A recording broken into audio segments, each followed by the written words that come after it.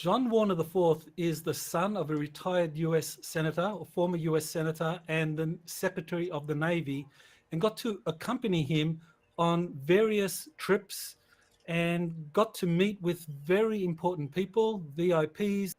Military bases,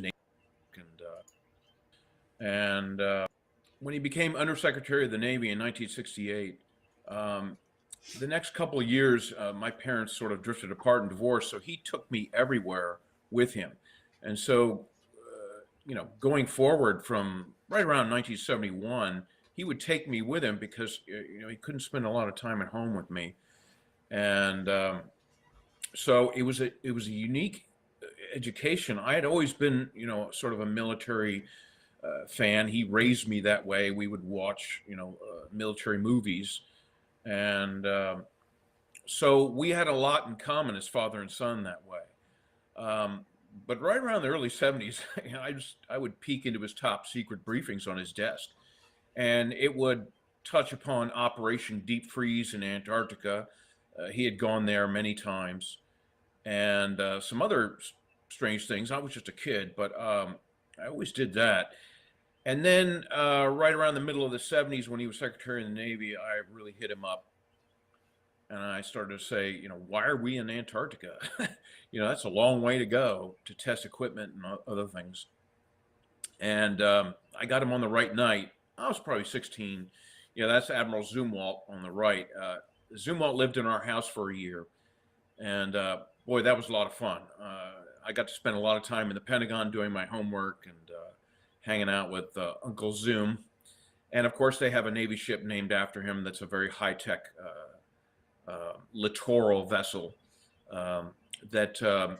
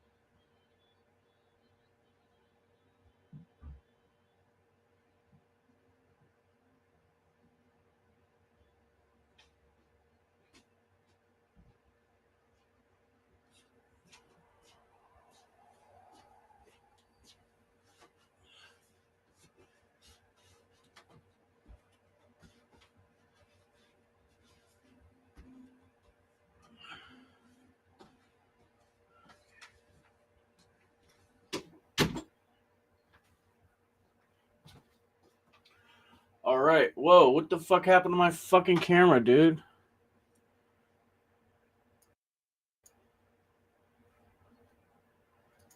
Come on. Shit going wrong, dude. I'm so tired of this shit. There we go. You know, I've said in another interview, I wonder if it has Tesla teleportation capabilities. It's a possibility. The U.S. Navy's always had the lion's share of technology. Going back to the Civil War, you know, the ironclads and whatnot. And so people think, when they think UFO technology, they think of the Air Forces. No. It's the Navy, because a lot of crashes were out to sea. In the early 70s, they built the Glomar Explorer, which my dad was involved in. Howard Hughes was involved in that. You know, they built this crane ship to pick up Soviet submarines on the seafloor. Well, they were picking up other stuff too. So I've had all that history with him. I was always a sci-fi fan and, you know, Star Trek fan. And so I grew up with that. And it was a fascinating journey, especially when he became senator. You know, he became chairman of the Armed Services Committee.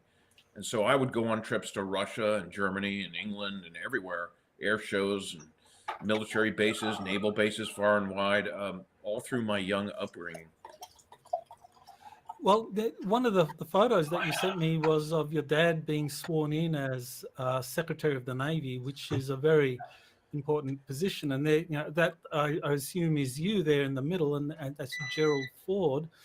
So, Secretary of the Navy, I mean, clearly he knew and saw a lot of things, and you got to see a lot of things. And this kind of brings to mind some of the things that I had learned in my research concerning the Navy being involved in the development of a secret space program.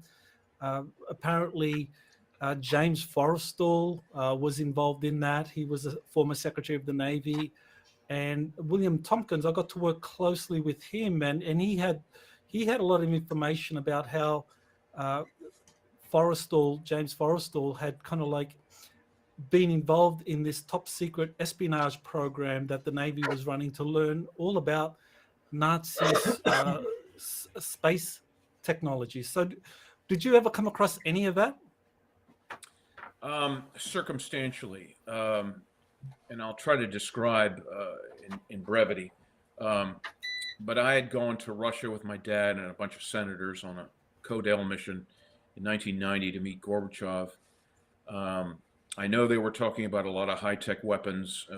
They were trying to prevent the Iraqis, you know, the Soviets from selling more weapons to the Iraqis, but of course they did it through middlemen. Yeah, that's Gorbachev there. That's 1990. But I got to go to the Soviet, you know, well, the wall had fallen, but it was the Russian space agency outside of Moscow. And I got to sit in a Soyuz, and I saw their big tank and everything. And I would ask about, you know, have you seen any UFOs and everything like that? And the Russians were very forthcoming, actually. There were some military generals with us, and they were like, yeah, we had a translator. I was with another couple senators that day. And the Soviets seemed much more willing to talk about it than the Americans, because I'd always queried admirals in my dad's office in the Senate. Bobby Ray Inman was a good friend of his. You know, Dad knew Gerald Ford and Reagan. They were all good friends.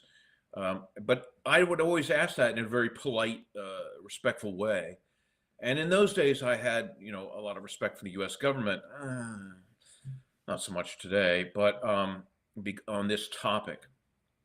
And it's obvious they've kept toxic amounts of secrecy. But in 1993, I just got the internet, and I showed the MJ12 files to my dad.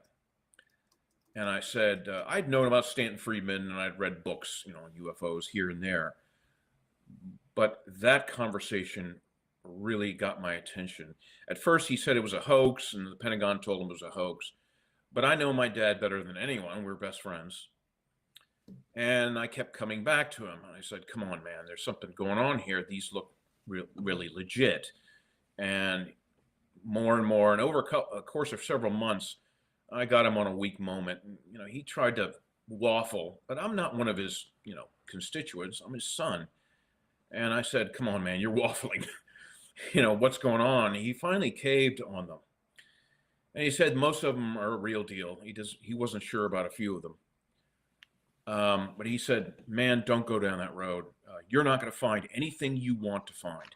That's national security. The Air Force and you know, the military has that under control. The Navy certainly has their UFO file under control. You know, you're not going to find anything. Just live your life and be quiet about it. And I said, well, you don't know me very well, do you? And so, you know, I went from there. And so every time I was in his office with Bobby Raymond or other admirals or generals, I'd just say, you know, hey, how's the UFO issue going? And they were like, oh, yeah, you know, we see him from time to time and off the fantail or whatever. I saw some off the fantail of the USS Enterprise. I spent 2 nights on the carrier with my dad and my ONI friend, Daniel. And, well, that was interesting. The crew saw them on the horizon. This is off South Carolina in 1995. And right around 1995, in the late 90s, I stumbled upon Alex Collier on the internet somewhere. I don't know how I did it. And I thought, oh, man, if this is the truth, we're in big shit trouble. And so I kept that in my back pocket going forward.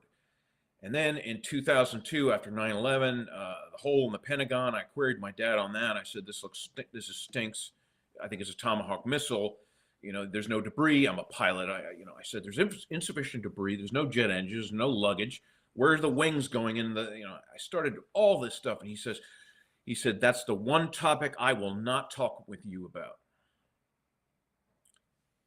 And that was basically saying father to son code. Go research it on your own. You're damn right it was a Tomahawk missile. Now figure out on your own why. The who's, the whys, the wherefores, all that stuff. And so right around 2002 is when I read Nick Cook's book, The Hunt for Zero Point. And then, of course, after that, I started reading Igor Wachowski and J.P. Farrell, and holy cow, it just rolled down the hill.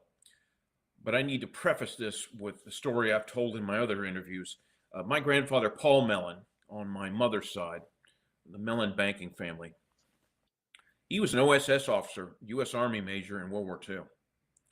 And he was instrumental. He was a mystic, along with his wife, Mary Mellon. They knew Carl Jung very well. They'd gone to Switzerland to see him on medical matters. But when World War II came along, my grandfather fox hunted with Patton, General Marshall, and Wild Bill Donovan. They were all pretty chummy. And so the story my grandfather told me was something like this. It was a long time ago. I was in my 20s. But he said, Patton picked up the phone and said, what the hell are you doing in Kansas? You know, and my grandfather said, oh, I'm in charge of the cavalry, you know, in the saddles. He says, no, you're not. You're going to join Bill Donovan's OSS. They need people like you that are well-traveled, know many languages, and, you know, that have a few brain cells wired together. And so he joined the OSS, and he and my grandmother, Mary, were instrumental in convincing Carl Jung to join the OSS. Because, look, they said, look, we're up against the Nazi SS. You know, they're into the occult. They're into metaphysics, nonlinear, you know, quantum physics. Hey, what's up, Lunar Sparkles? Heisenberg and the rest of the alley cats. And they said, we need the best minds on this because Foo Fighters were being seen in all theaters. You know, to the occult. They said, look, we're up against the Nazi SS. You know, they're into the occult. They're into metaphysics, nonlinear, you know, quantum physics with Gerlach, Hahn, Heisenberg, and the rest of the alley cats. And they said, we need the best minds on this because Foo Fighters were being seen in all theaters, even in the Pacific Theater. I've been told they were craning saucers out of the ocean while being strafed in the Coral Sea by the Japanese. A trusted Navy person friend told me that, and I believe it. And then, of course, down the line, and then when I read William Thompson's book, I said, well, this is hitting on several cylinders with me. And at the back, he showed a picture of a few admirals. So I went to my Navy O&I friends and I said, do you recognize any of these admirals in this book? And my friend said, I recognize 2 of them. And they are stand-up guys, and they would not be involved with I some wonder why they bullshit canceled their live streams. sci-fi novel or whatever, you know, it was. They must have really respected this guy, Thompson, whoever he is. You know, they couldn't vouch for the story or anything like that. And so that's my story in a microcosm. My grandfather also told me that he was with Patton in Czechoslovakia at the end of the war. So you're talking May 1945. I think they were in Pilsen, and where the SS E4 division was, the Wunderwaffe works. This is what I write about in my new book. And so he said, oh, I saw the rockets and the jet engines and the Flugelrad and the camera-guided missiles and everything, transistors in this, you know, several hangars and warehouses in Czechoslovakia. And I was young. I was 23 in the 80s. And I said, well, that's interesting. What else did you see? And he said, I saw a large disc-shaped aircraft.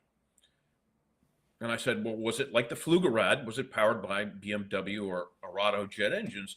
And he said, no, this one was much bigger. And that was the end of the conversation that day. And we had lunch and everything. And he had a few martinis, but he and I, my grandfather, Paul Mellon, we had a respect for each other because we were men. And he was not big on the women in my family. And but he knew I wanted to go in the Navy and Marines at that time. I never did. I became a racing driver instead. But I'm not good with authority. I probably would have been a terrible officer. That's my story in a nutshell. Well, a lot of things in there that kind of like love to follow up on. I mean, the kind of cultural difference between the Russians and the Americans when it came to the whole flying saucer UFO topic was very interesting. And as far as I understand it, that the Russians were much more receptive to sharing that information across their different bureaucracies. And of course, in the US, it was monopolized under the CIA and the James Jesus Angleton's counterintelligence division, which kind of monopolized that information. And this kind of gets us into the whole JFK, John F. Kennedy, when he wanted to get access to those classified UFO files. People assumed that, well, he wanted to disclose it to the American public, but really what he wanted to do was to share it amongst the American bureaucracy, because he believed that the best minds, like Eisenhower, should be working on this issue rather than it being kind of like confined into these kind of like dark chambers or corridors where you would be compartmentalized and only few would have it. So when he reached that agreement with the Soviets, with Khrushchev in November of 1963, I think it was November 12, 1963, when they reached that agreement, 10 days later, Kennedy was dead, because I guess the Majestic 12 group didn't want those classified UFO files being shared amongst the American bureaucracy. They wanted to keep it kind of like confined to the CIA. You know anything about that? I do. My father and grandfather knew the Kennedy brothers very well. My dad's was best friends with Teddy Kennedy, but he knew the Kennedy brothers from when my father went to law school with Bobby Kennedy at UVA in the early 50s. And he got along with all of them. You know, they were just drinking beer. They were young men back then. But my grandfather, Paul Mellon, also knew the Kennedys. But he was a neocon Republican, which is a very kind of an oddity. But let me tell you my opinions of what I found out over the years of my study. JFK was an O&I officer under Forrestal in Berlin in 1946. I'm sure you've seen the pictures of him there. And so he was privy to probably some of the Foo Fighter or UFO files. Of course, FDR called them celestial devices in those days. And so John F. Kennedy was read in early on. I'm not sure why. It might have something to do with his father, Joe Kennedy. But certainly he was. And as a congressman going forward, J.P. Farrell pointed out that Senator McCarthy stumbled over the black budget in his search for communists during the 50s, during the McCarthy years. And the Kennedy, Bobby and John Kennedy were very close to McCarthy because they were all on the anti-communist, task force in those days in Congress. So was Nixon. So, it was all very chummy, but I sent you those pictures of 1959 or 60. The Kennedys would always come over to my grandfather's beach house every summer. I grew up with Jackie and her kids. I find it very strange because my grandfather was an early supporter of the CIA and the NSA, along with Rockefeller and the DuPonts and everybody. They helped fund those in the early 50s because Congress was cash-strapped from the Korean War, World War II. And so a lot of private money went into the intel services. It's a murky financial world, but that's the way they did it. Yeah, that's his wife, Bunny Mellon. That's my aunt in the foreground. That's John Kennedy. I believe this is 59 or 60, right before he was president. But it was interesting because my grandfather, Paul Mellon, was best friends with Allen Dulles. Now, he had worked with Dulles in World War II on Project Paperclip.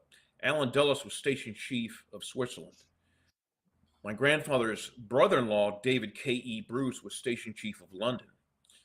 And so that's how my grandfather got to know Queen Elizabeth and the royal family. Of course, his father, Andrew Mellon, was ambassador to England in 1931. So it's a tangled web, but it all sort of comes together. And so when it's my belief, and I'm in agreement with Daniel List, dark journalist, when he said the Nazi aerospace scientists wanted Kennedy gone as well, because Kennedy wanted to share the UFO file with the Russians. I don't know about the American people, maybe, but definitely with the Russians, because we had been shooting at UFOs thinking they were Russian, and they had the same problem. My dad told me that. He said, it's always been a problem. And so Kennedy wanted to get better communication and share some of the UFO file. Well, the Nazi aerospace scientists said, no way. They hated the Russians with a passion, even more than the Americans did. So they were involved too, for sure. And my grandfather knew some of them. He knew von Braun and Kurt Debus. It's when I think back at all the weird dots that connect in my family life, it's truly astounding. It took me years to really come to terms with all of it. But when my cousin Chris Mellon came out in 2017, and then he started to, lie by omission, and Stephen Greer called me up and said, hey, your cousin's lying. You got to be on my documentary. And I said, yeah, I'll do it. I know Chris, he's a good guy. And I know he's following a very, very narrow script that's very tightly controlled. It's a UAP task force with nonsense with Rubio and Gillibrand in the Senate. You and I have seen that all before. Project Blue Book, all the obfuscation in the 80s. Oh, there's no UFOs. It's just Russian and Chinese balloons. This is all, it's shabby, very shabby. Well, I know one of the people that you mentioned, Admiral Bobby Ray Inman. He appeared in Bill Tompkins' book, Selected by Extraterrestrials, and I just got the urge to kind of track down Bobby Ray Inman and got to phone him and had a conversation with him and asked him about Bill Tompkins' claims that Bobby Ray Inman was essentially helping gather a wide assortment of companies to help put together this secret space program, and that Bobby Ray Inman was very knowledgeable about different extraterrestrial races. And it was very interesting that Bobby Ray Inman kind of like engaged with me on those claims that Bill Tompkins had, and he denied it, but it was a very strange, it was almost this non-denial denial, where he would like say, no, I didn't do that, I was too young for that. But then he went on to describe his conventional career in the Navy, Navy intelligence, and saying that he was involved in different corporations, getting all these Navy contracts to work on specialized projects. And then he went on to tell me about the kind of underwater National Reconnaissance Office, which I'd never heard of before, tracking all of these underwater USOs. So do you know anything about that? Oh, yeah. My dad was involved with the underwater National Reconnaissance Office, back when he was Secretary of the Navy, he would go to Autech in the Bahamas, which is the naval base there. I remember being 9 years old. I asked him to take me with him. We were on a family trip to Eleuthera, and he said, no, I got to go 3 days alone. And that really pissed off my mother. And of course, they divorced after that. But he was involved in that. My father told me things that, he could, things that he could. He believed in his national security oath very strongly. But a lot of conversations, as you know, I'd ask him questions and he would just say, I don't know, or he would nod. And so, I asked him about all that. But it's common knowledge in the Navy that they've picked up very strange debris from the ocean floor. USOs and other things flying around. If you can fly a spacecraft in space, you can certainly fly it underwater because you have an electromagnetic space-time bubble around you, and I think they do use some of that technology on Navy ships. John Lear certainly said so.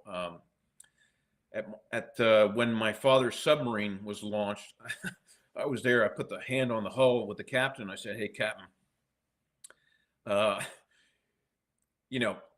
bet this thing can do 100 knots sustained underwater." He just sort of laughed, and I said, "I bet that's not traditional nuclear back there. I bet it's cold fusion or 0 point." And he just nodded and smiled. And he shook my hand. He said, "It was really great to meet you, Mr. Warner. You're a very interesting person," and walked away. And to me, that was confirmation that the Navy has been using these back engineered technologies. Not that they don't have good engineers. The U.S. military has fantastic engineers. Imagine, if you will, it's 1945 or 6, and you've got a UFO in the hangar in San Diego. And by the way, Admiral Rico Bodo, I'll tell you about that. Imagine how hard it was to back engineer that, even with John G. Trump, Vannevar Bush, and Edward Teller, and Hubble, and Oppenheimer, and all those guys in the MIT Rad Lab.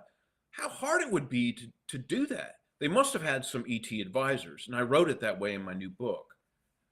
My dad and I did 2 FOIA requests on Admiral Rico Bodo, and we got 1 page. Height, weight, here's the Navy, aircraft squadron he was, involved in, and that was it. And my dad said, wow, he's been scrubbed. They told him the story, "Oh, I'm sorry, Senator, the Navy records were burned up in a fire." I'm sure you've heard that one before. Yeah, well, that's very interesting because I actually did a FOIA request on the Rico Boda files, and they sent me 1,500 pages. So that did?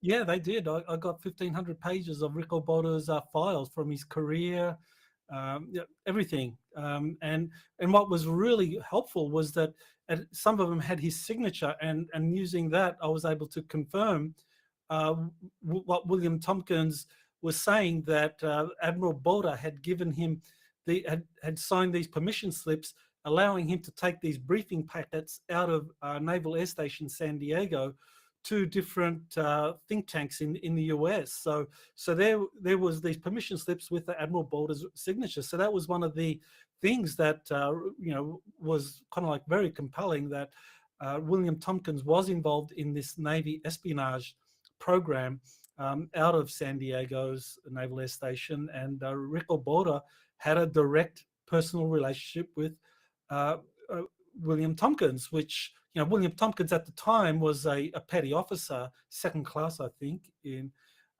but nevertheless, he's got these permission slips with the Admiral's signature on it, allowing him to take out briefing packets. So that was confirmation for his story. Well, that's surprising to me, because now that suggests my father lied to me and either got a packet and didn't show it to me, or didn't really do a proper FOIA request. And unfortunately, I have to come to terms. My father's passed away. I have to come to terms with certain things that my father just tried to either warn me off or placate me. And so that if you got him, then he stiffed me. That makes me quite angry at him. Well, one of the things that really I found very interesting in the whole William Tompkins, Rick Obotta story was his his references to a Vice Admiral Leslie Stevens, whose son was actually involved in the Star Trek series. That Leslie Stevens was the creator of the Outer Limits, and he got Gene Roddenberry to come in and sit for a year, for a whole season, to watch the production of the Outer Limits. And out of that, Gene Roddenberry took a lot of the script writers and actors that Leslie Stevens had and took them into this new show. Yo, poured a Star Trek. shot on the And maglev so saucer. That shit was to dope. me, kind of like confirms that Gene Roddenberry was read in to this Navy secret space program, and that he actually, his writings or his creation of this United Federation of Planets wasn't just fiction dreamed up out of thin air, but that he actually had seen something like this in the future, and that he was part of a soft disclosure initiative to get the American public up to speed that this United Federation of Planets, or whatever the real name is our future. Yeah, it makes sense. I learned that from you. And also, to a lesser extent, Irwin Allen, who did the Lost in Space series, but he did a series called The Time Tunnel. And the very first episode in 1967 of Irwin Allen's The Time Tunnel, they have a jet landing on the desert, and a secret door opens, and they go down to a deep underground military base of incredible size. So someone in Hollywood, besides Gene Roddenberry, they were getting dribs and drabs of the truth, I believe. And certainly Leslie Stevens. Yeah, just added a vodka shot. Were read in a little bit maglev with some of vodka the shot. Navy intel. It makes sense.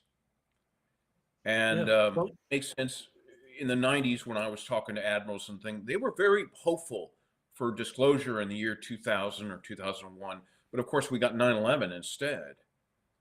Something happened. I think the deep state put the kibosh on that 23 years ago. Yeah, That's they did. I was that's what red pilled me. I mean, I was pretty much just stuck in a kind of conventional worldview at that time. And in May of 2001, I saw the Disclosure Project press conference, and that just kind of like just red pilled me. I just thought, wow, this is incredible. And the more I studied it, the more convinced I was that it was real.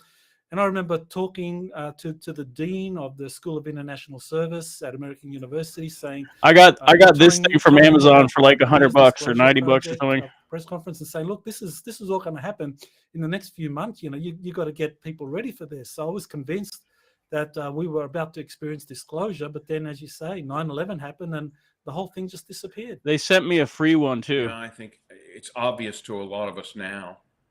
Because this one was not working with the power, so I got another horrifying thing for free, and so I broke it apart to a lot of people in a lot of different factions on all levels. And the fact that my father wouldn't talk about the Pentagon hit and other things led me, that instantly set off the fireworks in my head. I was like, holy shit, this is an inside job. What's the reasoning behind it? And of course, 20 years later, we know exactly what it was. And probably, you know, there's debate as to how they pulled it off, either with holographics or directed energy weapons or thermite and thermate explosive charges and other things. I mean, I saw it. I was down there the next day on 9/12 with a friend. It was just devastating. The shoes and the cars everywhere, the dust, the paper. You know, that's really something. I think there was a disclosure initiative by, I don't want to say white or black hats. I say light gray and dark gray. So I think the light gray hats were about to disclose something in 2001, and it got shelved. And in a horrible way. Well, one of the interesting characters in all of this was Donald Rumsfeld, who was the Secretary of Defense under George Bush. I always thought he was a kind of black hat.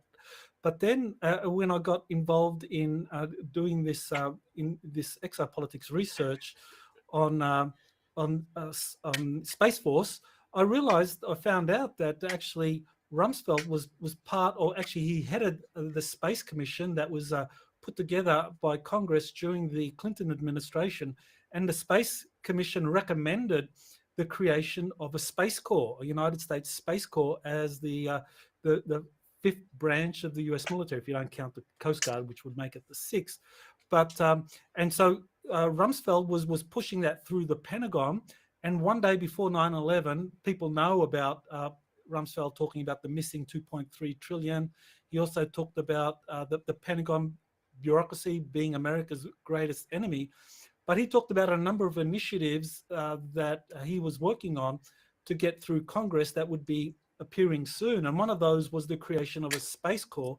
But of course, with the 9/11, rather than building a Space Corps, the American military for the next 17 years or so was focused on chasing these guys with turbans in the hills of Afghanistan. So, it was like someone did not want America to have a space force or a Space Corps, and Rumsfeld seems to have been one of the people, the light gray hats, if you like, that wanted to actually set this up and help the American military move forward.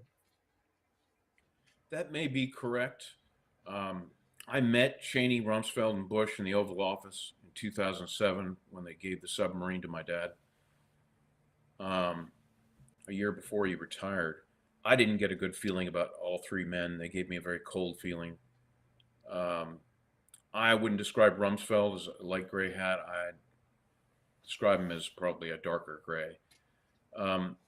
It's hard sometimes to read people, but that was my personal reading of him. My dad said he was a model neocon. My dad was more of a moderate, but certainly towed the line on national security and defense protocols and bills that went through. So I don't know. Politics is a murky blood sport here in Washington, and it's not getting any better with the UAP task force and all those acronyms. I listed all of them that are involved with the UFO topic. And there's dozens of them, and they make new ones every day. Yeah, there's the list. I mean, it's just unbelievable. And it's the old shell game, hot air runaround. Oh, 10 guys drinking beer and playing Monopoly in a room at Arrow. And they said, oh, go down the hall and talk to the UAP task force, and you twist the knob and there's no one there, and then let's go down the hall to Congress and it's just a runaround. And I'm sure you've seen that before, Project Blue Book and all these other initiatives that they did in the past. Well, this acronym proliferation is just ridiculous. It gives the impression that Congress and the Pentagon are doing something.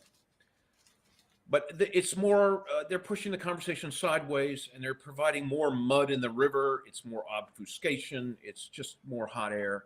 And my cousin is at the forefront of it. He just, Chris Mellon goes out there with his dog and pony show and he bandies the word alien around. But that word alien could also, it's plausible deniability because you can use that to describe a foreign power, not star race or star nation or, space alien, to be more succinct. Wording is these people know they carefully marshal their words. And I've seen it all my life. I mean, it's just, even with my father, he gives you a 10-minute answer to a very short question. It's ridiculous. That's how you wake up in the morning right there. I have to, a lot of people ask me, do I see more hope for disclosure now than I did 30 years ago? And it's like a little, but not as much as people think. I think they're muddying the waters more than ever. And if they do a fake alien invasion, it's just going to be the most confusing thing in the world. And they're going to paint it as negative aliens, regressives. When it's mostly they'll put up Tic Tacs and UAPs of our own making, maybe with China and Russia's help and the Five Eye Nations. And they'll do this huge light show in the sky. And they'll say, see, Star Trek and Star Wars, was correct. We got to, launch Van Herk in the COG position and, he'll be in command. And everyone would be like, all right, let's do it. I find that very worrying. I'm sure you do too. Indica. You know, it's Well, yeah, a lot of concerns over where the bureaucracy, especially under the Biden administration, is taking us. I mean, on the one hand, you have this all domain my brother. resolution office, which has been set up in the Pentagon, and it coordinates with the Office of the Director of National Intelligence to give the U.S. Congress an annual report on UFOs. And then you have just more recently, after those UFO shootdowns, you have this new working group, an interagency working group that's headed by Jake Sullivan, the National Security Advisor. So it seems that there are different factions in the Pentagon that are trying to take things in a certain direction. So one faction is taking us in that threat direction, that UFOs are a threat and we should really beef up the military and beef up Space Force so that we deal with this threat. So, yeah, so you mentioned the alien invasion scenario. Do you think that's going to happen or not? in my view, I hope it does, because then the argument's over. Whether we're being visited and all this stuff. I mean, you ask the average person, even my friends, Harvard friends, Yale friends. I mean, they're idiots. They just don't get it, and they don't care. Most people just don't care unless it affects their day to day, and it's frustrating. But there's always been factions in the military and in the intel world and in Congress. I mean, that goes back 200 years. There's always been factions. But it seems to me that the factions are really starting to fight hard. I think this Biden putting his arm around Zelensky in Ukraine is a very bad sign. If we're sending tanks and armored vehicles over there, that's a really bad move. These are hot geopolitical moves. And I think the deep state factions have been fighting, sub rosa, but now it's starting to come on the surface. And if they do an aerial light show with, ships attacking ships and debris and, falling, I mean, that's going to create a huge mess. And it's going to create paradoxes within the human psyche, because they won't know what's real and what's not. And I think someone did a poll. It's like 65% of the United States doesn't trust the government anymore. I mean, they're not doing moves to endear the people in The mind, breakfast of champions. to the U.S. government and military. They're doing all these things and Malt say, liquor. it's the balloons and the balloon fiasco. Well, that painted the disclosure movement in a bad light, because a lot of people emailed me, my friends, and they're like, see, it's not UFOs, it's just balloons. Shame on you people for aggrandizing, that narrative. You're just sci-fi fans, you go Hey, out on man, limbs. And helium flying saucers are so dope too. It was really damaging. But they don't I move think it as made the U.S. fast. military look silly, because our airspace is the most secure in the world. That's a ridiculous lie. Tucker Carlson gets up there on Fox and says, gee whiz, is our airspace not secure? I've had helium that's saucers in unconscionable. here that float around the house. I bet we have the most for like secure months. airspace in the solar system. I mean, it's just ridiculous, the games that are being played. And I don't blame the average citizen for being completely confused on the whole topic. I want to show I really what don't. fantastic floatable looks like. What do you know of President Donald Trump's knowledge of this topic, especially when it comes to anti-gravity craft, reverse engineering, some of these advanced technologies? Because his uncle, John Trump, was a professor at MIT, and in one of my books, the Space Force book, I describe that John Trump, because of his knowledge of Van de Graaff generators, high static electrovoltage charges, that he would have been one of the experts that would understand the principles of some of these flying saucer craft that used electrogravitics. And so it makes sense that he was involved in MIT efforts to reverse engineer or understand these craft. And some of the Majestic documents actually pinpoint MIT as the place where one of the Roswell some of the Roswell craft debris was taken. So John Trump knew about this, and Donald Trump in interviews confirmed that in the 1980s, his uncle, now retired, told him a lot of stuff about advanced science principles, and then this takes me to Donald Trump's inauguration speech in January 2017, where he talked about this future world with all of these incredible technologies.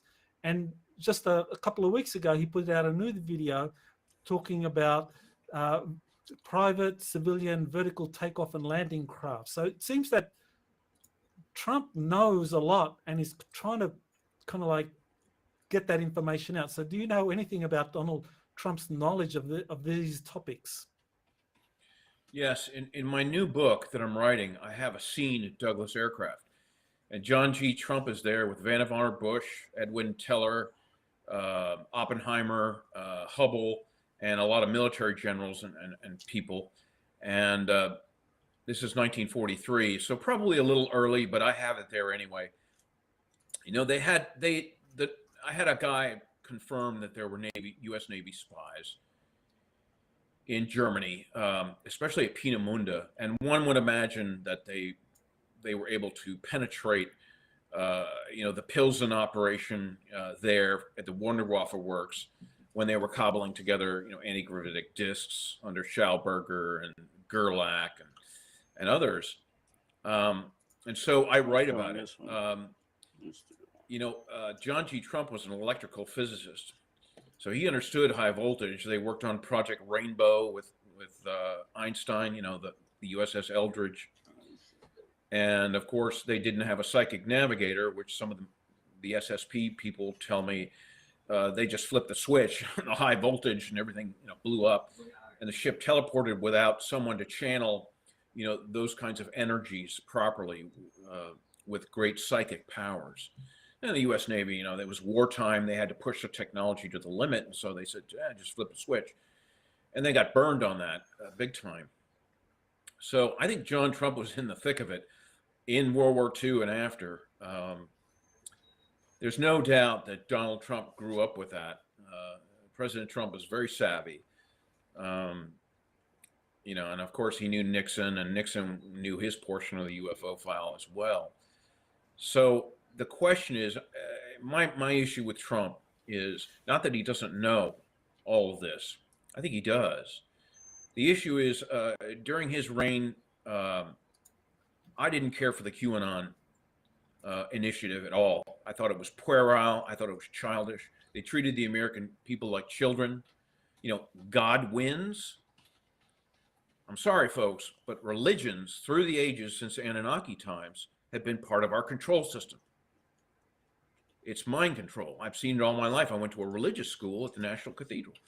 I mean, they use it as a weapon on me, threaten me. All my life, it's nonsense.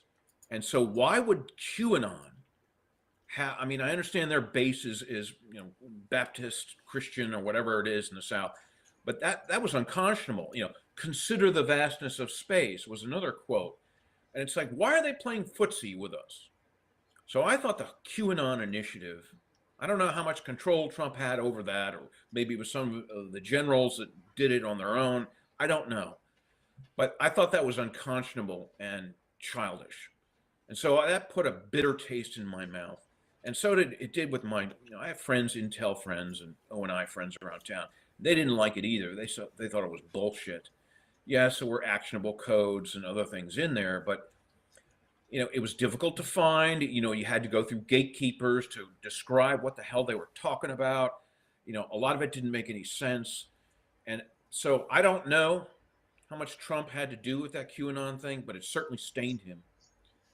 And my wife and I were there when they, ran up the Capitol steps several years ago. We were far back, but we saw it happen. And I said, man, there's something really messed up with this country. And so, yes, Trump knows everything.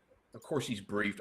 I know the military tends to favor him. Certainly, a Biden administration is corrupt to the core. It's ineffective. It's impudent. It's not, well, it's impudent, but it's fruitless. It doesn't have any kind of perceived power. Every military person I've talked to says, don't bother with that. That administration is a paper tiger. And that's the word around town. It's a paper tiger with an idiot in command. Biden's an idiot. I would agree with that. Maybe he's a clone. I don't know. Yeah, well, I did. They probably messed I've that seen up a few, too. Yeah, I've seen a few videos of him, and I swear when he was talking about certain things like Nord Stream pipeline, I was looking at his eyes, and it was these black eyes, and I was thinking that's a clone. That's not a human being. Well, anyway, I did want to bring up this Professor Haim Eshed, and I mean, he came out in December of 2020, did an interview in Israel, and he talked about a galactic federation working with the Trump administration, and then Trump wanting to disclose the truth about the galactics, and the Galactic Federation telling Trump it's not the right time. So, what do you make of that? I think he was telling the truth, is my gut feeling. I trust my higher self. I'm a believer in the law of one. I'm a historian, so I understand our history going way back, megalithic times, Atlantis, Lemuria. But the word is, I'm going to take a cue from some of the people I talked to in the SSP field. And they say there's a lot of these galactic federations, but unfortunately, they can be not a paper tiger, but they can be very low on the scale of firepower. In other words, if the stories that we are part of a galactic empire that's run by the Orions, why? And Earth is one of the, it's a garden planet. It's one of the jewels in the crown. Why would those people let it go? Because a lot of the SSP people say, well, there's the Galactic Federation of Light Beer, and and it's like, but they don't have that much power. They can advise us, and they constantly. I'm not knocking people who are channelers or experiencers or contactees. I think that's important information to consider. But I look at things in a nuts and bolts logic way, like a historian and a military historian. And all I see is darkness, war, injustice, racism, genocide, everything. I see very little positivity going on. I hear a lot of stories. I'd like to believe them. I really would. I'm a realist, but I find a positivity. But it's starting to concern me greatly, because I've grown up here in DC in the swamp. I've heard it all. From politicians, from my own father, from people getting up there on TV, the CNN, the news, people lying and stretching the truth and doing all this stuff. So I'm wary of stories like that these federations, which, we live in a duality universe, so it stands to reason, logically, that these federations exist. But it seems to me like there's a drowning person in freezing waters. And these galactic federations are giving us all this great advice, but it's akin to throwing this person, not a life preserver, but a wool sweater. It's impractical advice. Hey, do this, raise your positivity, work on your spirituality, meditate with crystals and do all this great stuff, which is fine, that's great. But it's not really practical advice when I hear there's a lot of war and corporations in space and mercenary actions and death and slavery across the board. And then I just hear stories that say, oh, don't worry, the Galactic Federation of Light Beer is coming and it's going to save us, and everything's going to be peachy keen. I have trouble with that because I see no evidence of it. There's megatons of evidence of the darkness in our world going back in history. I've seen it. Once you have the eyes to see, it's everywhere. The corruption. You go to the supermarket, all the sugary, fatty, salty foods are promoted, and the healthy stuff is not promoted. banks making bad loans, the military doing this, giving weapons to Ukraine. I mean, and people suffering, the civilians suffering casualties. I mean, that's all I see. I don't trust the news, but I'm very wary of stories that purport, don't worry, everything's fine, just think positive and we're going to be okay. I have an issue with that. So yeah, that's a very interesting question about these more positive stories of galactic federations, kind of like helping behind the scenes and kind of like really forcing the Orion Alliance and the Draco reptilians out of our solar system, which a few of my sources have been talking about. You mentioned Alex Collier, Elena Danan is another one that's been talking about that. But and so that's been around for a couple of years now. But what I found very interesting was that probably someone John Peterson from the Arlington Institute, he did an interview with Greg Braden, and he said that he's got 3 independent sources that told him that that a positive grouping of galactics actually did drive out the negative groups out of our solar system just recently. That this has apparently just happened. So, I mean, that to me was very interesting because John Peterson isn't part of, my exopolitical world or UFO world. So if he's saying this, it means that he's getting this from some other sources, unless I'm wrong. So, I mean, do you know anything about where Peterson would have got that kind of information from? I don't. I mean, I hope it's true. I'm not trying to be a wet blanket, but I'm, like I said, I'm a realist. I'm a military historian. I've seen ruse de guerres examples throughout history, and one of them is counterintelligence. And if you want to ruin your enemy or whatever, a lot of that is necessary. Now, I don't know who Mr. Peterson is, but I looked up his think tank, and it's very interesting. But I've never heard of him before, and I've never heard of his think tank before. There's a lot of them around DC. TRW used to be a big think tank, and others. And it's like, okay, but I see no evidence of those claims. I scan the world for geopolitical events, this, that, and the other. And yes, the news media is corrupt and they report only the bad stuff, the negative stuff. So you have to take that into context. But it's very hard to find any evidence whatsoever of positive actions taken by either ET or factions in the Pentagon. I'm sure there are. The law of averages say, live in a duality universe. There must be some positive actions balancing out the negative and the regressive ones. I just don't see any evidence of it. I hear more and more stories. I'd like to believe them. If that's true, but I go back to this thing where I talk to my SSP contacts, and they say, Earth is in the middle of this Orion Empire. They're not going to give it up without a huge fight. And so, okay, as a military historian, that makes sense to me. The British Empire fought desperately for its colonies. There's no difference. Really, if you look at it in history, they had the British East India Company. That's like, Blackwater and Halliburton, whatever. They're military corporations, contractors. And it's like, why?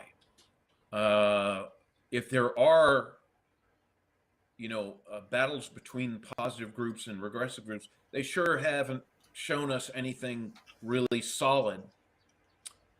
Either in the fringe media or the news media. I mean, I search all the time. I'm looking. I'm hopeful, but I just don't see it.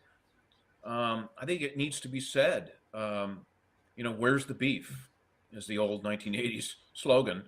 I really want to believe all these people that these things are happening behind the scenes, but I can point to a million regressive, negative things in the world. I can't point to hardly any positive ones other than some small things, more technology to help the environment, better medical practices, small things that are good. Proton beam therapy for cancer, I've heard that's a military technology that shows promise. You know, but these are, they're letting out things by the dropper. Technology, intel, everything by the dropper, so that no one really notices. It's like, oh, we have this new therapy in the medical community. Oh, that's great. But you know, and I know the med beds are real. I asked Chris Mellon about those, and that was the one thing we agreed on. Let's try to bring that. But I've also heard that when they do leak it out to the medical community, you know, you've got big pharma and big medical making a lot, billions, trillions. They're going to give us version 1. And you know they have version 1000 in the black programs. And so this is what frustrates me and you and a lot of us. It's just like those in charge of the technology and have great power and wealth, they're only helping humanity with the dropper. And we're at 30 seconds to midnight on the atomic clock. The old atomic clock was about nuclear weapons. Well, those are useless now. But we have other weapons. And so we're getting very close. And all I see from the US government and the military is hot air and programs that serve to deceive and not educate. So I don't see, everyone's like, oh, you got to be hopeful. And I'm like, well, can't base my hope on anything. Right. So I understand. I'm sorry. It's just the way I need to, you know, that's the way I work. You know, okay, if the story is true, show me something, anything. You know, yeah, I think it's helpful to just you know, keep an open mind, but you know, be skeptical of different things until you have some evidence. And sometimes the evidence when it comes to these topics, I found is always hard to accumulate because, you know, as you know, any proof you have of this makes you a marked person, that you'll be eliminated. That, and you know, I remember Stephen Greer talked about the Disclosure Project, and he trotted out a lot of witnesses. But there was one of the witnesses, John Maynard from the NSA. He disappeared soon after the Disclosure Project because he knew too much. So yeah, if you know too much, and if you have any proof or evidence, then you can be targeted. I do have one really kind of intriguing question that I have for you, and that concerns General Glenn Van Herk. You already mentioned him, but one of the people I work with, Elena Denan, says that Van Herk was at this Raven Rock Mountain Complex facility when he was given a disclosure plan by the Galactic Federation. And so it seems that the white hats, if you call them that, have a plan for disclosure, and apparently the UFOs that were seen, the shoot down incidents may have been part of this plan. And I remember getting that information from Elena, which was very interesting. But then just a little bit after that, you have the UFO shoot downs, and of course, and immediately everyone in the US is learning about General Van Herk, who's the commander of NORAD and Northern Command, whereas no one had ever heard of him before. So, you know, that's circumstantial evidence, but nevertheless, I thought it was an important synchronicity. And, you know, Carl Jung always talked about these synchronicities as being important to take note of. General Van Herk, do you think he may be involved in this kind of joint plan between an Earth alliance with the Galactic Federation? Well, if that is the case, I mean, I hope it is. He's COG, Continuity of Government Commander, NORCOM Commander. He would be the point man on that. If there's an ET delegation, you know, to work that out. But it doesn't make sense in the context of the UAP task force and Arrow and other things like that. There's a disconnect, and maybe it's because it's different factions of the deep state at work, and that's probably the case. You know, it's obvious we've had contact with ETs probably going back 100+ years. Hopefully mostly positive. I'm sure there's regressives in the mix. I think Ike got a raw deal. I think he got a Hobson's choice in the 50s. So, I mean, I hope that's true. But again, I've heard these stories for 30, 40 years, and there's precious little evidence to support it. He did, however, Van Herk did say, in his press conference, I don't rule out aliens. But again, I caution people. When the military and the government use words, they do them very carefully. Alien could mean a foreign power like China or Russia. Alien should be stricken from the disclosure movement completely. It is a misleading term. It should be star person, star being, space person, star nation. One of those terms that's very clear, because they use things like statements like that, and he'll go back on it for plausible deniability reasons and say, well, by alien I meant China, Russia, or Iran, or and we're back to square one. And so that's what I'm trying to caution. My other caution is for people who are channelers and contactees and experiencers. That's wonderful. I'm sure that's real. But remember, the rules of war are dirty. Ruse de guerre. And one of them is to give you false information to lull your enemy. In this case, the enemy is the general public of the world. I'm sorry. I mean, if we're debt slaves and we've been lied to constantly through history, by governments, militaries, and the church. All religions have lied to us, even Buddhism. Yeah, I know Buddhism is a philosophy, but there's no women monks in Tibet. It's patriarchal, and anything patriarchal that leads me back to Sumeria and the Anunnaki. So that's where my practical nuts and bolts thinking goes. I'm hopeful that a lot of these stories are true, but I just don't see the evidence of it. And you have to be mindful when people in the government and military make these blank statements, that they're very careful about marshaling their grammar and their words. And they've been coached. Don't say this, but say that. That's my gentle warning for everyone.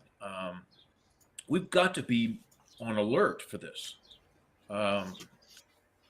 It's just part of the way the world history, and I understand people don't know their history and military history, but it's unbelievable. All the shenanigans going on, on the intel side of things, when you're in a war, and we are in a war. We're in a hot war, we're in a cold war, we're in a war for hearts and minds, we're in, you name it. It's been going on since World War II, and it hasn't ended. And my God, the thing in Ukraine is just a shit show. We're not told the truth on any of that. Putin would not have attacked Ukraine without a damn good reason. And I'm sorry, but that's Russia attacking Russia. It's just unbelievable. And people are like, oh no, Ukraine is Europe. No, it's not. It's just not. It never was. Well, one of the things that a number of the contactees have been telling me, and also someone who's currently serving with the Army, that I use the pseudonym for JP, who says he was taken on a mission into the outer solar system around Jupiter, around Ganymede, and others have talked about the involvement or the incoming of different motherships belonging to this galactic federation or an intergalactic confederation. Basically the good guys coming in to watch things that they kind of like come in. They're higher dimensional beings, and they're kind of watching things. And because they're here, the others, the Orion Empire and the Draconians, have left our solar system for the time being. So, two of the things that I found intriguing was that, that's around the time that the James Webb Space Telescope came into operation. And sure enough, it started taking photos of Jupiter showing these anomalies, which could be motherships. So, that would be evidence. But the other thing that I found really Bing bong. very revealing was that just the last couple of weeks, you had this paper appearing in it was authored by Avi Loeb, the professor from the Galileo Institute, and then one of the new director, the Pentagon director of the Arrow office, and they're talking about motherships arriving in our solar system. And so, okay, so what is this thing about motherships arriving in our solar system? I mean, are we kind of getting a hint like through this recent paper that was published by Avi Loeb and the director of the Arrow office that motherships are here? Are the American public and the world being prepared that at some point there's going to be this announcement that these extraterrestrial motherships are here in our solar system? I didn't read the paper. I don't care for Avi Loeb or Gary Nolan or Travis Taylor or any of these UAP task force people. They're on the CIA payroll. Whether it's DIA, NSA, CIA, it doesn't matter. So I have a problem. If they mention something like that, I'd have to question that. What is their motive? Because their motives are regressive. I can tell you that right now. I've heard it all my life. Those guys are putting up a dog and pony show that is just pure nonsense. So I haven't read the paper. I don't know what he's on about. I don't trust him. And I've listened to your contact JP and his stories, so they're very interesting. But again, no offense to anyone, but I have an issue with a lot of these people coming forward and they're just a blank on a screen without their real names. Why? Other military people have come forward. You and I have. A lot of people have come forward. I don't understand, even if they're active duty or whatever. Well, if they're active duty, Dr. Salo, that means they're under national security protocols. What the hell are they doing talking to you or anyone? I've known a lot of military people, and they're like, there's no way if someone's involved in a black operation that they're going to talk to somebody about it.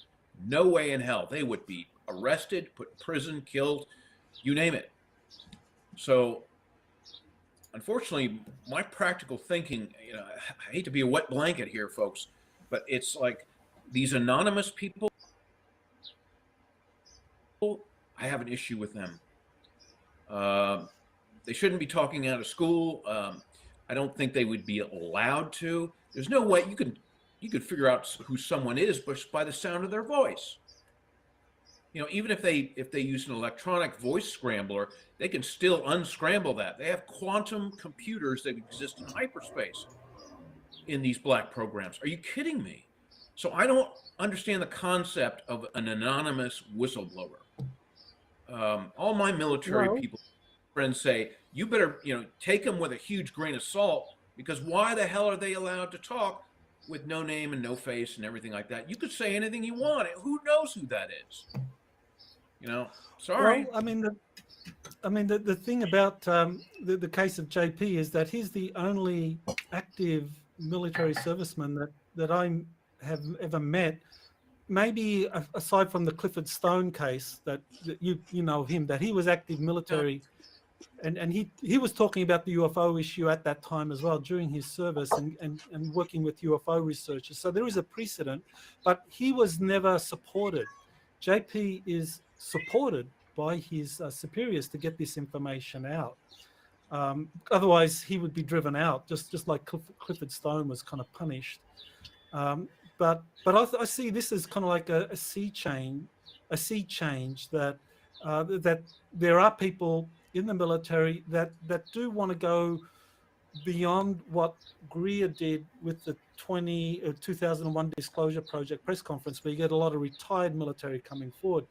That I think there's a mechanism that's being put in place, and we know, from this, what was it, the 2023 National Defense Authorization Act, which for the first time gave protection to whistleblowers coming forward to talk about UFOs. and that's unique. That's the first time it's ever happened. I know Stephen Greer's been talking about and making a big deal about it, but JP has already been approached by officers to be part of that. And I was telling him to, like, be cautious, wait, because he is being kind of like encouraged to talk. He can't tell me everything, but the things he tells me, he has approval by his superiors within the covert program, and then in his regular chain of command, they're kind of like very wary of him. And but within the military, there definitely are people that want to get this information out. They know that our political system is totally corrupted and screwed.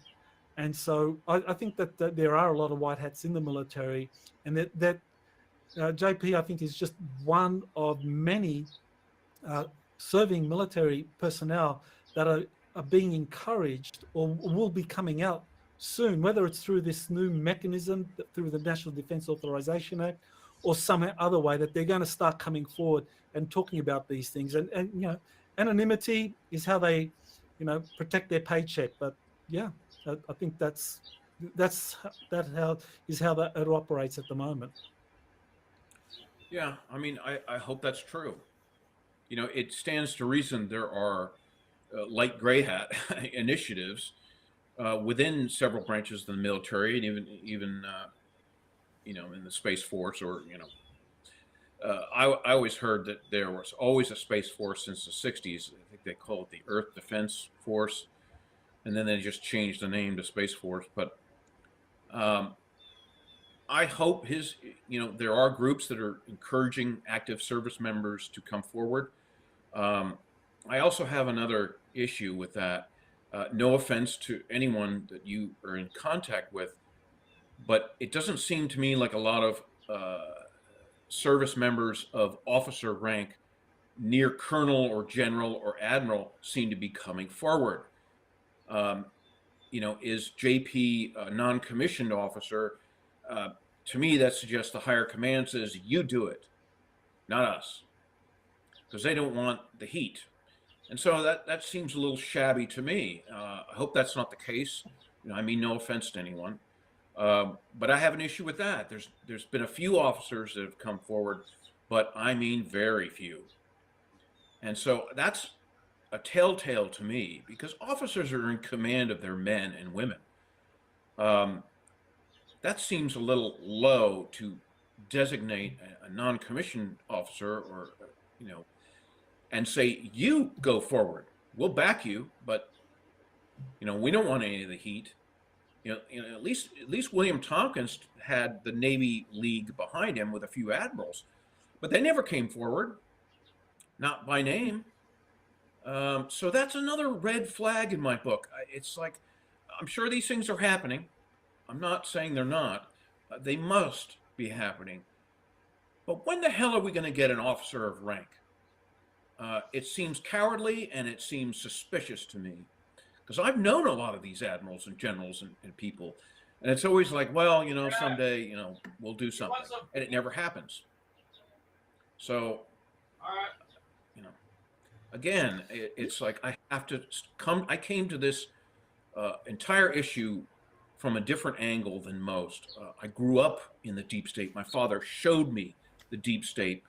When he took me on his trips, I mean, he showed me the corruption and the backdoor deals and the British royal family and all this stuff. And it's like, so I come to this issue. I talked to Greer for many years, and it's like, I have a different reality. I come from inside the national security state, in a sense. I've never worked for the military or the government, but I've been around it closely, and I've interacted with people, and so I have a barometer where I study everything, and it's like certain things just raise red flags with me, and that's one of them. Where the hell are the officers? Where the hell is an admiral or general?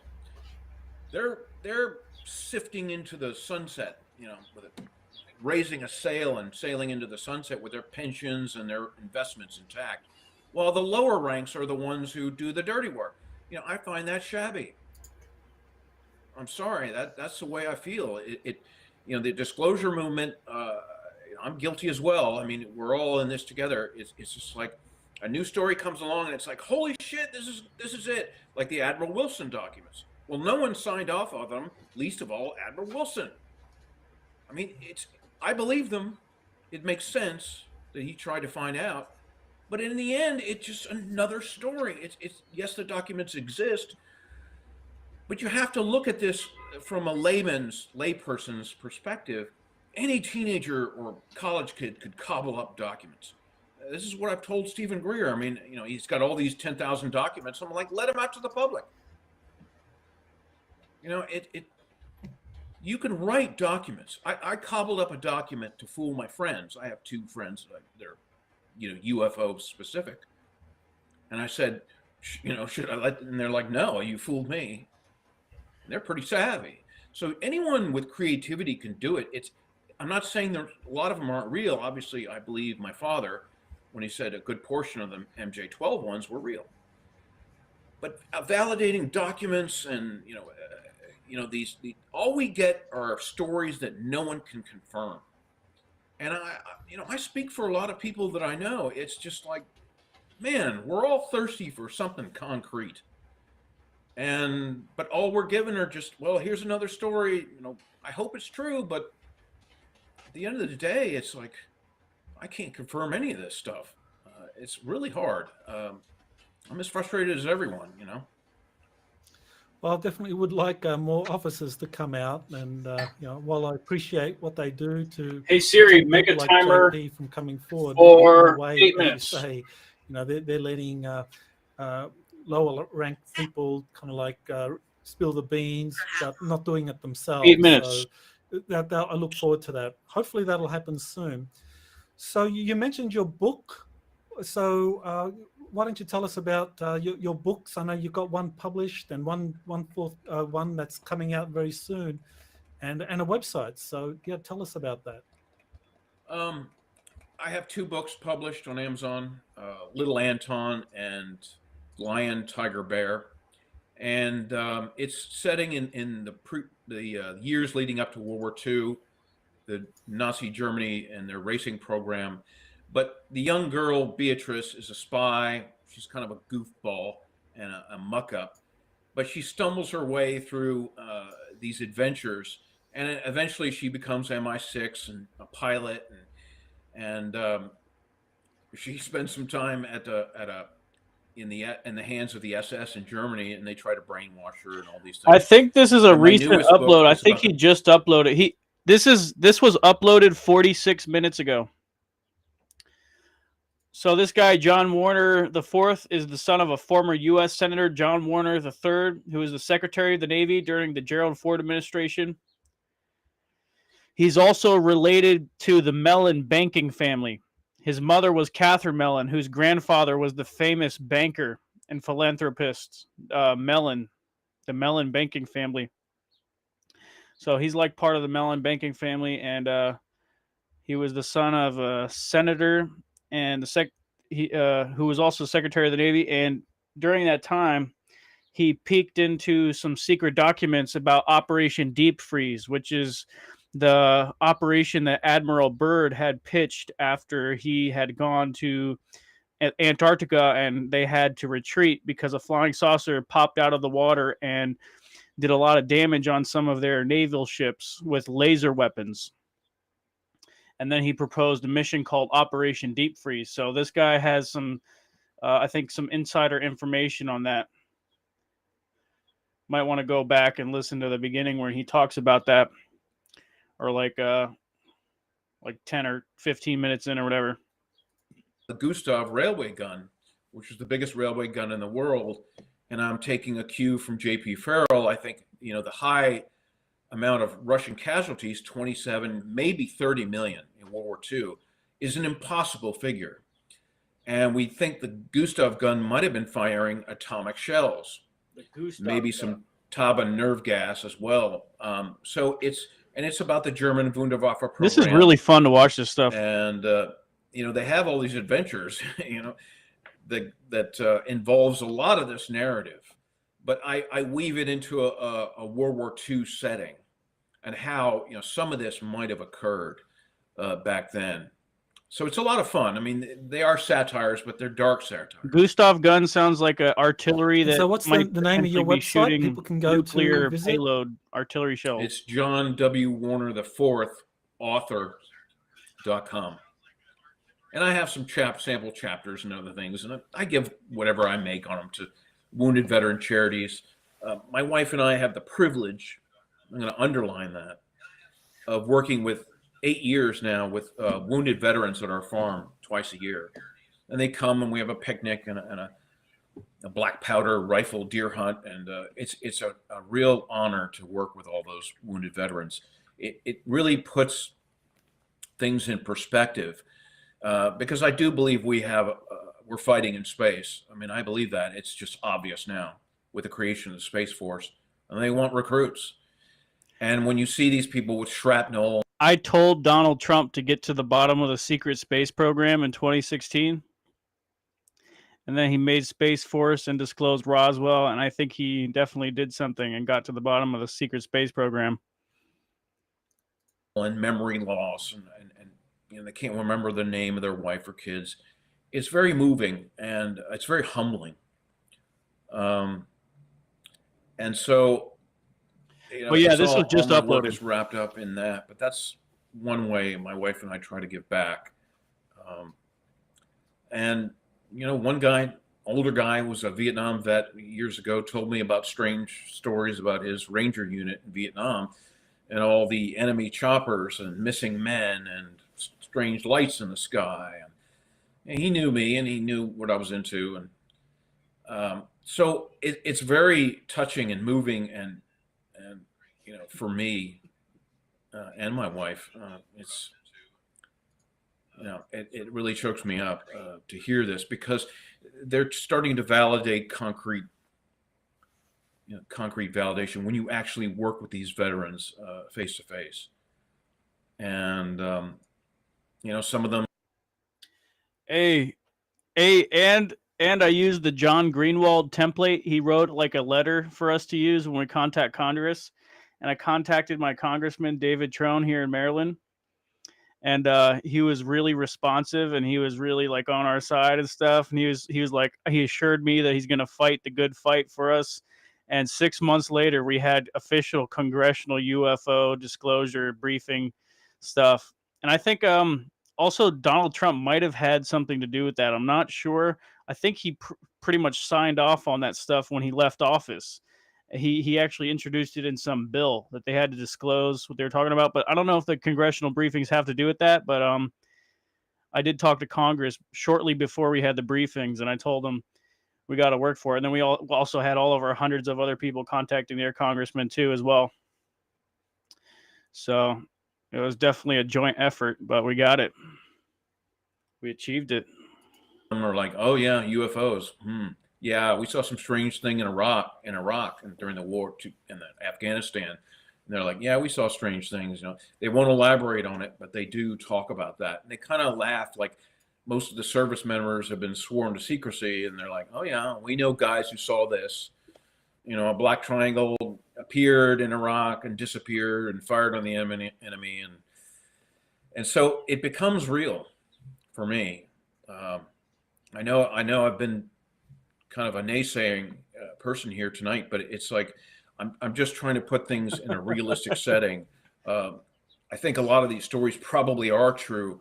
I'm just saying we have a lack of evidence that's pretty stark, and I hope that changes going forward. I really do. People are more prepared now for it when that happens. But there's a lot of cat and mouse games going on, and I guess I'm showing my frustration like everyone else.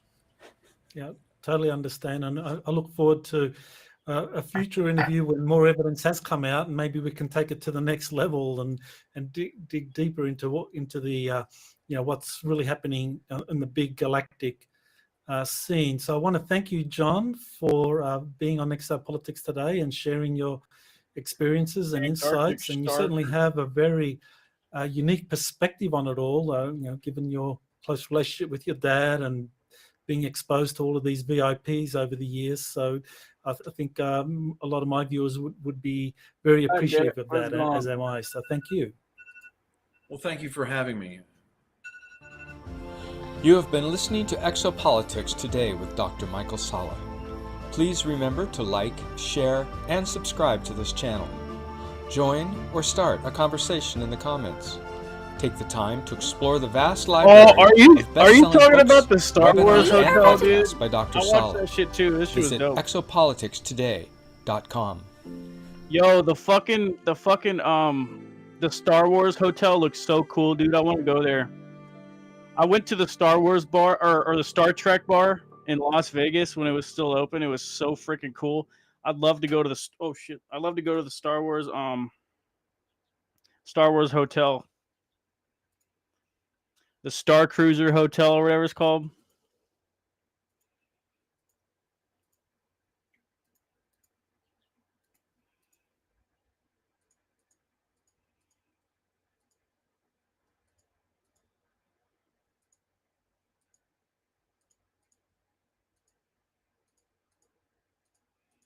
Where did that shit just go? Fuck. Oh, here it is.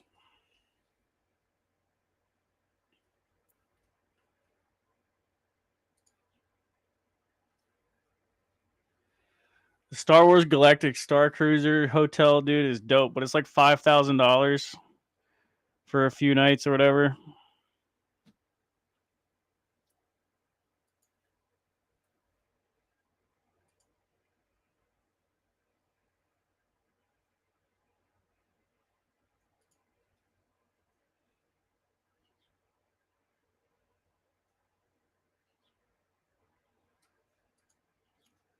All right, what else can we watch? Let's see if there's any other shows that we got uploaded from our homies.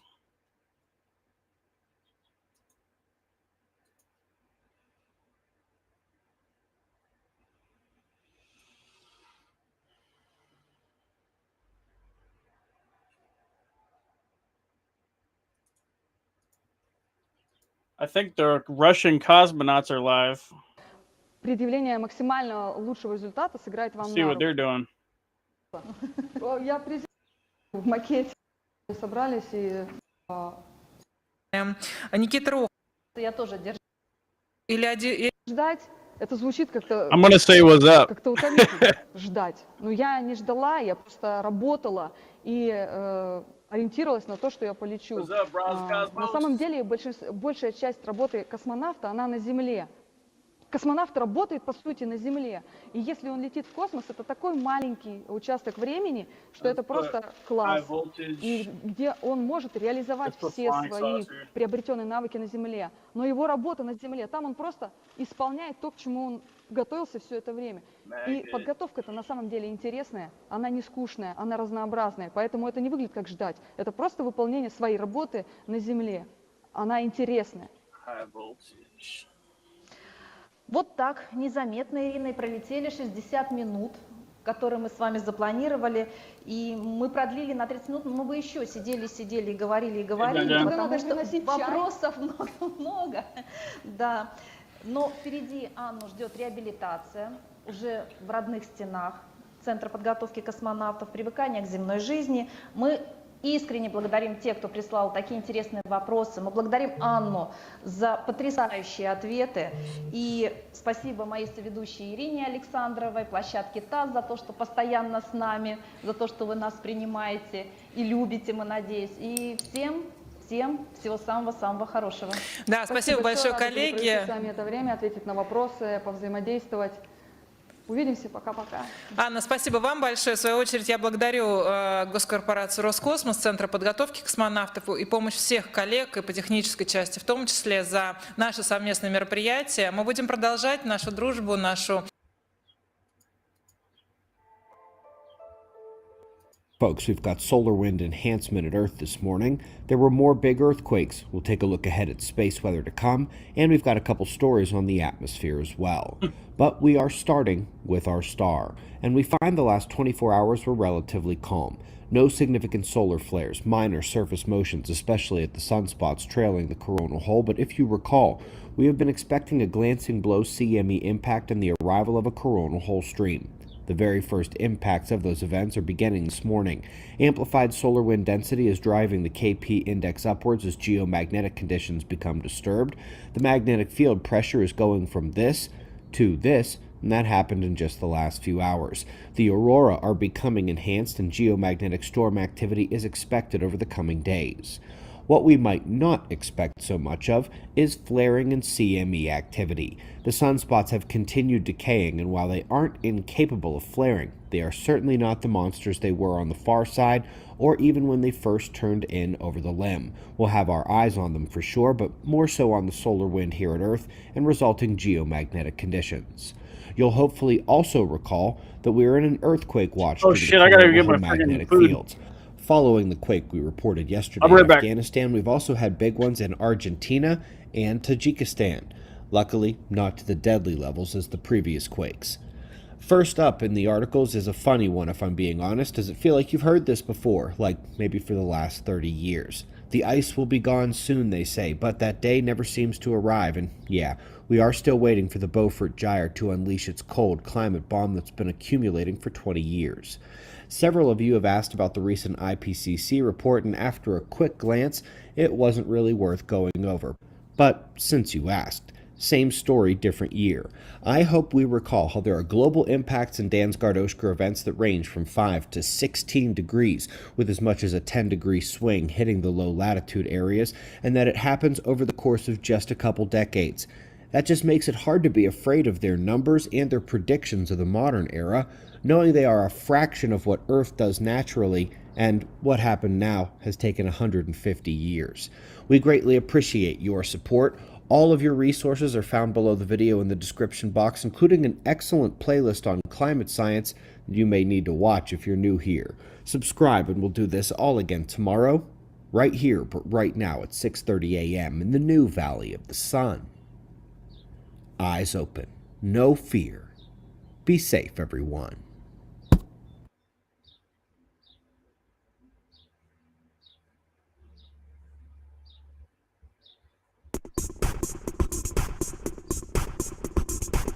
Hello, it's Scott Manley here. It's the 19th of March. It's time for another batch of Deep Space updates. And as usual, we're going to go back and start looking at the rocket launches starting on the 7th of March, where we had a Falcon 9 taking off from Florida carrying 40 OneWeb satellites. Yes, so this is the third and final dedicated launch for OneWeb by SpaceX. OneWeb is very close to completing their constellation. I think it's one more launch on India's GSLV Mark III. There are going to be some more OneWeb satellites launched for spares on a Falcon 9 later, but that will not be a dedicated mission. Okay, so 9th of March, we had a Long March 4C launching from Taiyuan. It's carrying a Tianhui 6A and 6B. These are sun-synchronous orbit Earth observation satellites. Again, don't know very much about Chinese satellites, but they launched them. 12th of March, we had Russia launching a Proton with a Breeze upper stage carrying Olympus. Okay, let's try to find something else now from this morning. Any other UFO news? We could check UFO Twitter out too. I mean, Twitter, and I do a hashtag. UFO Twitter tends to be filled with some bullshit, but it's also good.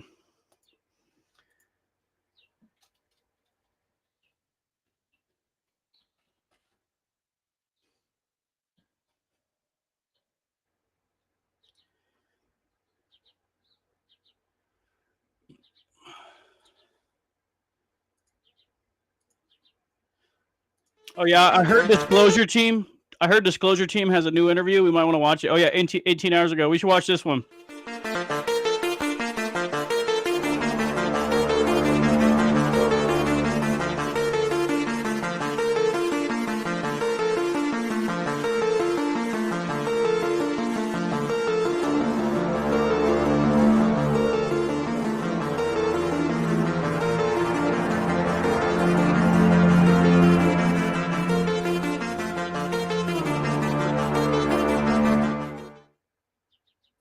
Welcome everybody back to Disclosure Team. I am Vinny. I'm with my wonderful co-host, Katie. Katie, how are you? I'm doing great, especially because we have an amazing setup of guests today.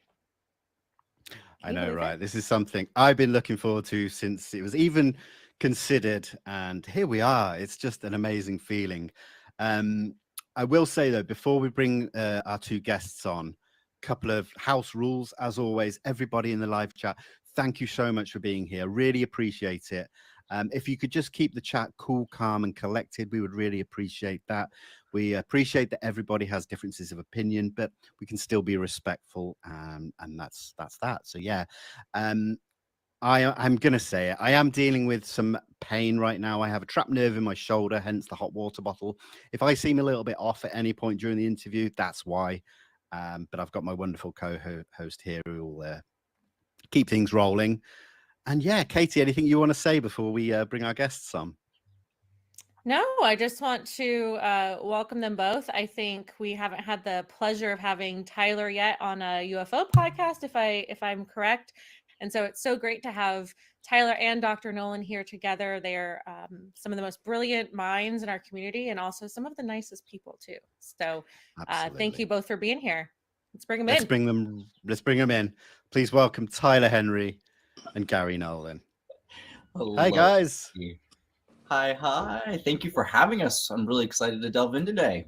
Yes, same as well. And I apologize for reaching over. I've got to try to print something. So yes, great to see you all. Great to have you guys Thank you so here. much. Absolutely, Yeah. absolutely. Katie, I'm going to let you kickstart the proceedings off. Excellent. So let's dive right in. I want to remind everyone that we're going to take it a little consciousness, a little woo. So we hope that you guys will allow us to kind of go on this fun speculative journey here. And to kick it off, I'd like to talk about some what I call neurospicy brains. So brains that fall out of that typical middle chunk of the bell curve, so to say, and they are kind of a big question mark in UFO world. Gary, you've spoken a few times about your research with individuals who have diverse neurotypes, and Tyler, you've even had your brain scanned to kind of look at how it functions. And I'm really curious to hear what role you both think that individual and atypical neurotypes may play when it comes to contact with the broader phenomenon. Tyler, why don't you start? Oh my goodness, well, what an honor. I think different people conjure different results. And one of the beautiful things about this work is I've seen how much diversity there is in the human experience and in how people connect with their own intuition, some naturally more than others. I've found in my work that I believe there's something to be said about thick boundary people and thin boundary people. And anthropologically, the work that's been done on trying to get an understanding of what that entails, I think speaks to people's receptivity often to connect to maybe those paranormal realms or that which may not be considered normal. I look at it as, let's say, a scientist or a geneticist, as the diversity as evolution in play, right? That, you need a diverse number of types of people to deal with the complexity of the world. But if everybody were to think the same way, for instance, if everybody was a warrior, then all we would be doing is fighting. But I think, thanks for especially subscribing. as it relates to the kind of discussion that I think we'll have here today, the diverse neurotypes that, in fact, the ones that I'm most interested in are the so-called shamans or the priests, or those who connect to that, let's say, less observable realm. That is something which is sort of supernature or beyond nature, and collecting information from that and using it for the more material aspects as an adult is. It's almost like that time at which your neuroplasticity in your brain locks down. Spirit guides? Oh, I sorry. think so. No, go ahead. Anybody. Go ahead.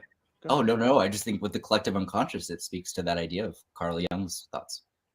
I mean, the Mayans had a concept around this as well that was almost identical to what we today call the Akashic Record. I mean, the Akashic Record, people often attribute to Hinduism. In fact, it's not. It's actually a more recent iteration of theosophy that New Age philosophers have brought together, but it does slightly have a root in the word akasha, which is from the Sanskrit, which is basically the fundamental field wherein reality and the ether sit.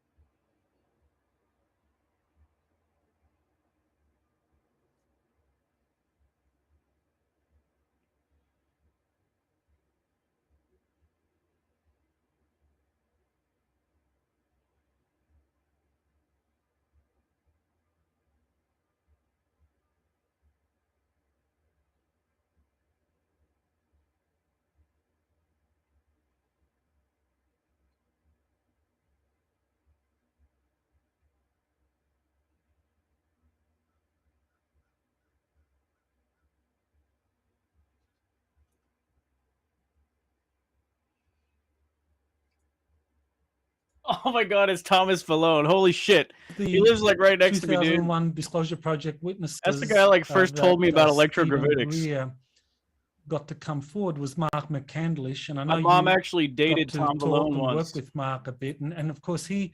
And my mom had always asked me if I want to go see Tom Vallone. an encounter, or he was told about 3 anti-gravity devices that were shown at an air show in 1988.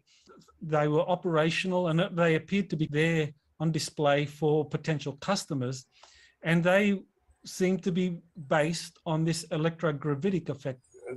That's actually a very interesting story overall, and I'm interested in showing one of the examples of that. It's in the second volume of Electrovitics 2, an illustration of the saucer that we're talking about, and Mark's illustration of that. We have one here that is almost similar. Perhaps this is a 1950s example of one that's declassified. What he called it as reproduction, alien reproduction vehicle, ARV. What it contained on the very bottom were a whole bunch of different sections, very similar to this drawing, although not the same, of sections of capacitor banks. Well, that turns out to be a confirmation of my Electrovitics 2 book describing electrokinetics, pulsed electrokinetics. And as Mark told me, 3 sections in a kind of a star-shaped triangular form would be fired at any one time and then moved over to the next section, and so forth. So it constantly produced a downward force, or in other words, an upward reaction force on the vehicle. Brad Sorensen's eyewitness report was a couple of these 1950s rivet type of structures were actually levitating in the closed environment at Norton Air Force Base. You're listening to Exopolitics Today with Dr. Michael Salla, your source for the uncensored truth regarding the human, extraterrestrial, global, and political agenda. Click the like button and subscribe to this channel. And now, here's Dr. Michael Salla. It's my great pleasure to introduce Dr. Tom Vallone to Exopolitics Today. I've known Dr. Vallone for nearly 20 years. I think we met at one of the early X conferences that were organized by Stephen Bassett in Washington, D.C. And he was doing some really interesting work in alternative energy, and he was also involved or working at the US Patents Office. So I want to welcome Dr. Vallone to the show. Thank you. Glad to be here. Well, I know that you, prior to working at the Patent and Trademark Office, spent, I think, close to 20 years as an engineer, as a teaching applied physics at different community colleges and working as a professional engineer. And sometime during that you got interested in alternative energy or future energy. And as I recall, I think it was during your master's degree that you got interested in future energy and Nikola Tesla. So kind of like, what was it that sparked your interest in the work of Tesla and future energy? Well, if we want to tell the whole story, I grew up in Western New York, in Buffalo, New York, actually, and Niagara Falls, essentially, you know, was 20 minutes away. So for a 1986 Tesla conference, I did some research on the history of Nikola Tesla in Niagara Falls. And it turns out that 1895 was the key date when electricity was generated at the falls by Tesla's new turbines. And they essentially were lined up to broadcast and connected with the Edison power lines to Buffalo, New York. So in 1896, the electricity was turned on for the first time 20 miles away. And so I researched at the Niagara Falls Library the actual interviews with Tesla and so forth, and I actually found the site of the original Adams plant in Niagara Falls. So I made a whole slideshow of it, and it's actually in my book, Harnessing the Real Work of Nature, which is, might as well show it off if it shows up in my virtual background, possibly. Anyways, the important part is that this is a collection of Tesla articles, wireless transmission of power, and essentially ever since my 1980 trip to Germany for a gravity field conference, I found that even the homopolar generator, which was the subject of my master's degree, was actually an article that Tesla published as well. So this was another area that Tesla had already been there. In other words, in both the high voltage work that I was interested in, the Tesla coil discoveries, which, by the way, became a very popular medical field of endeavor right after 1895. Because electricity in the alternating current form was now available actually throughout the country within 1 year. It was amazing how it proliferated to other generating stations very quickly after the generation from Niagara Falls to Buffalo. Can you maybe just explain what a Tesla coil is? Because I know that's at the heart of Tesla technologies and the applications, multiple applications of it. And so you can maybe just explain what are the key characteristics of it? How does it work? Actually, what I would be happy to show and share a screen of is my two different Tesla coil devices that actually, we have three of them, but the two major ones use a 250,000 volt coil. And essentially the first one is the most, I would say, common application of a Tesla coil, and that is the Lakowski design. So picture is worth 1,000 words, and if I go ahead and click on share screen, we'll see if one of my screens, there we go, can actually show you we call it the Premier 2000, and it's essentially the bottom part is the primary coil, and then we have the Tesla coil itself, which is the 500 turn coil on top, and then various gold, silver, and copper, basically different rings that amplify the frequencies that Lakowski is famous for. So a Tesla coil is really just a transformer, and it takes a spark gap to introduce, I would say, a chaotic component to the circuitry, so that you have a random mix of lots of frequencies. And in the bioelectromagnetic healing book in the back, I actually show an article by Toby Groats, where he analyzed the frequency range of the Tesla coil. And it has kilohertz, megahertz, and gigahertz. That's what's interesting about a Tesla coil, a wide bandwidth of frequencies that actually the body, as it turns out in my other book, Electromagnetic Healing, can absorb. And it can absorb the, I would say, quantum frequencies that it needs to store in DNA and therefore engage in biophoton communications. So this is basically the first one that I was referring to. And then, of course, there's also the Premier 4000, which is our chair model. And that's the, I would say, the more popular version. We've actually shipped 2 of them this week. There's a third order, it'll be going out next week. And surprisingly, Nikola Tesla actually performed the, I would say, the surprising ability to light up a fluorescent light bulb in his hand when he was sitting on his Tesla chair. And so I decided to reproduce that effect into basically a Tesla coil in the base. And here's a little video showing the actual operation of it.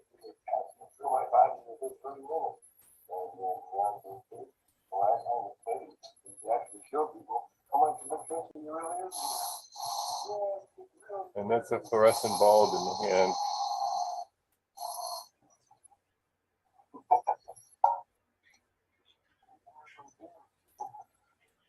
There you go. So that's on YouTube as well.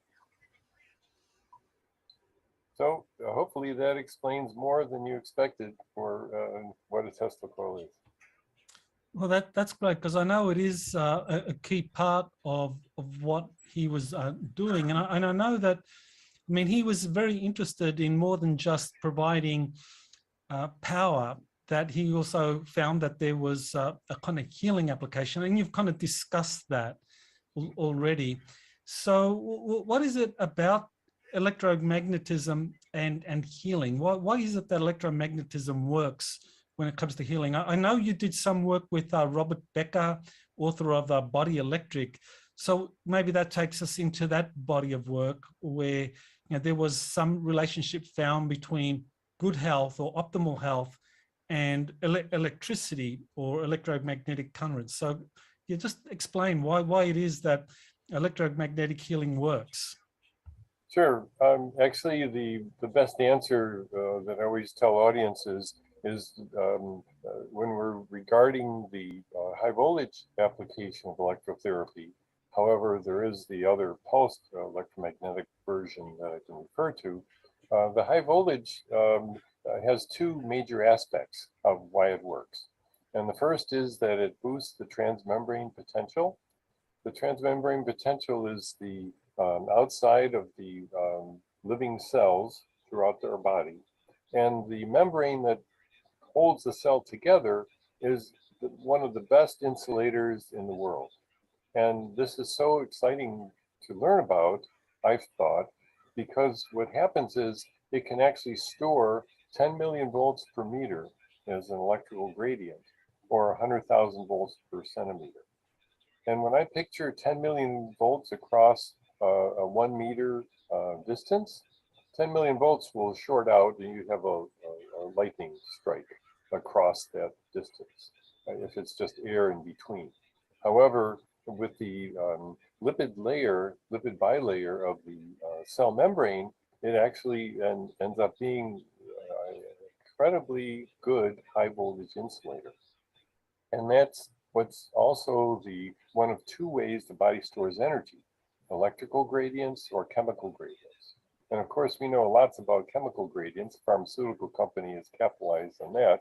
However, electrical gradients are new to us and only 100 years old in terms of the learning curve that we've experienced.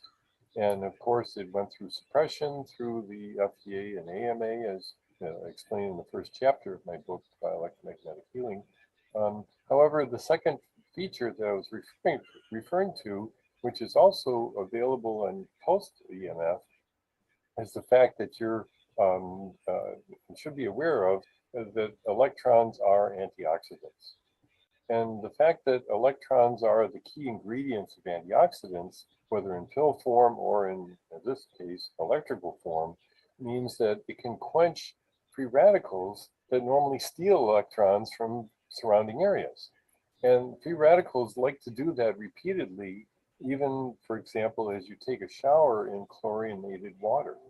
Some of us live in cities that have chlorinated water, and if you're without a shower filter, you're basically bathing in chlorine gas. And the proof of that I've experienced when I had a salesman come to the house and actually show me a filter that he claimed would remove the chlorine. Well, the way he did it was he had me fill up a glass of water from the tap and put a drop of his chemical into the water. It turned yellow. So he said, that proves there's chlorine in the water. And then he said, now fill it up again and put your finger in the water, which I did for only about 10 seconds, maybe 20 seconds. Pulled my finger out of the water, put a couple drops of his chemical in. It didn't turn yellow anymore. All the chlorine had gone into my finger. I mean, this is an eye opener for me. So when you're taking a shower, your skin actually is absorbing chlorine, free radical. It's a free radical, in other words. Oh, I forgot to tell you, the organic textbook, which I used in college, explains in one of the pages that chlorine gas, Cl2, will dissociate at body temperature, which is essentially what you're experiencing in a warm shower. So chlorine gas becomes Cl minus, which is a free radical, and it replicates about 10,000 times.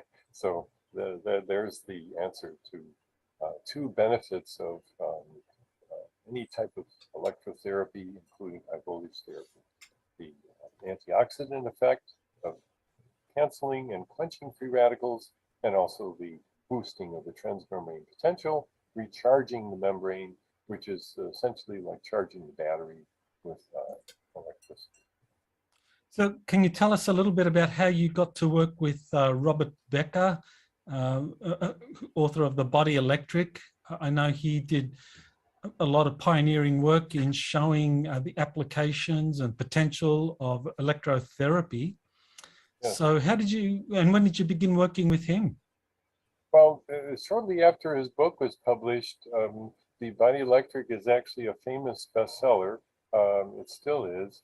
And he was actually in Western New York. He lived close to Buffalo, New York, Syracuse area. And it was actually nice to correspond with him at the time. We had an experience, for example, with Elizabeth Rauscher, Robert Becker, and also myself in a small competition of designing a large coil that could resonate with the Earth. In other words, pick up the Schumann resonance and therefore measure it. So we've all participated in that contest. I think Elizabeth ended up winning. She was the most experienced in that type of technology. But that was one nice exchange. And the other one basically was the fact that Bob Becker was one of the three medical doctors who, and I recite this all the time, Becker, Bassett, and Pilla. Becker, Bassett, and Pilla were the three doctors who actually patented and discovered the bone healing, bone knitting frequencies that could actually speed up either broken bone reforming or osteoporosis reversal. Both of them were involved, in his case, electrodes that were put into the fracture area. And that was their invasive surgery to begin studying this effect. Well, it turns out that pulsed magnetic fields will achieve the same thing. And he points that out in his Body Electric book and also his patents. All three of the doctors patented the same effect. And the funny thing was, even the FDA had a special office for approving all of their patents because it became proliferated pretty quickly. But what was interesting, this is the 1980s I'm talking about, Well, by the 1990s, I was also interested in what commercial device is available for treatment, of civilians of the commercial market. When people, as it turns out, 50% of Americans will suffer some form of osteoporosis in their later years. And stress and weight-bearing exercise is the primary means to reverse that. In other words, it turns out biophysically that we need the weight-bearing exercise to cause a piezoelectric effect in the bone. So the bone doesn't release calcium unless it has stress, and the piezo effect then takes place. Well, it's nice that electrotherapy, pulsed EMF, can achieve the same thing. And that's also where our EM Pulsar 78 comes in. We actually followed Dr. Glenn Gordon's work years later and found a very nice pulsed EMF frequency, which is human resonance, 7.8 hertz, and also a very steep rise time on the pulse, which is also something that Robert Becker had researched as well. Well, I know Nikola Tesla, he wrote a paper on the high frequency oscillators for electrotherapeutic and other purposes. So in the late 1800s, there was already this awareness of electrotherapeutic instruments or technologies. And I remember coming across an article that in Sweden, there were efforts to introduce some of Tesla's technologies where they would project electromagnetic frequencies into classrooms, and it was found that this would enhance students' brain power and also promote healing. And so that was in the, I think it was around 1906. I don't know if you ever came across that newspaper article, but of course, we just don't hear of that. So at some point we have to ask, well, when was it that officials started to suppress this knowledge that was emerging through Tesla and others about the applications of electrotherapy? When did that kind of suppression begin? I was actually going to grab my book and recite the actual date. It was the early 1900s, and the book is called Bioelectromagnetic Healing, and I have so many copies around that I'm usually able to grab one even from the shelf here. And yeah, let me just do that.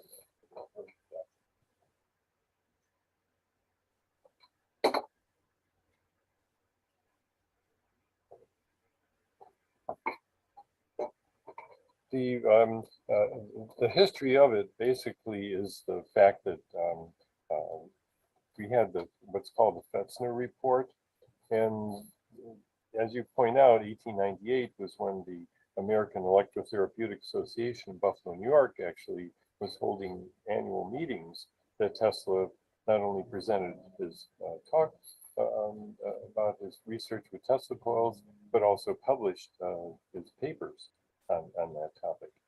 And unfortunately, the Fetzner Report, as we're referring to it, basically became a real problem for this development of electrotherapy.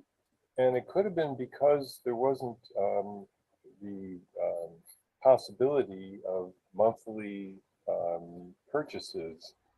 That's the speculation nowadays as far as why and how the pharmaceutical companies became so much more dominant. But the history essentially tells us that the FDA and the AMA were basically keeping the development of any high voltage therapy under wraps. And the Fetzner Report was the major impetus for this type of, it's called the Flexner Report, I mispronounced it.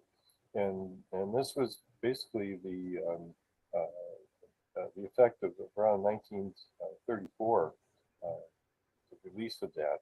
And so both the AMA and FDA became part of that, I would say, almost conspiracy to control every hospital environment to remove the electrotherapeutic possibilities. And surprisingly, homeopathy survived that suppression, but the other types of electrotherapy did not, except for the heat-related therapies. Well, that's very helpful to know that there was this kind of struggle between proponents of electrotherapy and those that were supporting the pharmaceutical industry, and the pharmaceutical industry kind of emerged dominant, and we know how powerful they are today.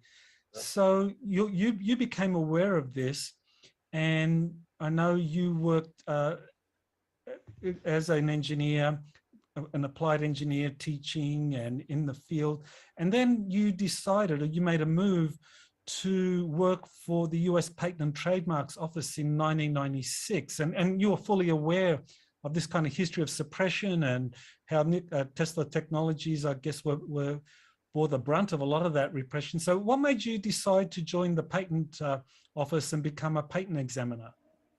Well, actually, it was sort of the personal interest I had of actually reviewing the possibility of developing my own patents. And I have tried to do that. We actually did pursue one patent on antioxidant electric clothing. But the interest was personal, I would say. And it's also fascinating to be able to meet and deal with other inventors. I always find that an avenue of discovery and also creativity as well. So it was actually good income. It provided me retirement income nowadays, so that I can pursue my nonprofit venture into energy propulsion. Well, I know that, so you worked in the patents office from 96 to 99, and then you organized the very first conference on future energy at the US State Department. And there was some kind of controversy over one of the speakers that you had invited, that he was a cold fusion expert. And I guess you just wanted to kind of do due diligence and have someone present on that. And of course, that led to a lot of controversy. And the end result was that you were kind of, the conference had to be moved from the State Department. And eventually you lost your job as a patent examiner, and a long struggle began. So why don't you explain what happened there? Why was this resistance to cold fusion so intense at that time? You know, I still would love to understand that psychological and sociological problem which existed back then. It's almost an historic type of prejudice that was precipitated by the American Physical Society. And I say that particularly because Robert Park was the kingpin of a group of scientists that had various representatives. One actually was Dr. Zimmerman at the State Department. And then, of course, in my alma mater, the source of the Skeptical Inquirer, which is still in publication today, was Professor Paul Kurtz's creation. And I can go into that whole, he had an organization for investigation of the paranormal, and it included the free energy suppression aspect. Amazing Randy was part of that conspiracy, and they were giving lectures. I attended one of Randy's rallies, I would call them. But overall, the consciousness at that time was Bob Park had a What's New column that was emailed throughout the government, and who knows who else got it for free every week.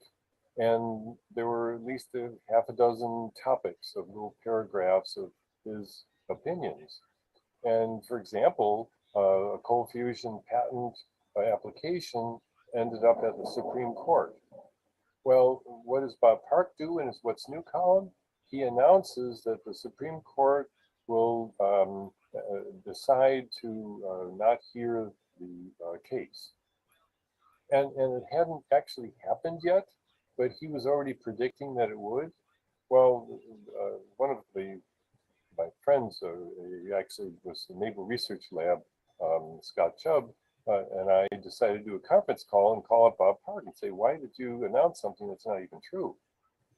And he said, well, we just preempt some of these things, and essentially what he was doing was coaxing the Supreme Court ahead of time to do something that he suggested would be appropriate, because he's a physics professor at the University of Maryland, and therefore, decides the way society should go scientifically. So that's my opinion of why I got fired, because as soon as the conference was supposed to be scheduled at the State Department through the, it was an open forum, the secretary's open forum, and I knew the lady who was the secretary's He needs a face massage. director of her open forum department. And so she's the one that invited me. I have a letter, an official letter that invited me to hold the conference there. Everything was scheduled except when Dr. Zimmerman decided to intervene on the behalf of Bob Park. And Bob Park, we found through the Freedom of Information Act, had really told him to kill the conference in one of his emails. So Bob Park was directing, much like we see now with the January 6th investigations, Trump kind of orchestrating various things throughout the government that he thought could happen and directing people to do his will. That's exactly what happened to me in '99. And the patent office followed suit. They were embarrassed. Embarrassment is a big deal to the government, no matter how it happens, and they'll do almost anything to avoid it. Well, getting rid of me was the best answer Needs a face to their massage. problem, even though it took 6 years to get my job back. And the arbitrator wrote an 80-page summary of all the things that happened to me, including the fact that I shouldn't have been fired in the first place, and there was no precedent for conflict of interest and another minor offense that they could possibly find against me. So that's a long story short. Right. So overall then, after you got your job back at the US Patent and Trademark Office, you worked there for 20 years. So you have detailed knowledge of how the Patent Office works. So He needs a real maybe long you can face massage. explain to my audience how secrecy orders work, because He needs we an know eyebrow that massage. there are almost 6,000 patent applications that are held up from secrecy orders. So how does that work? How does an inventor come up with an idea? He applies for a patent, and then all of a sudden a secrecy order is applied, and so what happens after that? Well, actually, to back up a bit, I actually received at my desk at the USPTO various single sheets that predicted a secrecy order. And what they would do is ask the examiner to basically either explain or to confirm whatever they determined. And what I would see across the top was various agencies such as the Air Force, the Army, DOD, DIA, various acronyms of all the different military agencies that had privy to these patent applications. And essentially, once that was confirmed, either secrecy recommended or secrecy not recommended. If it is recommended, then basically it would be secretized. In other words, I could still work if I was in that department. Actually, the department was across the street from me that actually had top secret clearance to do this type of work. But I would see the form ahead of time if it was not secretized. So what I'm getting to is the fact that once it's determined to be a secret patent, the patent examiner still works on it, goes through the approval process of searching, seeing if it's patentable, yes or no. Whatever he does, it doesn't really matter. That's the first thing I found out. Secondly is whether it's allowed or not allowed, still doesn't matter because it's secretized. And the outcome is that it gets placed in the vault. And the vault is essentially a low security room that's guarded and locked, and essentially contains all these different, usually in that case, in a date, was paper copies, but nowadays electronic copies, of course, that are unavailable to the public for about 50 years. And the surprise is the Federation of American Scientists, and anyone that's listening can go to FAS.org, which is the acronym for Federation of American Scientists, and there they do their annual report on the number and the categories and so forth of the secretized patents. But unfortunately, the reality is that the patent holder is informed that your patent has been either allowed or whatever, but it's been secretized, and therefore you can't do anything with it. You can't talk to anybody about it. You're under the order of a number of conditions that you have to even report who you talk to if you do explain what you worked on to the military agency that is now in charge of that patent. And they hold on to it for decades, literally, without necessarily any compensation to the patent holder, even if they decide to use it. So that's the inequity and really the discrimination that a patent holder has when he invents something that transitions into the military industrial complex. I've seen a number of people have pointed out that the bulk of the 6,000 patents that are held up under these secrecy orders, the majority of those either have to do with future energy, alternative energy sources, and healing, advanced healing technologies, assuming something along the lines of Tesla's electromagnetic therapy technologies. So is that accurate? I'm surprised to hear about the healing aspect. I would suspect that instead the propulsion area is what I've learned even from, I would say, scientists, attorneys that actually act as go-betweens between the military and the civilian world. In one particular case, I remember actually dealing with one of those guys at a Tesla conference when he was essentially trying to prevent the suppression of one of the presenters who was talking about Henry Morey's invention.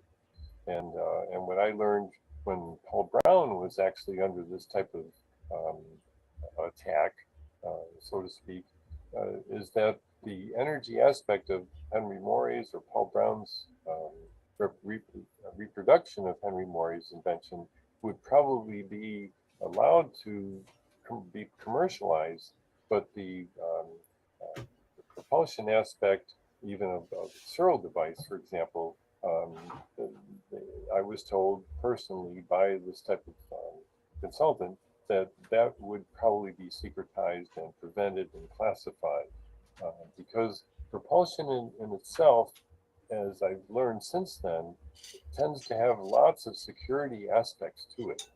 For example, we can just envision a very hyper sonic type of transport. And you can keep going into sci-fi type of concepts of transportation, teleportation, so forth.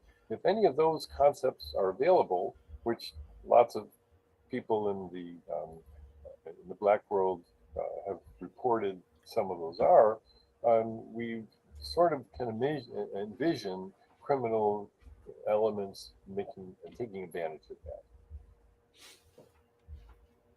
So when it comes to this propulsion aspect of Tesla technologies, I know that Thomas Townsend Brown, he discovered or found out that when very high electrostatic charges are created, that you can actually have this electrogravitic effect, or something is propelled in the direction of the positive anode of a capacitor. So the application for that has been known to be, well, if you generate sufficient electrostatic charges, you can actually have things move kind of like in an anti-gravity effect. So is that something you've been able to confirm? I know there's a debate between, well, Thomas Townsend's work, is it genuinely an electrogravitic device, or is it just based on ion wind? And people try and dismiss it as ion wind, but I think there have been experiments conducted in a vacuum that show that electrogravitics is real. But do you have any kind of insights on that? Yes, I'm glad you're that informed. In fact, I'm just calling up the electrogravitics book that you're talking about, so people will have some idea of what we're explaining. And I guess I could share a screen momentarily to narrate it. And really, the ion wind option for what you're referring to is actually explained in my second book, Electrogravitics Volume 2. What I'm showing right now is Electrogravitics number 1, and the second volume is perhaps going to show up here. Yeah, and they're both on the Amazon as well. But the comparison between what Townsend Brown did and what various people that have worked, for example, Tim Ventura has built one of the lifters, for example, and actually there other people have worked with that too, where you charge the leading edge of any type of circular device, even a saucer shape, with positive voltage, high voltage. Like even the B-2 bomber has the leading edge charged to high voltage, and then the back end would be negative electrons coming out. That actually has been shown not to be a major contributor to the electrogravitic effect, because the electrogravitic, and I cite and I reproduce the Air Force Research Lab, AFRL, who did this investigation and wrote up the report. So your question has been answered in my second volume of Electrogravitics 2. But it's fascinating to deal with that. And I can tell another quick story in regards to that. I was at a space society conference in Orem, Utah years ago, and Bob Zuberg was actually sitting right next to me on my left side on a panel discussion. And it was the day of the conference, but the night before I had talked to a military contractor who had worked with electrogravitics. So what happened was, as I'm trying to talk about on the panel discussion, electrogravitics and the effect that should be more well recognized, Bob Zubrin was skeptical. And he works for NASA, and he's got some books out about how to get to Mars, and he's very famous, and I respect him a lot. But his opinion was to interrupt me and say, oh, we should be talking about more conventional things instead of electrogravitics. So I said, and I remember the fellow was in the audience that I talked to the night before, the military contractor. I said, I forgot his name, but I call him Joe. I said, Joe, can you stand up and tell us what you told me last night? And he stands up, and it's on the videotape. I levitated a hockey puck with high voltage, and it was pulsed high voltage that he did it with. So Bob Zubrin shut up right away, and I was vindicated at that point. But pulsed electrogravitics is my answer to the Townsend Brown work with static electricity. And I need to cite one more example of that. In my second book, Electrogravitics 2, I reproduce how I control gravity, quote unquote, article from Townsend Brown, how I control gravity.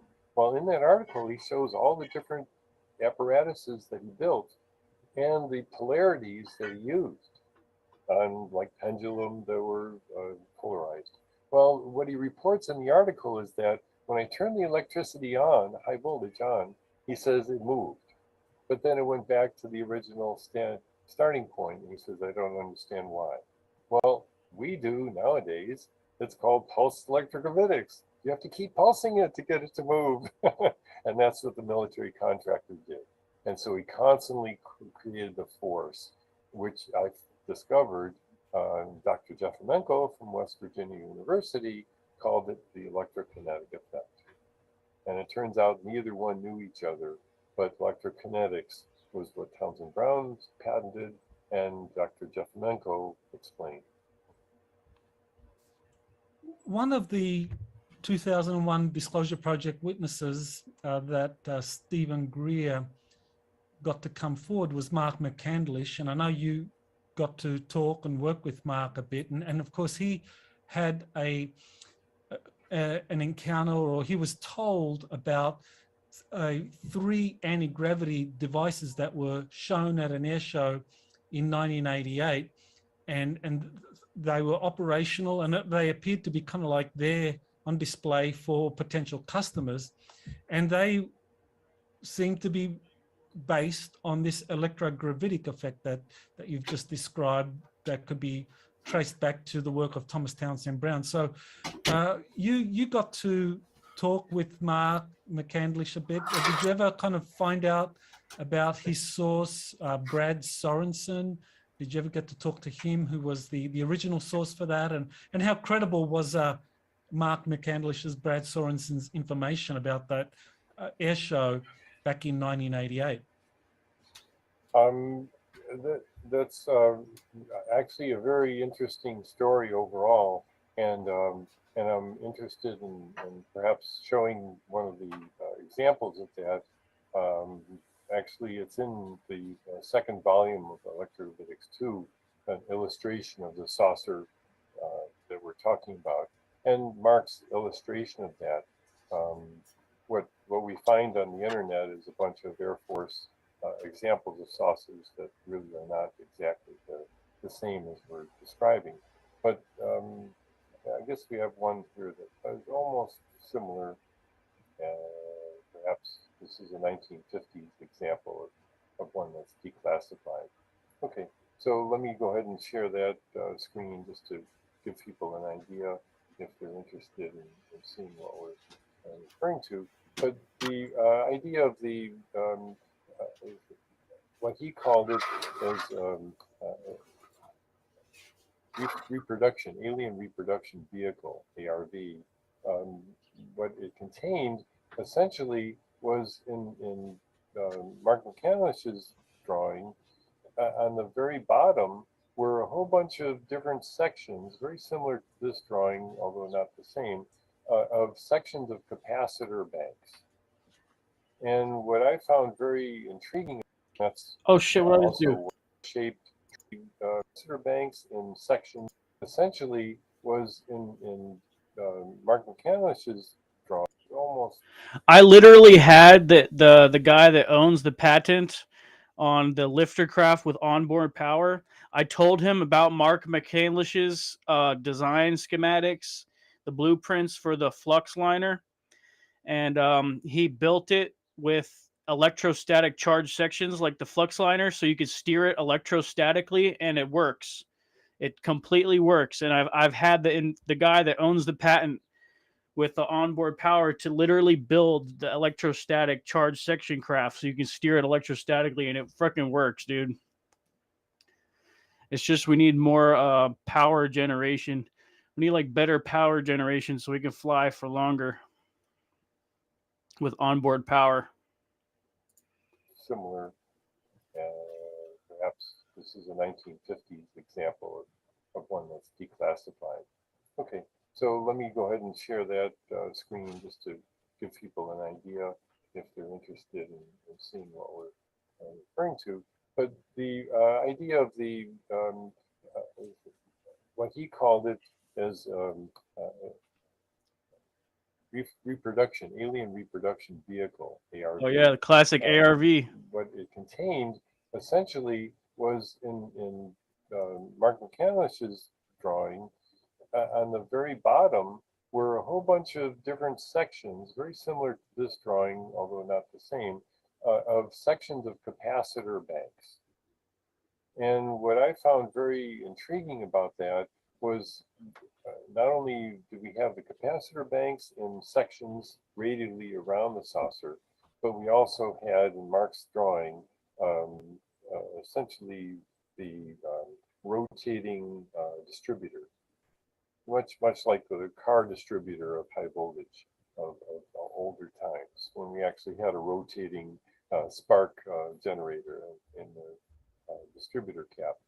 Well, that turns out to be a confirmation of my Electrovitics 2 book describing electrokinetics, pulsed electrokinetics.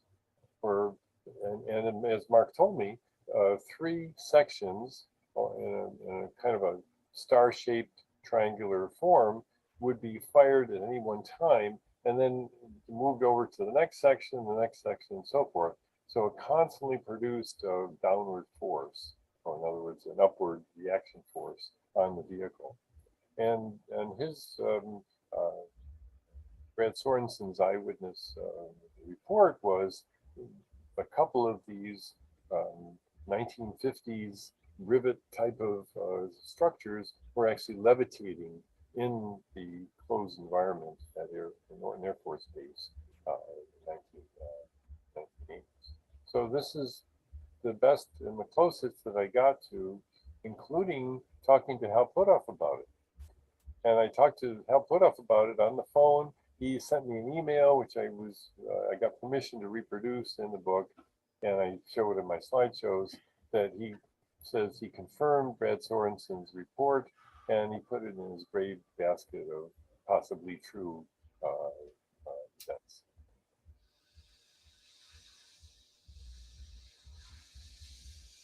So that's about as close as I got to confirming Mark McCandless's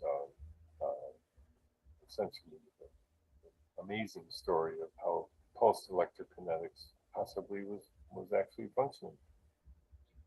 Okay, so that's very interesting. So Hal Puthoff confirmed Brad Sorensen's story to some degree. That's quite significant. At least corroborated it with other eyewitnesses. Yeah. So as far as this kind of technology is concerned, anti-gravity, you worked at the Patents Office for 20 years. Did you personally ever come across patent applications that discuss that were kind of like held up under secrecy orders? I mean, are you allowed to talk about that? If I did, I couldn't talk about it, but to be honest, no, I did not, because I was in the measuring and testing area.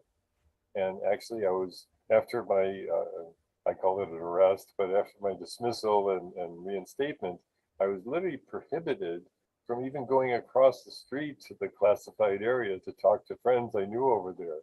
So including a UFO buff investigator. But yeah, it became a real problem for me to even pursue that on a hobby basis. So nope, never came across them. I found interesting patents. You know, there were some dealing with like faster than light that became a point of contention even for the commissioner, for example, which is a big scandal. But anyways, unfortunately, and I would say maybe fortunately, I did not. So I'm not under a restriction in talking about it. Okay, well, one interesting development, of course, has been Elon Musk and him creating the Tesla car company, an all-electric company, as we all know now. Has he shown any interest at all in these kinds of Tesla technologies that we've been discussing? I mean, is for example, the electrogravitic effect, is that something that Elon Musk or anyone in his company has ever shown any interest in? I know you have established your own non-profit organization, Integrity Research Institute. So during your work with that, with the institute, did Elon Musk or anyone in his company show any interest on these kinds of innovative propulsion technologies that you've been working on? No, I've heard lots of rumors that he might be interested, but so far I've not been able to confirm it. And And so I would say no, as far as I know, that is not on his agenda of things to pursue. But it's interesting because I had another experience at NASA Goddard Space Center, which is just around the corner from where I live in College Park, Maryland. And I went to one of their Goddard lectures and actually talked to a fairly senior director of some of the research projects there. And what I usually do is I wait until they're done and then catch them in the hallway as they're leaving, even with the conference still going on. And so in that case, I was fortunate to do that.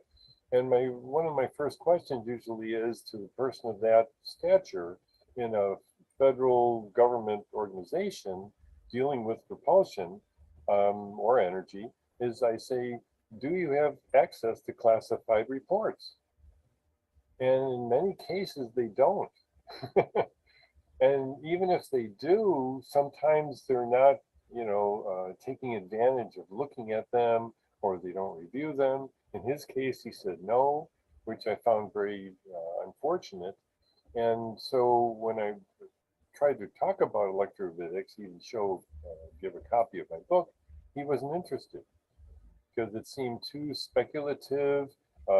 Even that breakthrough propulsion program that NASA had, he was a rocket man. And the breakthrough propulsion was so much fluff and fantasy that he criticized it openly to my face. So that's how NASA is divided, even internally, with something that we know is advanced propulsion. And of course, Harold White is another good example with his pursuing of various breakthrough propulsion techniques. But he's isolated as well, even though it's possible that one of his breakthroughs might be quite successful. So just shifting gears a little bit now, we're kind of moving from propulsion to free energy. I know Nikola Tesla came up with a patent on a method of utilizing radiant energy in 1901. So what is radiant energy, and how does that relate to future energy or 0-point energy? Oh, that's a very good question. Actually, that gives me a chance to promote my other book, and I could probably do that if I go to my author's page, but I'll just hold up the book and see if it actually shows. Nikola Tesla's Electricity Unplugged. That's my latest book. It's on Adventures Unlimited Press, and essentially wireless transmission of power is what you're referring to. And in both of my books on Tesla, Harnessing the Wheelwork of Nature, and also in this one, I have articles that, especially, for example, Elizabeth Rauscher's article in the Harnessing book, that refer to the fact that the magnetosphere and the ionosphere communicate with each other. And when we get to the point of whether or not radiant energy that Tesla talked about, for example, the magnifying transmitter, which is also the theme of an article that Andrew Poharich published. Actually, he had a book that I summarized in excerpt form in my book, dealing with the magnifying transmitter. The speculation is that is the Earth the source of the energy that could make wireless transmission of power over unity, or is, as you suggest, 0-point energy perhaps, or the quantum vacuum being an extra impetus for that? Well, to me, I did my thesis on 0-point energy as a practical conversion technique. And what we find today is that there's negative energy states that are below 0-point energy. 0-point energy is sort of like the surface of a body of water that's behind me. And when that has waves in it, which it does constantly, those are actually apparent in various macroscopic forms. For example, liquid helium never freezes, even if you get below 1 degree absolute. There's lots of different sources of 0-point energy that are available. and even the quantum effect of them and geckos and various insects that can stick to surfaces. Those are the results of the Casimir force that's contributing to that adhesion effect. But overall, we would suggest that the magnifying transmitter or the radiant energy invention of Tesla's referred to what he called space energy, energy that's available throughout space. And those are almost exactly his words. And I would say he's referring to the quantum vacuum. And he's absolutely right that as we learn more about the quantum vacuum and the conversion of it, I would even suggest that, for example, the invention of Dr. Sabato, which I can call up here for people that are not familiar with it. Dr. Sabato is one of my heroes in this regard, where here's the University of Arkansas. If I can share this screen and show people, the fascinating thing about Dr. Paul Sabato is that he's actually built a circuit that generates clean, limitless power from graphene. Well, on the surface, this seems like a conundrum. What does graphene have to do with it? You know, why is that converting any energy? Well, it turns out graphene, which is only a couple atoms thick,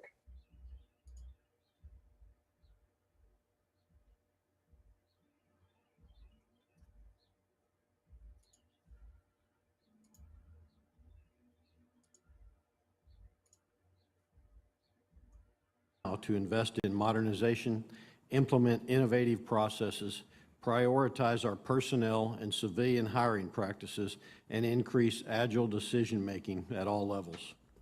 Our competitors' actions and ambitions are global and all-domain in nature. It is also clear that they have the capability and intent to hold our homeland at risk, above and below the nuclear threshold, and in multiple domains to achieve their strategic objectives. The PRC and Russia have fielded cruise missiles, delivery platforms, and non-kinetic capabilities to hold at risk critical infrastructure, military and civilian, in the United States and Canada. Those capabilities allow them to strike with limited warning and significant consequences. Limited warning, due to a lack of all-domain awareness, inherently limits the decision space and options available to our national leaders, which increases the risk of miscalculation and escalation. To address today's strategic environment, for nearly 3 years, I have focused on 4 strategic priorities: domain awareness, information dominance, decision superiority, and finally, global integration. Those priorities are critical to successfully defending the homeland and to providing our national leaders with the only thing I can never give them enough of, and that's time. Time to create deterrence options, and if required, defend and defeat options. While we have work to do, there's been some notable progress towards these key priorities. I'm grateful to the Department and Congress for your support of the over-the-horizon radars that will significantly improve air, maritime, and space domain awareness and the ability to detect and track threats well before they reach North America. But we need to go faster. An acquisition plan based on more than a decade is too long. Both the Department of Defense and the Canadian Department of National Defense have committed to funding over-the-horizon radar capabilities, and I respectfully urge both governments to ensure this vital and proven capability is fielded as quickly as possible. Likewise, Space Force's investment in advanced space-based warning capabilities and the Navy's commitment to modernizing the integrated undersea surveillance system are vital to my Homeland Defense mission. Yet again, we can't wait a decade or longer to field these new capabilities. Our commands need your continued support to outpace the rapid gains made by our competitors. Continued progress will require the Department and Congress to accept some risk by prioritizing modernization and innovation over maintaining obsolete platforms, organizations, and infrastructure, and occasionally accepting failure as part of the process. The generational challenges ahead of us require the best minds and expertise we can find, and the Department must also invest accordingly in civilian and military personnel recruiting, hiring, and retention. And we must continue to build an enormous advantage that comes through our international alliances and partnerships. I believe that the greatest risk for the United States stems from an inability to change at the pace required by the strategic environment we're operating in. Homeland defense must be recognized as essential to contingency plans at home and for power projection abroad, and it is vital that all military planning account for that reality. In an era of incredible innovation and technological achievement, inflexible, outdated processes are a greater impediment to success than many of our competitors' advancements. Finally, I'd like to comment on the incursion of the PRC high-altitude balloon into our airspace. The PRC HAB was obviously a significant event that shined light on the PRC's brazen intelligence collection against the United States and Canada. It was the first time NORTHCOM conducted an engagement over the United States in our history.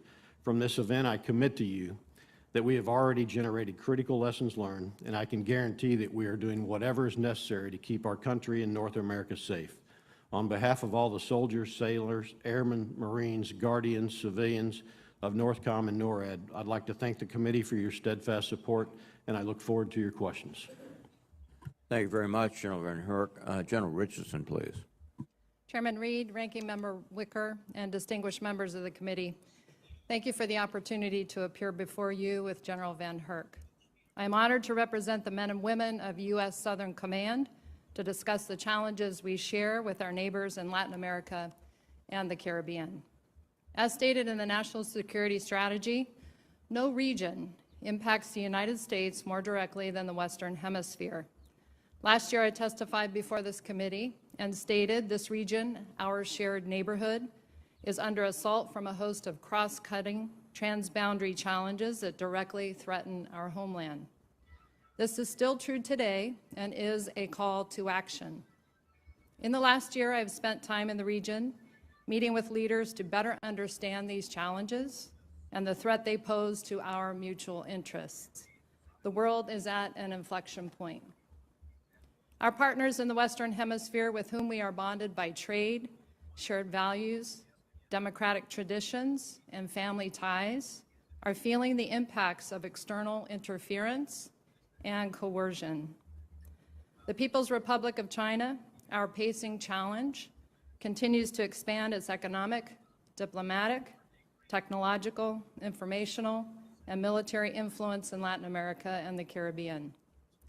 The PRC has the capability and intent to eschew international norms, advance the brand of authoritarianism, and amass power and influence at the expense of these democracies. The PRC has expanded its ability to extract resources and gets 36% of its food imports from the region and 75% of its lithium from South America. The PRC also leads the hemisphere in illegal, unregulated, unreported fishing, raiding the fish of coastal countries, costing a profit loss of about $3 billion. The PRC has also established ports in multiple countries, manipulated governments through predatory investment practices, and built potential dual-use space facilities, the most space facilities in any combatant command region. Russia, an acute threat, bolsters authoritarian regimes in Cuba, Nicaragua, and Venezuela, and they continue its extensive disinformation campaign and has media agreements with 11 countries in the region. There are over 30 million followers of Russia Today, Español, and Sputnik Mundo. These activities undermine democracies and challenge our credibility. Both China and Russia exploit the presence of transnational criminal organizations and amplify their destabilizing impacts on democratic governments. TCOs spread violence and corruption throughout the region and beyond. Their fentanyl-laced cocaine contributes to the deaths of Americans in cities and towns across the country.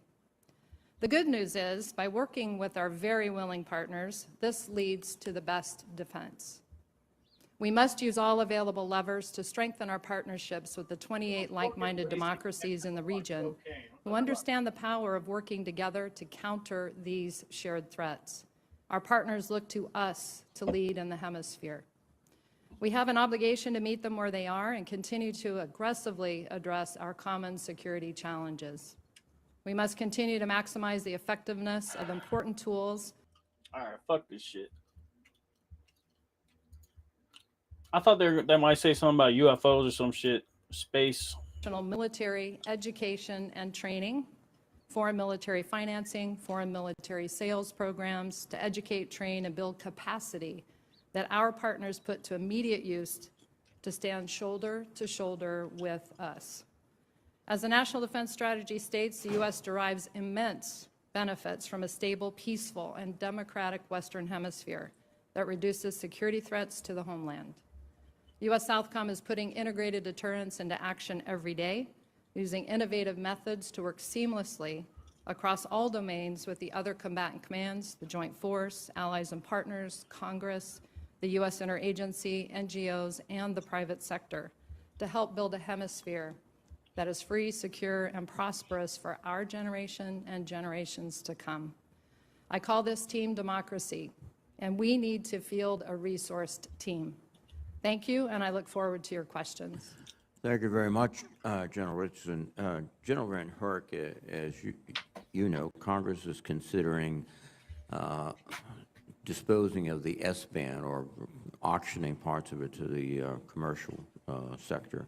And I want to personally commend Senator Rounds and Senator King for the very effective work they've done in making sure it's the military and the Department of Defense has an opportunity to look at this.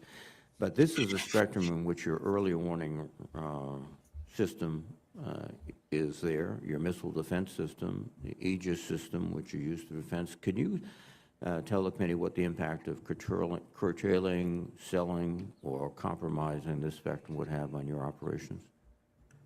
Chairman, absolutely. I am concerned about the potential national security impacts of auctioning or selling off that spectrum. It's my assessment there. They said all domain, so it sounds like the all domain anomaly resolution office. Oscillates continually at room temperature throughout space. And those are almost exactly his words. And I would say he's referring to the quantum vacuum. And he's absolutely right that as we learn more about the quantum vacuum and the conversion of it, I would even suggest that, for example, the invention of Dr. Sabato, which I can call up here for people that are not familiar with it. Dr. Sabato is one of my heroes in this regard, where here's the University of Arkansas, if I can share this screen and show people. The fascinating thing about Dr. Paul Sabato is that he's actually built a circuit that generates clean, limitless power from graphene. Well, on the surface, this seems like a conundrum. What does graphene have to do with it? You know, why is that converting any energy? Well, it turns out graphene, which is only a couple atoms thick, oscillates continually at room temperature. So in general, the article shows here that there's thermal energy, as this little video also shows. It's a 40-second video.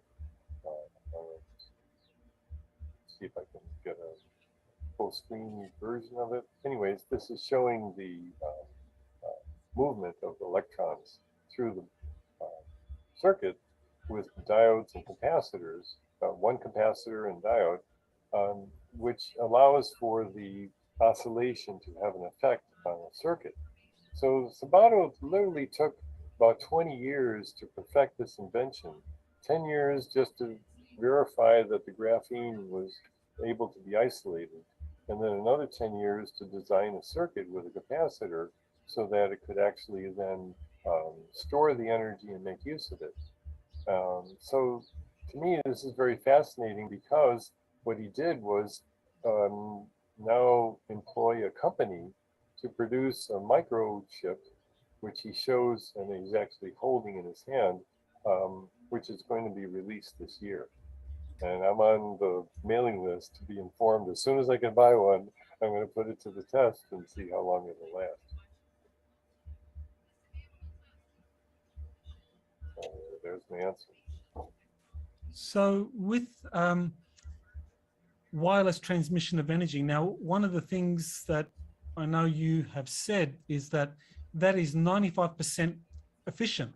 That what Tesla had come up with was 95% efficient, whereas wired transmission of electricity through power lines, transformers, and so forth, that was only 33% efficient. So, you know, the question is, why aren't we What's using Ramstein, wireless, Madison Square Garden? Is that a live feed? transmission much more than we are? Well, I'm actually happy to tell the short answer or the long answer. The short answer is that it still hasn't worked, and I'm happy to pursue that because obviously I've written more than one book on the topic, and the companies that have pursued this invention actually involve two different companies. One was in Texas. I thought it was actually a New Zealand-based startup. I'm seeing on the Google search for this. There's companies that are constantly looking at ways to capitalize on wireless transmission, because what you refer to is the efficiency is predictable to be quite high. So this is a big incentive for people to improve on it. Now, James Corum is one of my heroes. In fact, I have actually it's almost 100-page article of Jim Corum. How big of something you can put on there? Nikola Tesla's Electricity Unplugged book that describes his work on the wave propagation, surface propagation effect that he actually found was even more important for the transmission of the electricity than through the atmosphere. And so this was another area of pursuit that he now is involved in. And the company that had hired him originally to capitalize on this ended up letting him go because they thought they could do it all themselves without it, which is really unfortunate to see this corporate struggle for power when Jim Corum obviously is an expert in this technology. So he's published plenty of information on it. And technology. Transmission over 20 kilometers at least was very efficiently received, but overall the ability to commercialize and make it profitable is I think what's stopping it at this point. Well, I know there's a lot of events that you've organized in the past, conferences on future energy. So is that a yearly event you organize? I mean, do you have some more planned for 2022 or 2023? Actually, we don't at this point. COVID has sort of put a damper on the organization in person. And what was kind of exciting is a couple of years ago, we had COFI 12, which is the 12th Conference on Future Energy. And it was scheduled for Albuquerque, but it was in 2020, right when COVID was hitting. And I was cooperating with Stephen Ellswick at that point, and who's now continued with his Tesla Tech Extraordinary Technology Conferences. However, he canceled his, and I said, no, I could still probably hold it online. And all my speakers were still lined up. So I did a 2-day conference using Zoom and actually recorded a few of the presentations. Everything went seamlessly, and it's now available on YouTube. So anyone can search my name, COFI 12, COFE number 12, and see any of the videos for free. So that I think is a more convenient mode of communication for any speakers, because we had people from around the world that participated, even Dr. Ludwig from Germany, and holy shit! Look at that thing fly off. As I say, a very well-used conference. Well, I know you've really established quite a reputation as an expert on free energy, electromagnetic healing, technologies and electrogravitic propulsion systems with all the books and the conferences and the papers that you've written. So if people want to kind of find out more about that, what's the best website for them to go to? The best website I would suggest is integrity-research.org. There's a hyphen between integrity and research. Integrity-research.org. Holy shit, dude. And then the bioelectromagnetic materials and products are available on a separate website, which is reachable from that homepage called bioenergydevice.org. And bioenergydevice.org is the main website for that. Well, I want to thank you for being on the show. That was really very informative, and I think you've helped educate people a lot about the applications of Tesla technology. So thank you. Thank you too. Thank you for having me. You have been listening to Exopolitics Today with Dr. Michael Salla. Please remember to like, share, and subscribe to this channel. Join or start a conversation in the comments. Take the time to explore the vast library of best-selling books, webinars, and podcasts by Dr. Salla. Visit exopoliticstoday.com.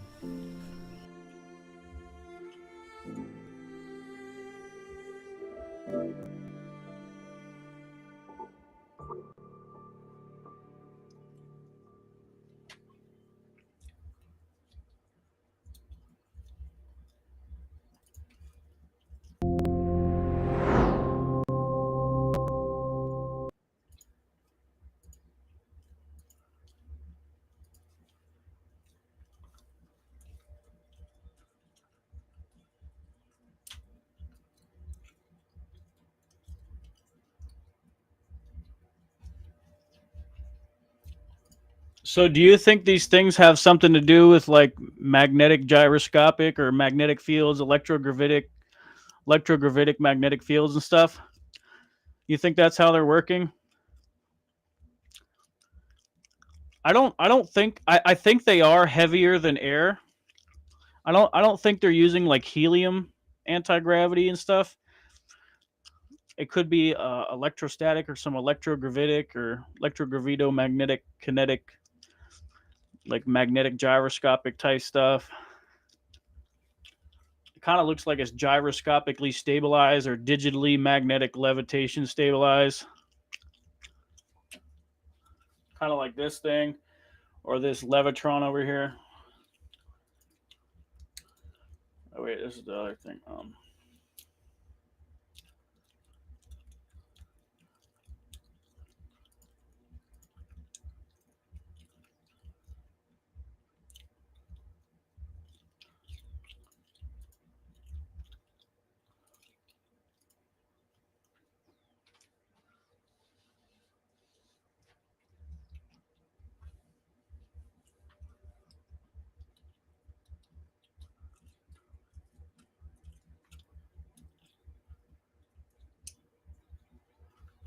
So it's like not just about getting like locked into fields, but also like somehow propelling off of them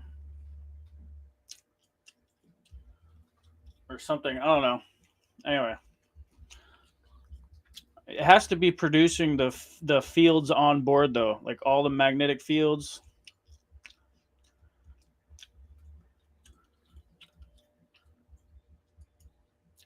Looks really cool.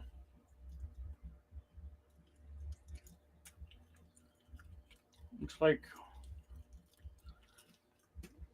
a digital magnetic levitation module.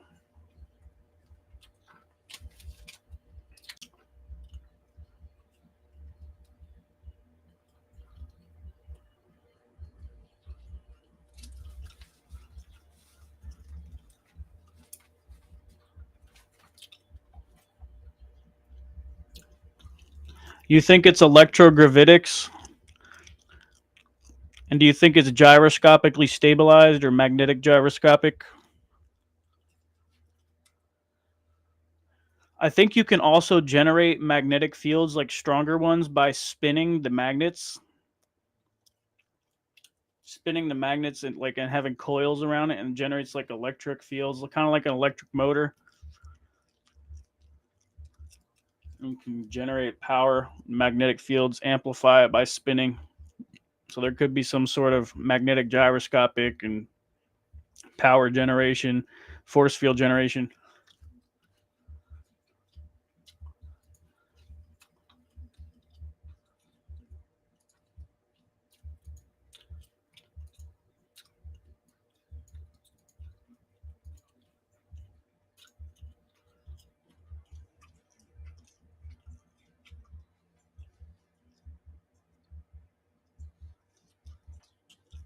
Do you think this is how the saucers work?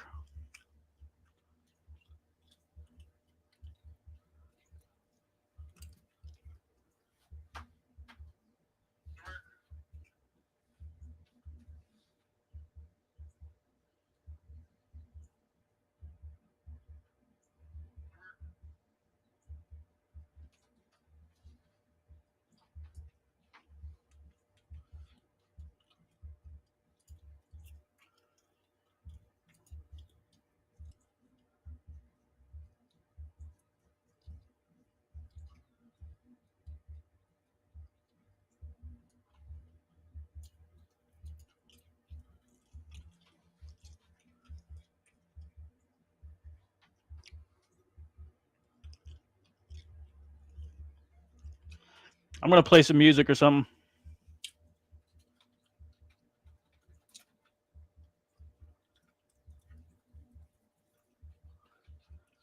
You know what I should do is put the Tic Tac on its own. Have this playing like this. Have this full. Now we just have 3 different views of these types of things.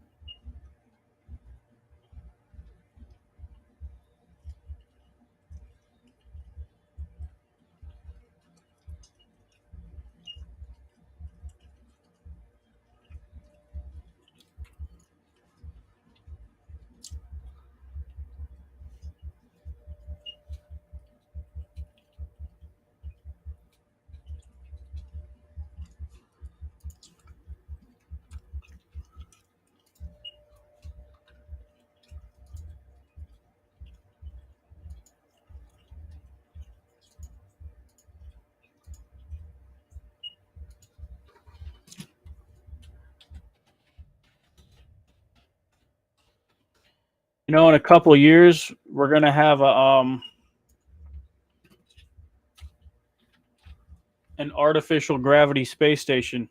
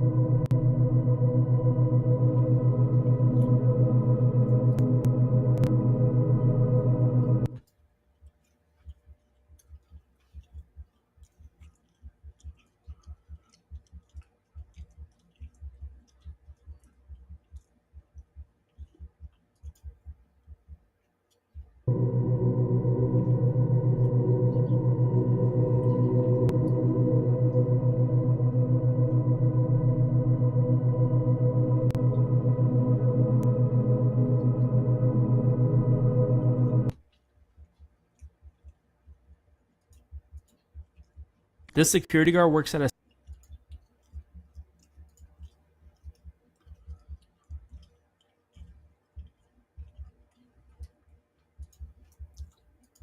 Pioneer Station Orbital Assembly. The company's name is Orbital Assembly, and it's definitely going to happen. It's happening in 2025.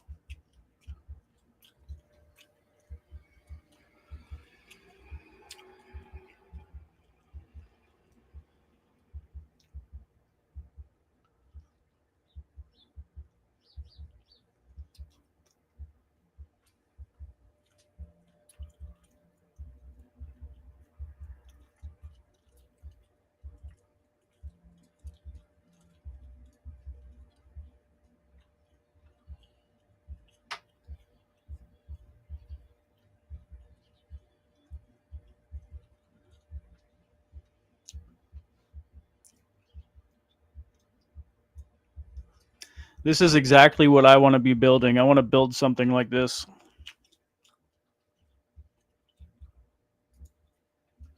This is exactly what I dream of building, is a bunch of artificial gravity ring space stations, and you can stop them from spinning. If you want zero gravity, you just stop them from spinning, and then you restart spinning when you want artificial gravity, and you can control the artificial gravity strength with how fast it spins. At this station, I believe, is going to have 1/6 Earth's gravity, so it's going to have lunar gravity. It'll be comparable to being on the moon while you're on this space station.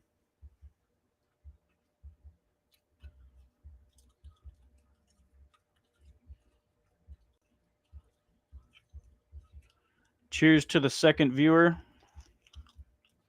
See someone joined in.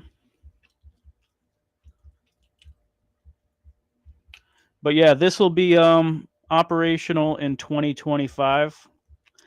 They a couple years ago, they made these robots that can construct these giant Ferris wheel ring structures in space. And so now they just got to launch them up there, put everything together.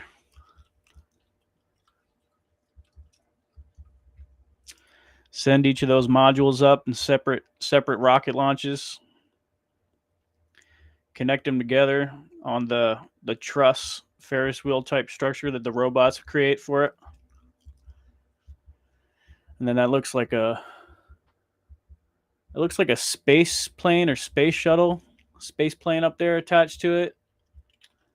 And then you got some capsules like Dragon, Starship, Starliner.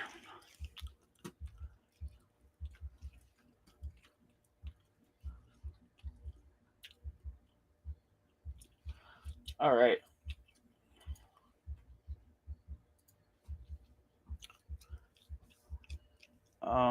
What is it called?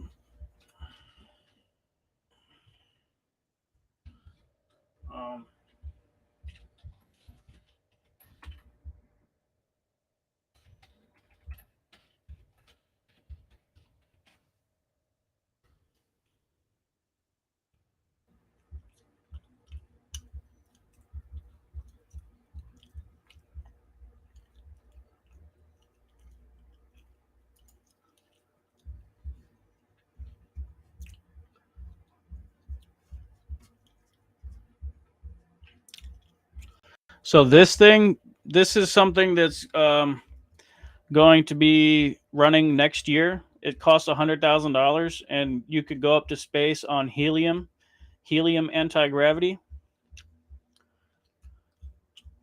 So it's basically a giant helium balloon and then a capsule that it takes up.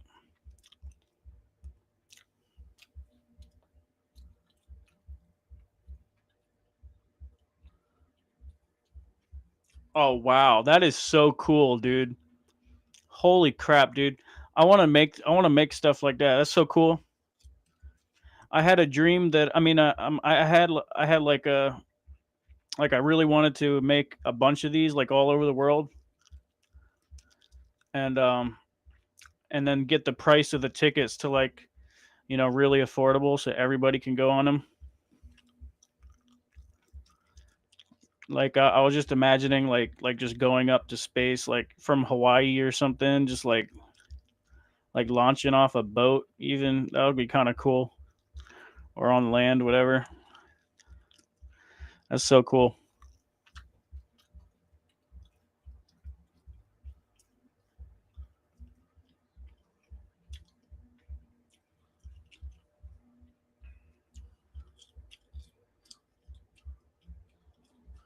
But yeah, helium literally escapes out into space, completely goes up to space.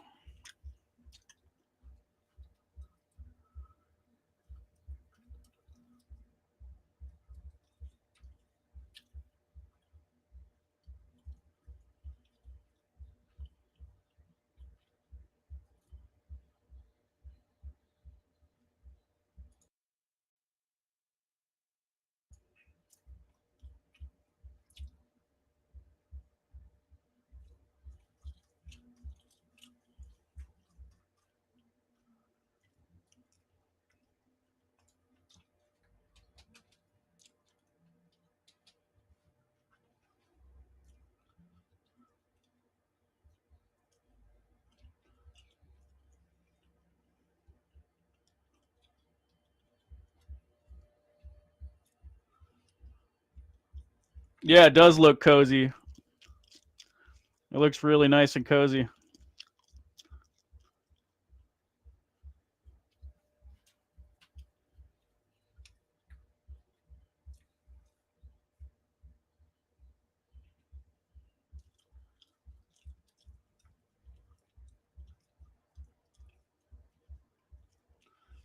So I guess that's what it's gonna look like in there, I guess.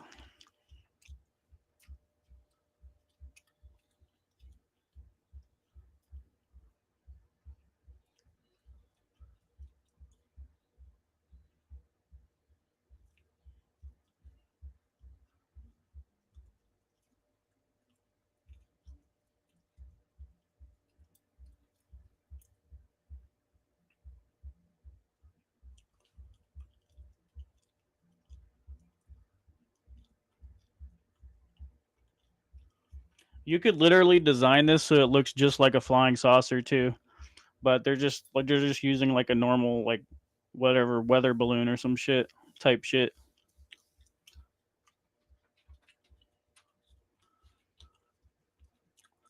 You could make it look more like Dragon's Dream by DARPA and NASA and Air Force. That the helium anti-gravity ship.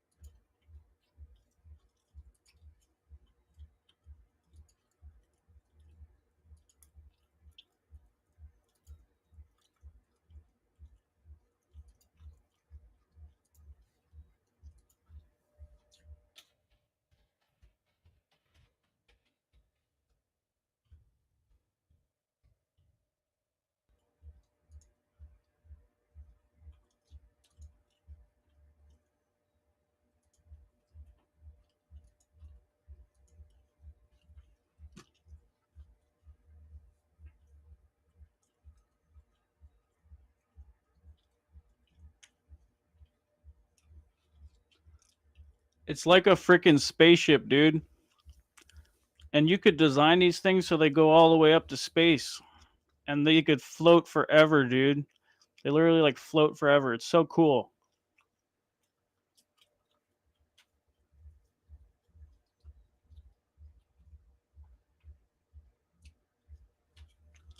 What's up, IO Walks? What's up, dude?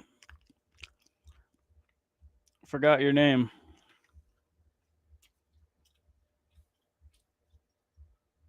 I don't remember if you told me your name or not.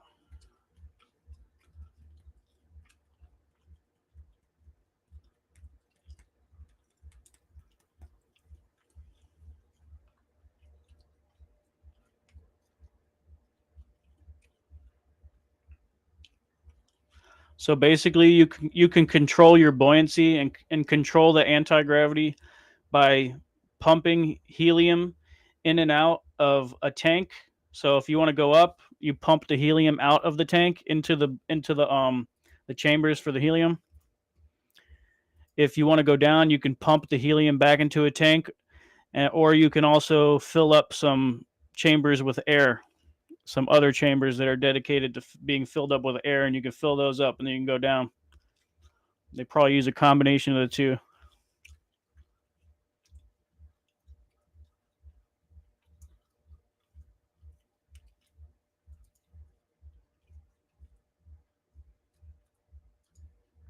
So you can control whether you're heavier than air or lighter than air.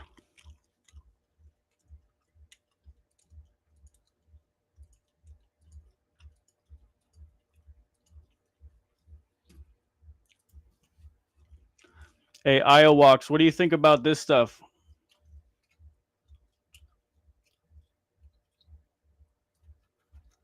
Wait, what the hell is this?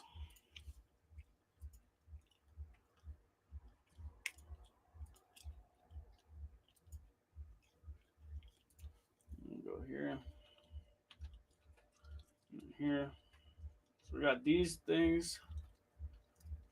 We got this thing.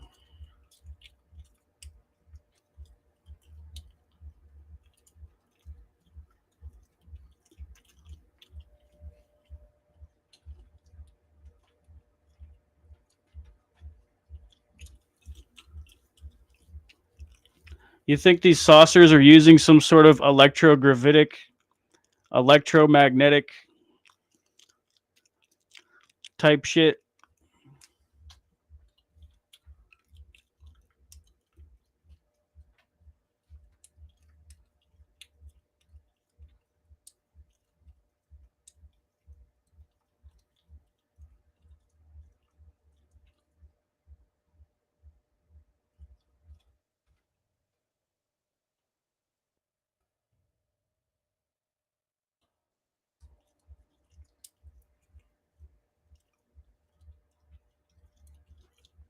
Anyway.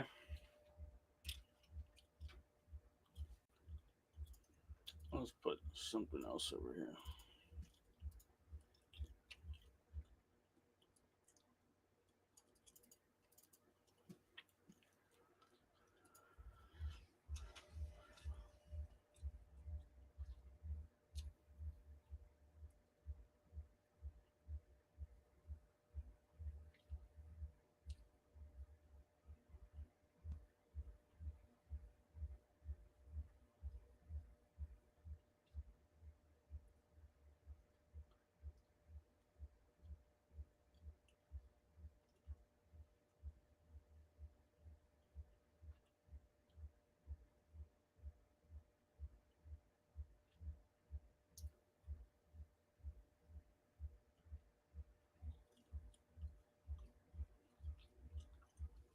Anybody got some good videos to recommend to watch? Some alien channels.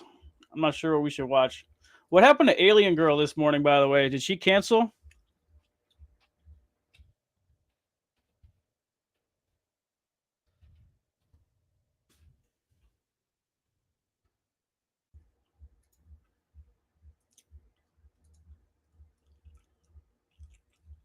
Huh.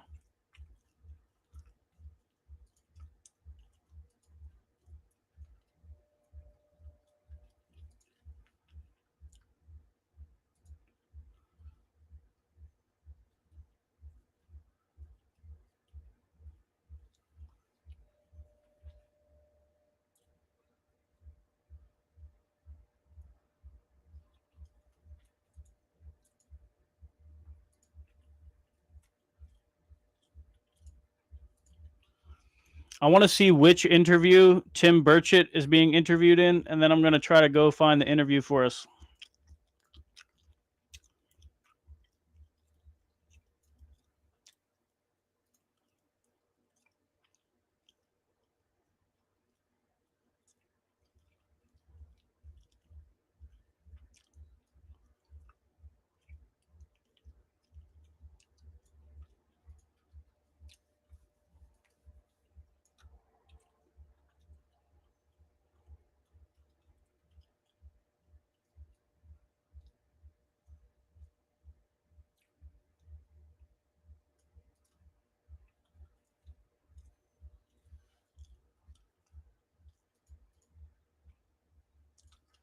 Tim Burchett interview UFOs.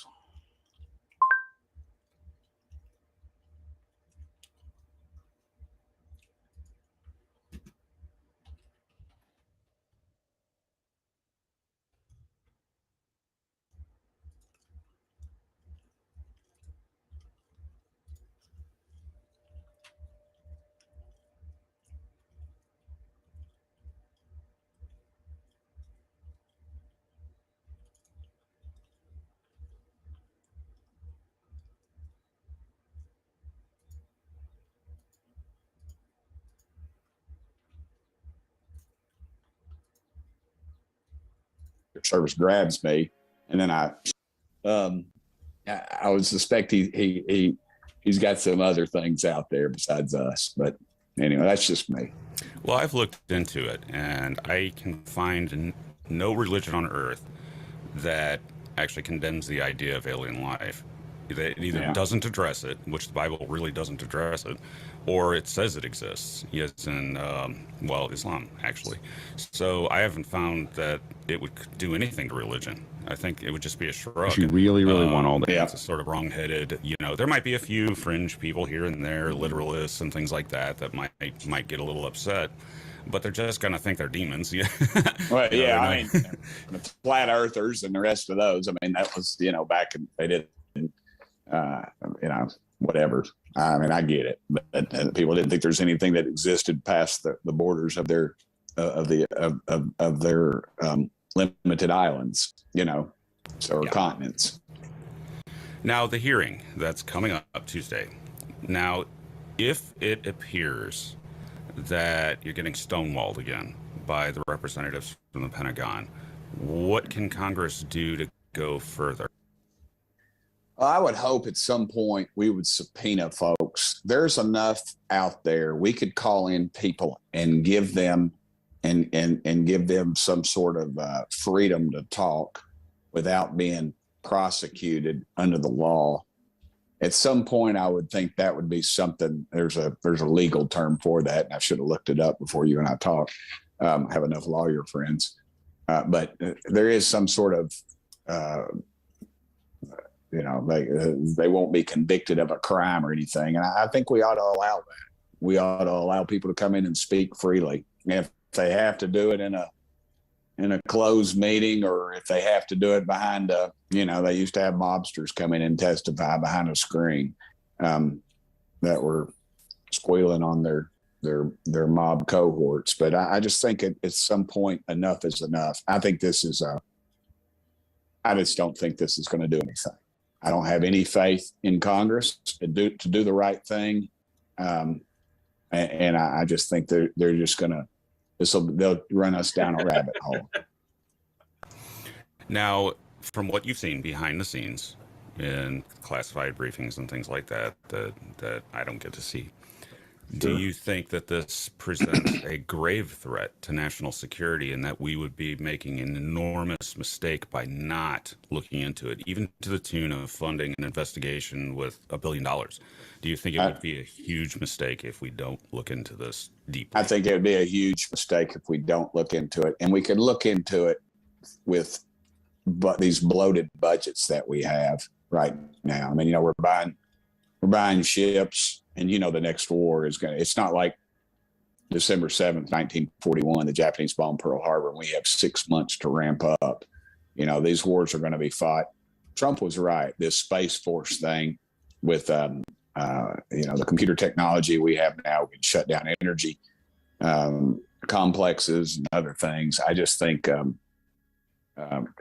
we can do it within the budgets. We don't need to put a big price tag on it, because that would be the way they would surely kill it. They would kill it that way. It wouldn't get out. Nobody would do that. When we're sending $40 billion to Ukraine, we can't put $4 billion on a border wall. We got veterans out on the streets. The VA is a bureaucracy, endless bureaucracy. I mean, they do all this by design. I mean, it's just about power, and it's about control. It's about staying in control, and that's all they do continuously. Yeah, well, that's government, and I'll bet it works the same in every government on Earth. Almost 200 of them. Now, what about a personal probe into this? It's happened in the past, right? That members of Congress, and I'll actually point out Barry Goldwater on this, went and tried to personally find out what's going on with this thing that Lockheed Martin seems to have right now, or presuming it's the same thing, Roswell, whatever. And he met massive resistance in the Pentagon. Sure. Yep. You're 100%. You got to have a president that's not compromised with the guts to do it.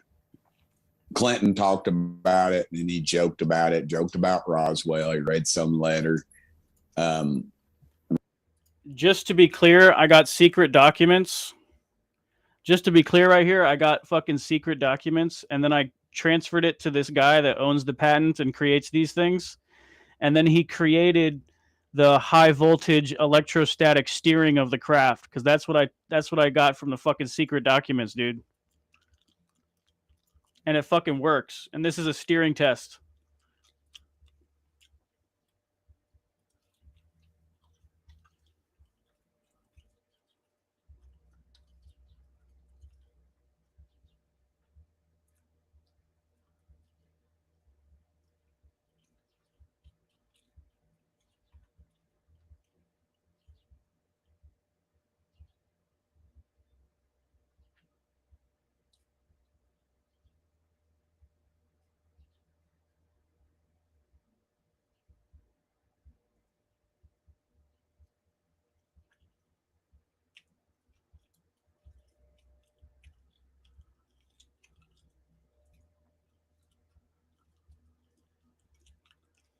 He literally created this because I told him that stuff.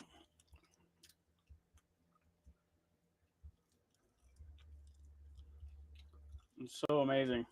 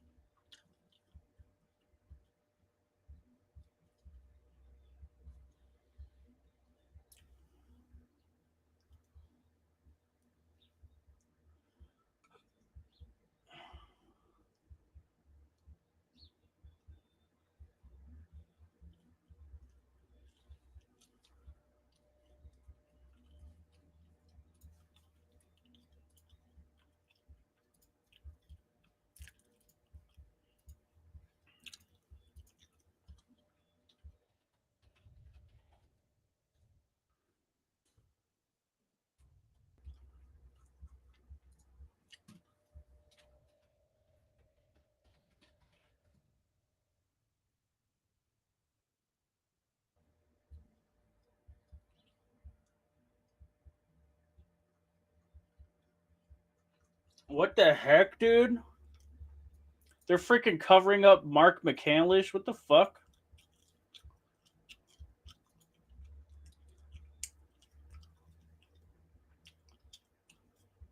What the fuck? Lockheed Martin's hackers. They have fucking hackers. What the hell is this?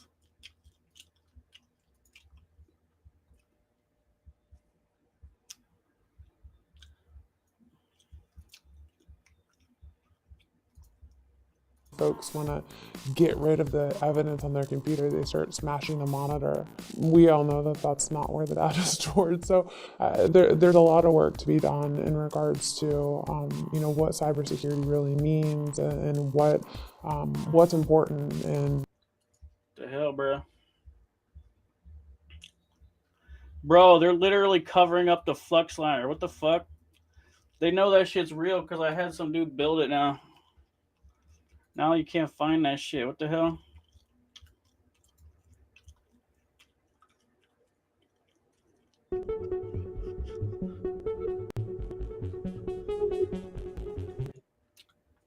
People at the magazines, test pilots, editors, and things. By the mid-1980s, he was a very successful professional artist living in Rialto, California. He had a full slate of high-profile projects and had become a very sought-after and respected talent in a very crowded field of designers and artists. Despite living in the era of Reagan and disco, things were going very well for Mark.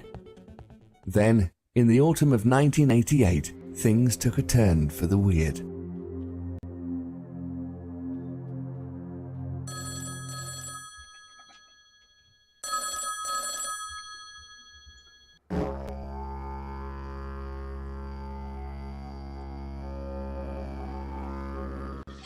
Well, it turns out that this was in October that the magazine hit the newsstand. It was a November issue of Popular Science. It was called the Mach 5 Spy Plane. And a friend of mine from college, Brad, had seen this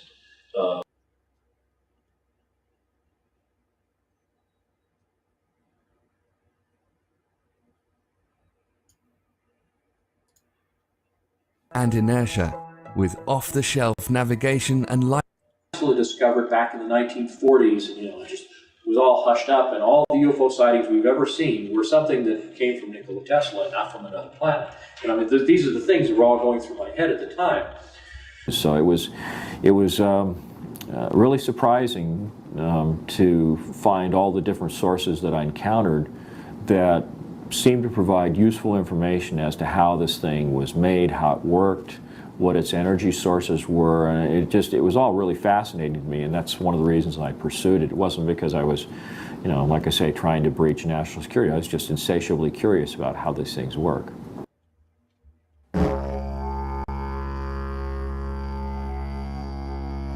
Yeah, same here.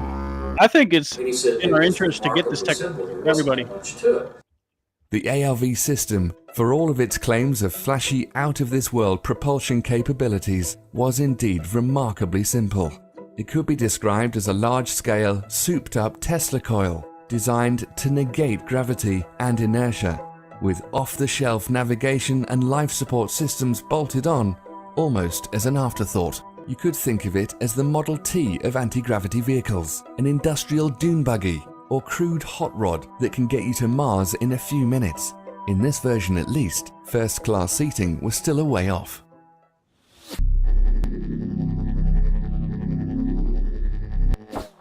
From everything I've been able to gather, it helps to understand what some of the components are. There's a large capacitor array on the bottom of the craft. It's in the smallest version, it's 24 feet in diameter. The outer edge of the plates and the capacitor section itself, they're shaved off at that same 35-degree angle. So you have a series of plates that are progressively smaller as you get higher and higher in the stack. And there's 48 sections that are all set up like that. Through the middle of the crew compartment is a central column that's called the amplifier section that's in the middle of the craft. On the very center point of that column is what looks like a large 9-foot diameter flywheel type mechanism. Then around the belt line of the crew compartment is about a 2-foot wide coil of wire that's embedded in the same glass-like material that the capacitor section plates are embedded in. And there's a kind of flange or fairing that traps the top and the bottom surfaces of the coil. You can see that it traps it there and at the top. But in between are a series of explosive bolts that run all the way around the craft. They said above this ledge there is looks like a door out of, your stereotypical cartoon submarine, as a steel frame that's embedded in the side of this protruded sphere that makes up the crew compartment. And he said, and it had a wheel on it with little spokes that you would turn like an old, Captain Nemo submarine, with the pins that would go out and lock into the door frame, and it had a seal on it so it'd be airtight. And then the ejection seats are mounted back to back. There's 4 of them in the smallest version of the craft, and they're mounted on this central column on a set of rails. In the event of an ejection, the explosive bolts separate the top and the bottom halves of the crew compartment, and the entire outer sheath of the central column pulls away along with the upper half of the crew compartment and the ejection seats.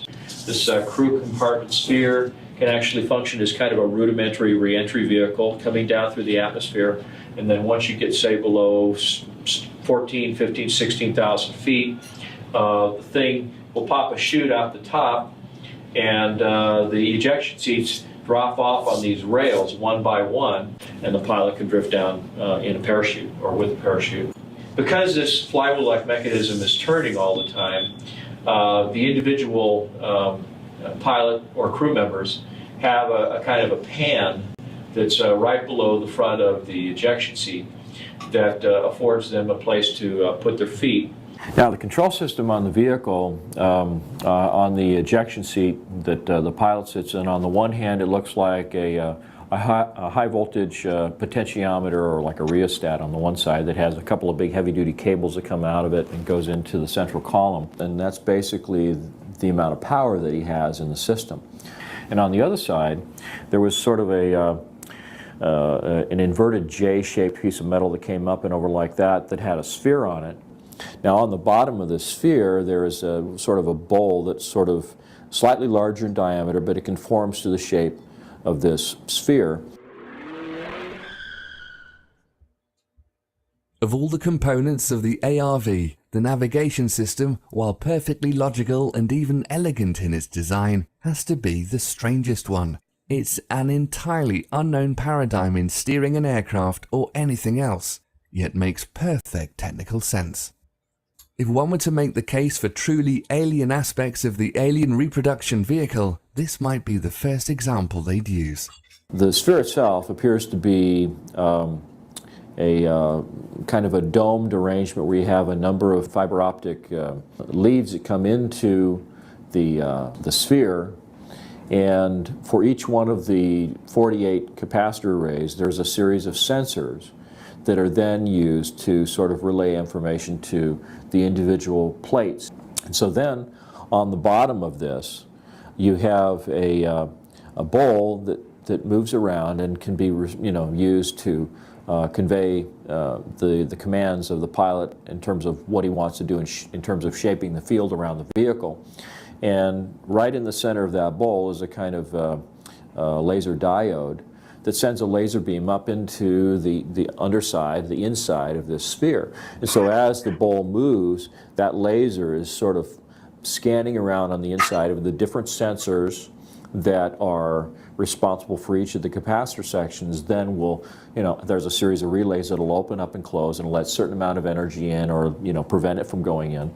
And when it's dead center, it means that all of them get the exact same amount of information. You just go straight up. If you want to bank to the right, then you bank this to the right. It sends the laser signal over to the opposite side of the dome, and it says that the opposite side of the craft is going to get more energy, so it banks in that direction. It's kind of like in a helicopter, in the swash plate of a helicopter. When you want to bank to the left, you create more deflection in the main rotor on the right side so that it begins to bank to the right, or bank to the left, excuse me. So it's kind of the same principle. Then you have an oxygen supply that's strapped to the lower part of the central column down here in the lower part of the crew compartment. You have a much larger set of oxygen tanks, and these are all protruded vessels, by the way. There's no steel or aluminum in terms of the oxygen supply in the vehicle. There was also a pair of oxygen tanks under the seat, and that was assuming that maybe you had to eject, when you were 25 or 30,000 feet, and you needed some air to get you from up there down to the place where you'd actually be able to breathe ambient air. I said, well, were there windows? And no, there weren't any windows. He said there was a thing called a synthetic vision system. And he said there were 6 or 7 of these little plastic bubbles around the top of this thing, one on the very top in the center, and then maybe 6 around about halfway up from where the ledge was to the very top, and they were spaced at even distances. And he said in each one there was a little CCD camera. So the synthetic vision system was set up so they would take 2 cameras, and it would have a converging point of focus in those 2 cameras, so that it would just be like looking through a set of binoculars. So you'd have a left and a right eye view, and it'd give you a 3-dimensional view outside the vehicle, but with no windows. And the reason for that apparently was that this aircraft was using extremely high voltages, and the voltages would ionize the air around the vehicle so much that it would start producing X-ray photons, which are absolutely lethal. So you have to have basically a barrier to protect yourself. You also have a robotic arm that seems to be blended in with a composite fairing sitting right on the top surface of the capacitor array that has the ability to extend outward with a little air-driven claw that's on the end of it. In fact, I think that the craft's magnetic field or electromagnetic field is probably so powerful that conventional little electric motors probably wouldn't work in this kind of an application. Where they took the panels off the side of the aircraft is that they had Zeus fasteners that were these little, like, quick spin lock things that they put on there to hold the panels. The panels are all like a fiberglass material. It's all composite. The entire vehicle appeared to be covered with what he's referred to as a goopy lead paint. It looked like little flecks of lead that had been suspended in kind of a resin and just painted haphazardly over the outside of everything on the vehicle, with the possible exception of the door itself and these little blisters that house the synthetic vision system. So why would it be goopy lead paint? Well, the theory is that the electrostatic field created by this huge capacitor array and the ionization that occurs just because of the propulsion system might be enough to create a level of ionization around the craft that's high enough that it would produce X-ray photons of its own accord. And so you would want to be able to protect the pilot and the crew members from that radiation. So anyway, that's the general overview of the structure of the vehicle. This is a vehicle that has the ability to travel up to or beyond the speed of light. And part of the reason that it's able to do that is because it exploits the energy form that's embedded in space-time that's responsible for the effects of mass and inertia.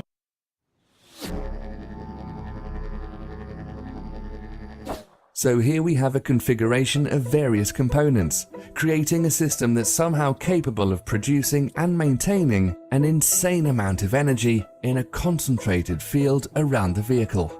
This field can be precisely controlled by the pilot with the aid of a basic throttle, an alien steering ball, and a bunch of casino cameras. There's plenty of onboard oxygen, handy if you're off the planet, and a lead coating so the occupants don't get fried in their seats, and a robot arm in case you need a robot arm somewhere. It looks like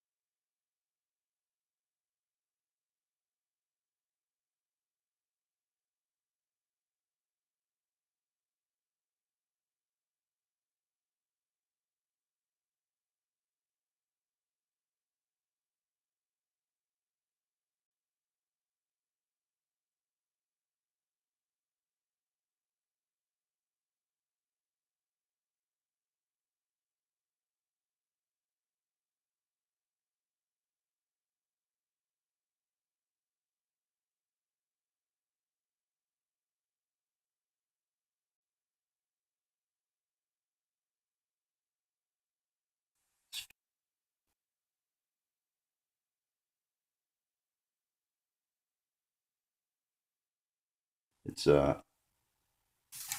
goes up with considerable strength. In fact, battery. Anyway, it goes up with considerable strength. In fact,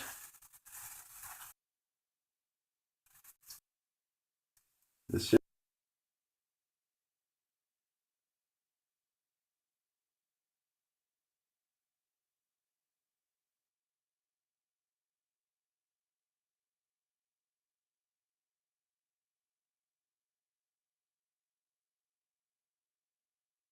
here's a skewer stick, and well, actually, I hope if the battery's up enough.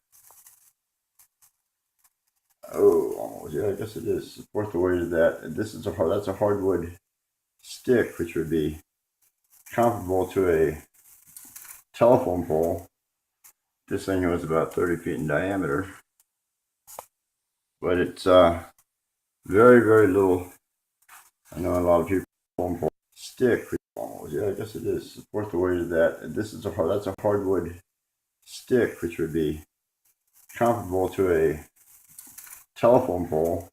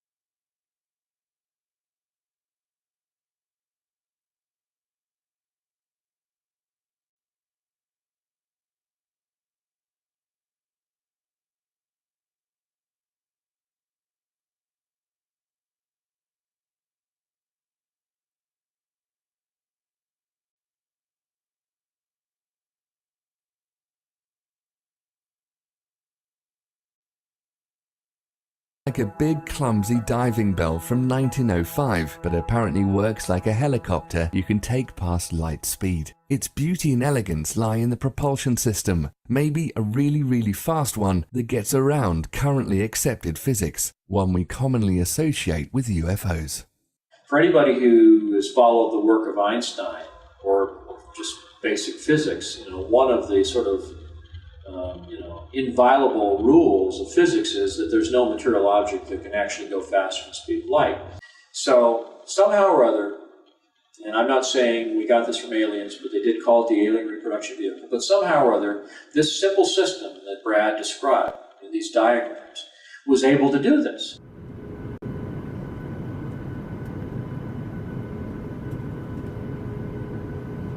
So I began looking at the scientific literature. I was looking at this scalar energy, anything I could find on zero-point energy, scalar energy, quantum zero-point fluctuations of the vacuum, I think is the more technical physics term that they use in the literature.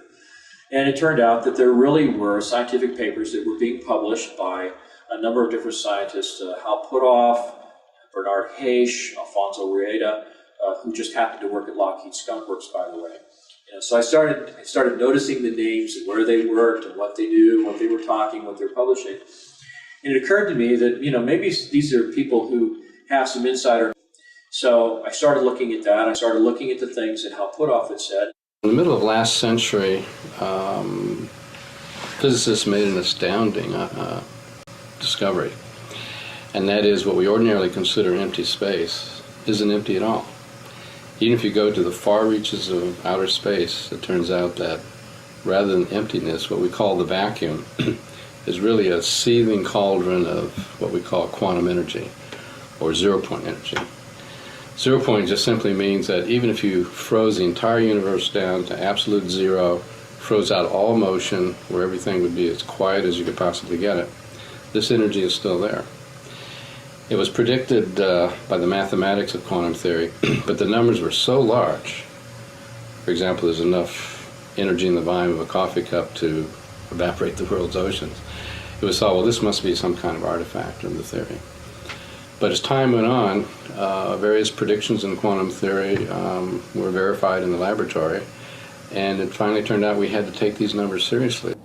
So I opened up a correspondence with Hal Puthoff, and he was very gracious in taking time to talk to me on the phone, send me copies of the peer-reviewed papers that he had published in Physics Review, Physics A, Physics B, and I couldn't understand the mathematics with all these Greek symbols, and I mean it was really advanced theoretical stuff.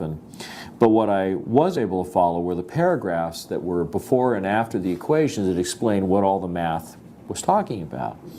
And so as I went through these papers and I would talk to Hal, he would explain to me, well, this means that this is a certain process, a polarization process that happens in the vacuum of space-time, and when you do that, you have this kind of phenomenon. When you do that, you have this other phenomenon. And the papers that he wrote started to indicate this zero-point energy that's embedded in the environment. Is responsible for the effects of inertia and gravity and mass. And the reason why, as you accelerate through space-time, the mass of your vehicle increases.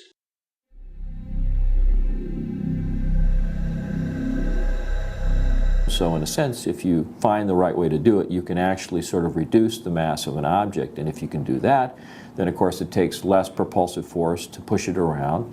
It means that it can go a lot faster because it's not limited by the amount of mass that it increases to as it accelerates. In fact, it may in fact be a situation where the faster you go, the more energy you have available to continue the acceleration process, and at the same time the mass is becoming relatively less and less and less. So it really enables the possibility of being able to go faster than the speed of light without violating general relativity, and that was the most fascinating aspect of the whole thing. You're drawing energy from the environment, and in the process of doing that, you're enabling the craft to not only demass itself, but use, basically conserve energy by using the flux in the vacuum of space-time as the power source for your propulsion system. So literally, the faster you go, the more energy you have available that you convert into propulsive force, and the lower the relative mass of the vehicle becomes. So it's actually sort of an inversely proportional kind of a relationship. Most scientists with an instant response would think on special relativity terms and say, well, the velocity of light is a limitation. You can't go faster than the speed of light. And therefore, to conceive of us exploring stars or other people coming here, it's too far. They just can't get from here to there. We might explore our own solar system, but that's probably as far as we're going to get. But the truth of the matter is that in general relativity, that's not the case. There are options there. That limitation now has begun to evaporate due to the new understandings and predictions coming out of general relativity. So that's not the issue. And so I was starting to learn about the technology and how it might be playing a role in the function of this craft. The craft, of course, had oxygen tanks and stuff in it, so it really suggested that the thing was capable of going out into space. So the idea was that somehow this vehicle is able to sort of skirt the law in a way that allows it to do these things that are unheard of.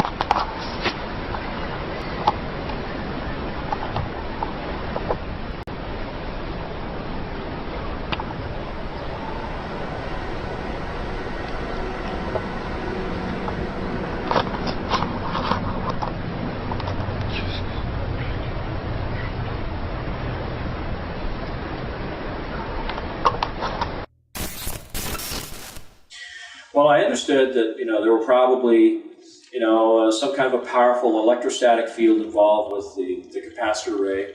There was obviously an electromagnetic field that was forming around this ring of wire that ran around the crew compartment, and that would form a kind of donut-shaped or toroid-shaped electromagnetic field with field lines stroking right through the middle of the craft, which happened to be where there was this large central column. Now, the central column was supposed to be the most secret part of the vehicle. Brad didn't seem to know too much about that, but he said that it used mercury in some form. He thought it might use it as a noble gas, vaporized mercury. The mercury, based on a number of accounts, appears to circulate in a kind of a closed loop system that runs down through the cylinder in the middle and then back up in the space between the inner cylinder and the outer cylinder. And there's a counter rotation kind of a mechanism that's occurring there too.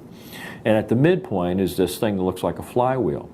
But in effect, what I think its actual function is similar to what is called a homopolar generator, where you can use the centrifugal forces of a disk, a conducting metal disk that's spinning, to actually throw the electrons in the material out to the edge, where they can be literally tapped off with something that looks like a brush that has conductive bristles. Now, I believe that what happens is that this vehicle develops probably several million volts of voltage. And the sheer power of the electrostatic field that is created in this capacitor array actually has the ability to polarize the surrounding space-time.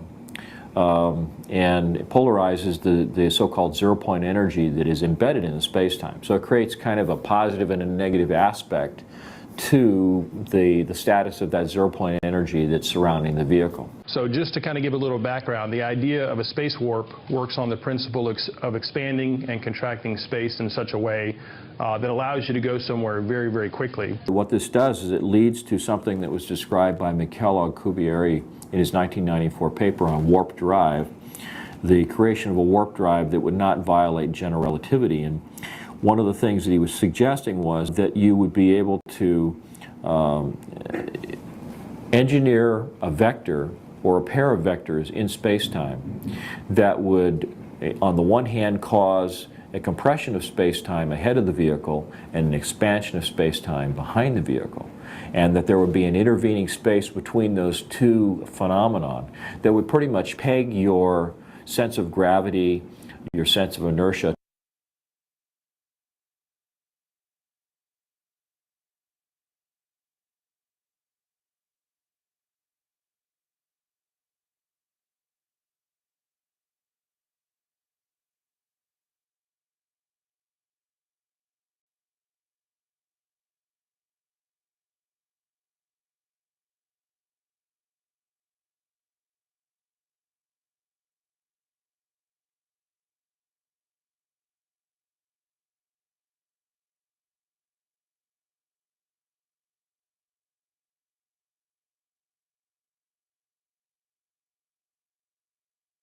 To the environment that you departed from when you initiated this movement. So in essence what you have is you have a spherical event horizon around this particular region that might be called a dynamically engineered local spacetime.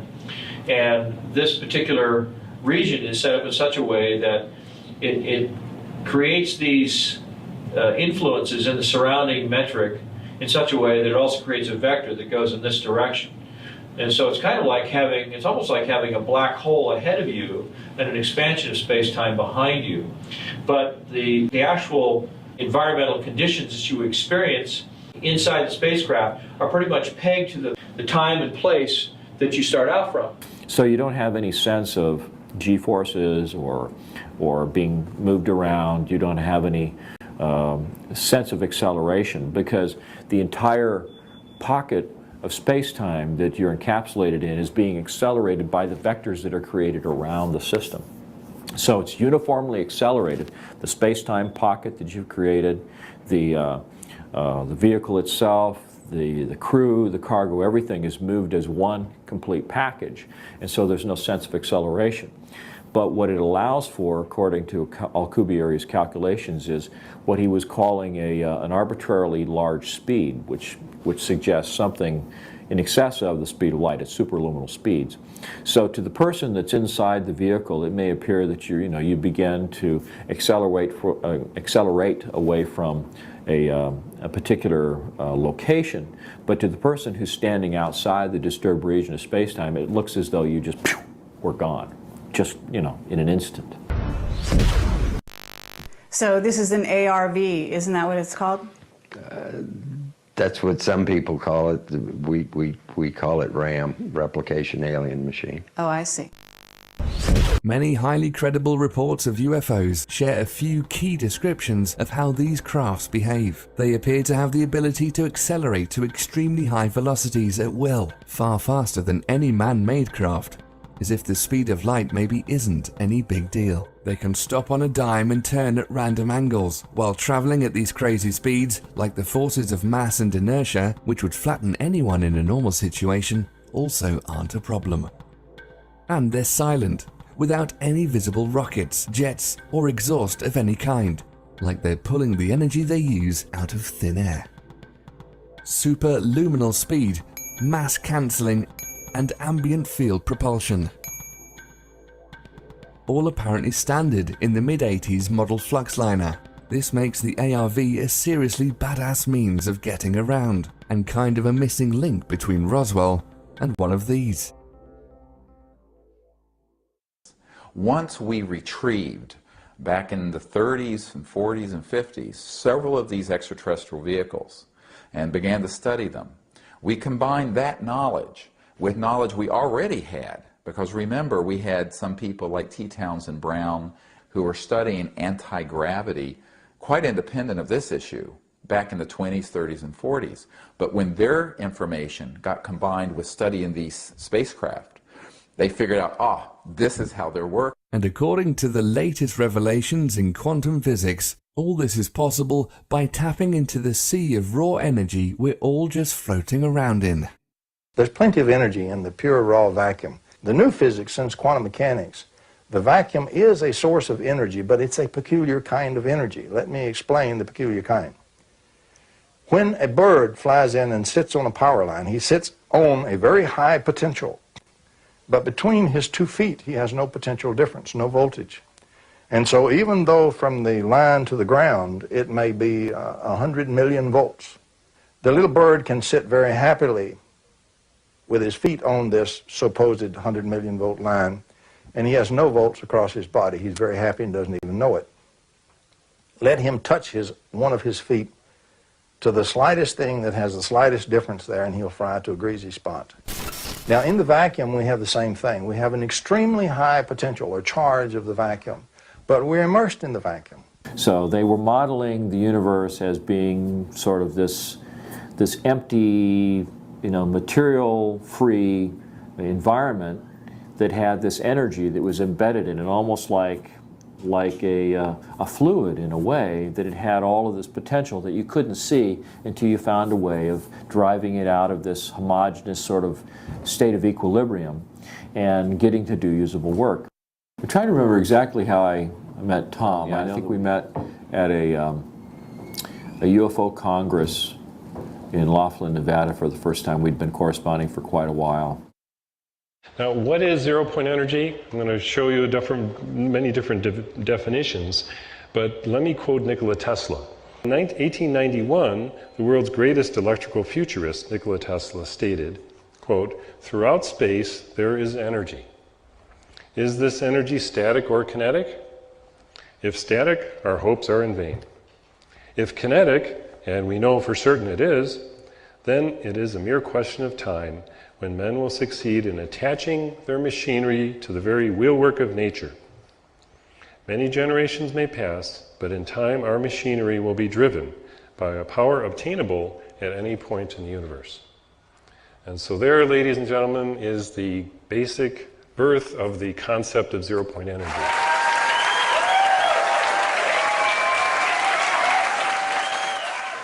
The real issue becomes, is this new technology something that's so advanced and so far out there that it's really beyond the scope of our modern civilization? Is it something that's so hard to achieve that it requires such a tremendous amount of development that it would cause the economy to collapse? Or is it a real threat to existing forms of energy like oil, coal, nuclear, wind power?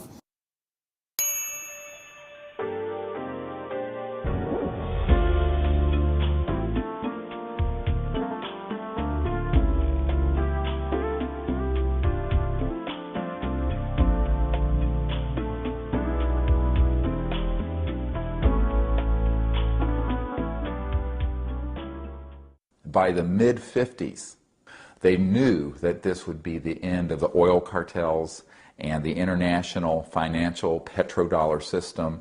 And this is very important. It means that we, Homo sapiens, have the ability to access this so-called zero-point field of energy, which is the ambient field of energy from which all matter and energy is fluxing, and can access that energy and generate all the power we need to run this planet without fossil fuels or pollution. So this stuff really works? Certainly does. Oh, well, lots of luck. Oh.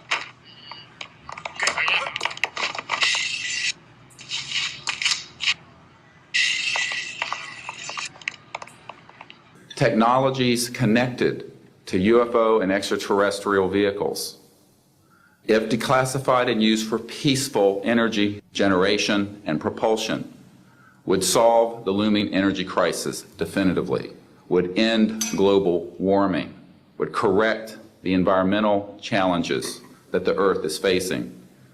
When I got involved with Dr. Greer and the Disclosure Project, I was very excited. And it was an opportunity to go to Washington and maybe have an opportunity to talk some real live politicians about what the potential of this technology might be. I was really hopeful that we would see some kind of a door open publicly, and that the government would show that it was willing to have a conversation, a dialogue about the technology.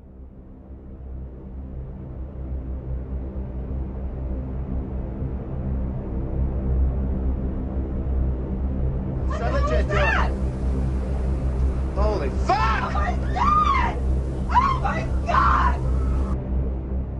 September the 11th basically knocked May 9th off the radar, permanently. But it didn't lessen the potential importance of the spring conference or the issues involved. It did, however, allow the Bush administration to spend $1 trillion of our money on a war based on lies. So getting together with Dr. Greer, going to Washington, D.C. was exhilarating, met a lot of interesting people, and it made it clear to me that there's a lot more going on behind the scenes than anybody can imagine. I mean, just the sheer volume of the stories and the accounts, the experiences that these people have had, when taken as a whole, you can see that there's this whole other level of things going on that nobody knows about. And there's a handful of people that may have an awareness, an overview of all that, but how it's affected me, well, that's a good question, because you know, I can think of a lot of things that have happened to me that, you know, if I didn't sit down and seriously analyze all the facts, I might be able to attribute it or blame it on, you know, talking about flying saucers, talking about the alien reproduction vehicle. When I finally did get around to making a copy of this original drawing in the form of blueprint, I sent a copy to Brad. And one of the first things that he said to me on the phone was, and he wasn't kidding when he said this, he said, you know, Mark, he says, this drawing is about as accurate as you can get. He says, every detail, every aspect of it is right on the money. He said, it is so accurate in every way. He says, this has to be probably one of the most dangerous illustrations you've ever done in your life. He says, and if you're smart, he says, you'll tear up the original, you'll throw it away, and you'll never talk about it again. And if he said, I got around to making about the alien reproduction vehicle. When I finally did get around to making a copy of this original drawing in the form of blueprint, I sent a copy to Brad. And one of the first things that he said to me on the phone was, and he wasn't kidding when he said this, he said, you know, Mark, he says, this drawing is about as accurate as you can get. He says, every detail, every aspect of it is right on the money. He said, it is so accurate in every way. He says, this has to be probably one of the most dangerous illustrations you've ever done in your life. And he says, and if you're smart, he says, you'll tear up the original, you'll throw it away, and you'll never talk about it again. When it was all done, the CIA, one of the CIA men told the people they were now sworn to secrecy, that this meeting never happened, and this event never happened. You don't necessarily write anything down. You don't write anything down. And you keep it to yourself. It's a need-to-know basis only. Well, I thought, gee, this is something that we have to keep quiet, and that was verified by the Chief of Security. So I got the feeling that somebody was monitoring my activity, And there was one point at which I wasn't home at the time. The phone rings. My girlfriend, Michelle, picks up the phone, and a voice says to Michelle, "You better tell your boyfriend to stop doing what he's doing, or he's going to be in really deep trouble." And, then I did. One by one, I lost all my defense clients as a conceptual artist. And it could have been attributed to my involvement with the Disclosure Project. It could just be that I'm an actual artist with paints and brushes, and I don't work with computers like, some experts that I know. And it may be because there were a lot of people that didn't want to be associated with somebody who talked about flying saucers and anti-gravity and aliens and all that kind of stuff. The reason it's called Alien Reproduction Vehicle is that it's based on the study of extraterrestrial vehicles, but it is manufactured by human military intelligence, aerospace contracting arrangements. We have studied specifically extraterrestrial vehicles which have been retrieved. The breakthroughs in that research have led to applications that have led to the building of this and similar anti-gravity devices. I mean, you can understand how corporations, and Brad told me that it had a big impact on his life, because when his name started popping up on the internet associated with the ARV story, there were a lot of his Japanese clients that wouldn't have anything to do with him because they did not want any of that kind of reputation tarnishing information associated with their product and their brand.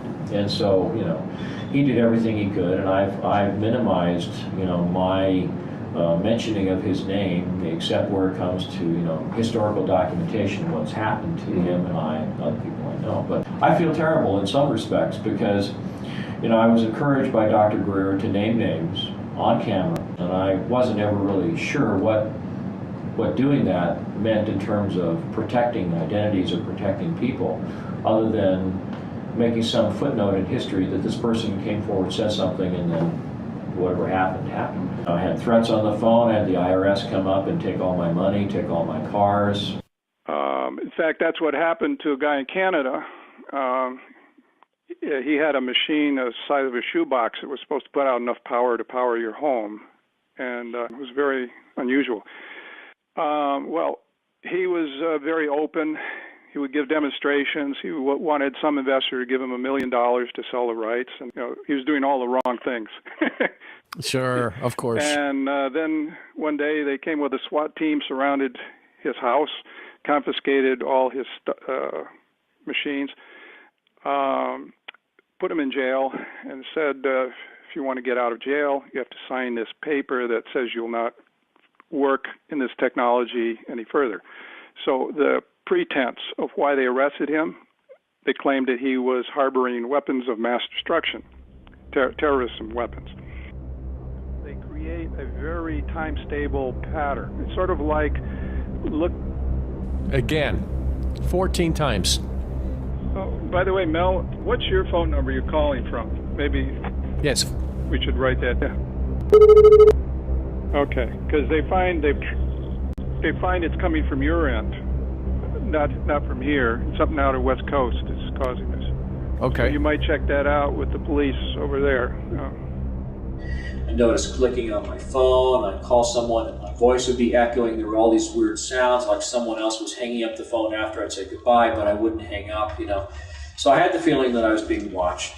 I started feeling like maybe I was being followed. There were just, things, cars that would make a number of turns, and then, when you look at them, they turn off, that kind of stuff. And you've actually heard a couple different stories about people being shut down when they're trying to implement this. Or killed. Yeah. I mean, there's many times I lay awake at night with my 9mm under my pillow, loaded, and I wonder why they haven't killed me. I honestly do. There's evidence to suggest it's dangerous to become successful in the area of applied zero-point energy, cold fusion, or related free energy technologies, or it can at least lead to very bad luck. Professor Stefan Marinoff, founder and director of the Institute of Fundamental Physics in Graz, Austria, was the de facto leader of the European free energy movement. He fell out of a high window in 1997. Eugene Maloff, an eminent physicist and expert in cold fusion who apparently had working tabletop devices, was beaten to death in 2004 at the height of his career and the day before a public announcement of his findings. Harry M. de Gois, an inventor of a patented revolutionary clean energy technology associated with the zero-point field, was found nearly dead in his car at an airport in 2007 and died a short time later. He missed his flight to Europe, where he was about to obtain substantial funding for his work. Then there's Mark Tomian, a brilliant physicist and inventor of the patented star drive, a system remarkably similar to the ARVs in its use of zero-point energy and related spaceflight applications. He and McCandlish had corresponded numerous times before his unexpected death in his home in 2009. This was 2 weeks after the successful trial of a working prototype for a key component of his system. And if I woke up tomorrow on the other side of the veil, I wouldn't, I wouldn't be surprised, honestly. I really wouldn't. Because I know how serious the technology is. I know that it's real. The storyline basically is that there's a lot of work going on in the aerospace industry that would indicate that we have black projects that have gone even darker, and that there's work being done on electrogravitic, on scalar technology, etc., that we don't even think that those in Congress or even in the military that approve black budgets are aware of. I've seen copies of inter-office correspondence among defense contractors that openly stated that they felt the technology was a fundamental enabling technology, that it had all kinds of different defense applications, but it also had a lot of serious civilian applications that would be beneficial to humanity as a whole, to the environment. It seems obvious that someone, perhaps a group, maybe some kind of a rogue civilization within our society has captured the technology. They're exploiting it for their own aims, for their own interests, whatever those might be. There's not a sliver of doubt in my mind that it exists, that it's being exploited in some way, whether it's for intelligence collection, whether it's for logistical support, whether it's for retrieval of raw materials from the asteroid belt. I have no idea why or what it's used for. All I know is that it's extremely advanced. It's being used more and more. I can only say that all the people who've sought to figure out what's going on using the Freedom of Information Act have kind of overlooked the fact that if this was a purely corporate endeavor and not a government-sanctioned endeavor, that it may be one way in which the technology can be completely overlooked and skirt the reach of the Freedom of Information Act. Because if it's considered trade secret or corporate property, so to speak, or controlled by corporations, it may be possible that they could keep this secret for a very long time. Even with people actively in the government that know that it exists and maybe have contact with some of these corporate officials that control the technology. So, you're kind of left with a big question mark as to where's all this advanced technology going and what's it being used for? If there was somebody that had this sort of interstellar trade program going on with another civilization, that would be very interesting, but I can't understand why they would want to keep that quiet. It would seem like such a mind-expanding, enlightening thing for people to know about. Maybe we'd stop shooting at each other and start thinking about how can we get along with the people on, stars or star systems, that are around us. So it's hard to say. That the outer edge of this large 24-foot diameter disc causes the phone to ring.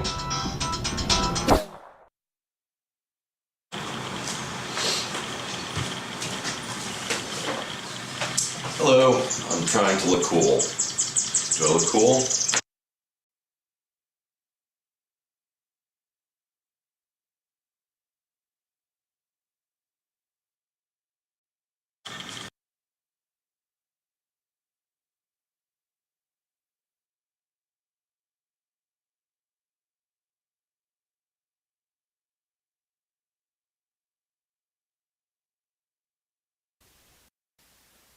Just the steering mechanisms.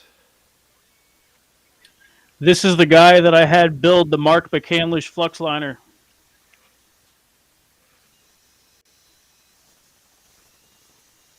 Back. Back. Left. Right. Left. Back. Forward. Back. Forward. Back. Right. Left. Right. Back. That is really good. That's really cool. Back. Back. It's getting all sticky now. It's starting to jitter. Need to tighten up the emitter wires.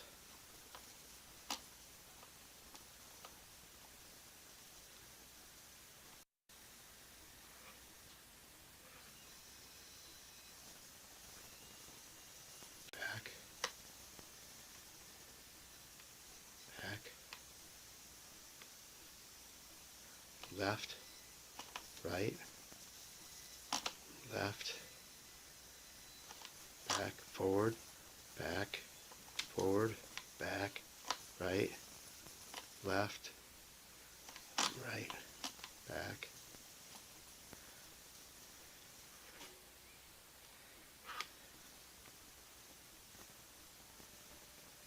Back. Back. It's getting all sticky now. It's starting to jitter. Need to tighten up the emitter wires.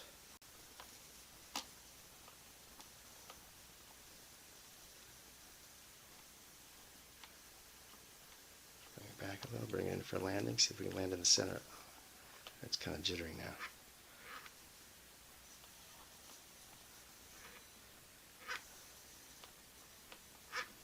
All right. Thank you for watching.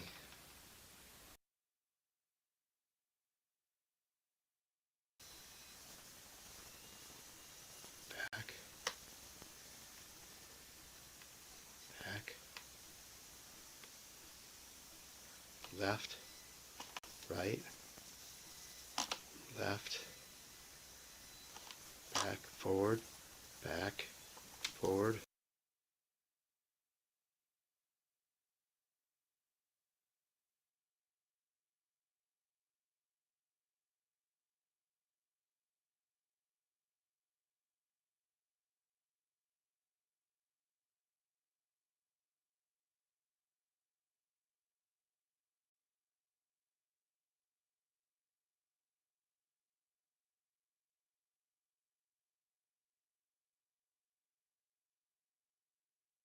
Contract still extends for another year with CBS. So he's not being fired from everything. He's just being removed from Star Trek, which personally for me, if you are a big fan of this guy, look, you got your dude for another year. He's good. He's going to be working. It's not like they're going to kick him out on the street, unfortunately. All Gary and I and others like us have wanted is just for him Please to leave kick Star him out Trek. on the street. We just wanted him to leave Star Trek alone. Just As leave it Don alone. said, I got to tell you, sons of he, bitches. J.J. Abrams, and Kathleen Kennedy have held the exact same place in our hearts since we.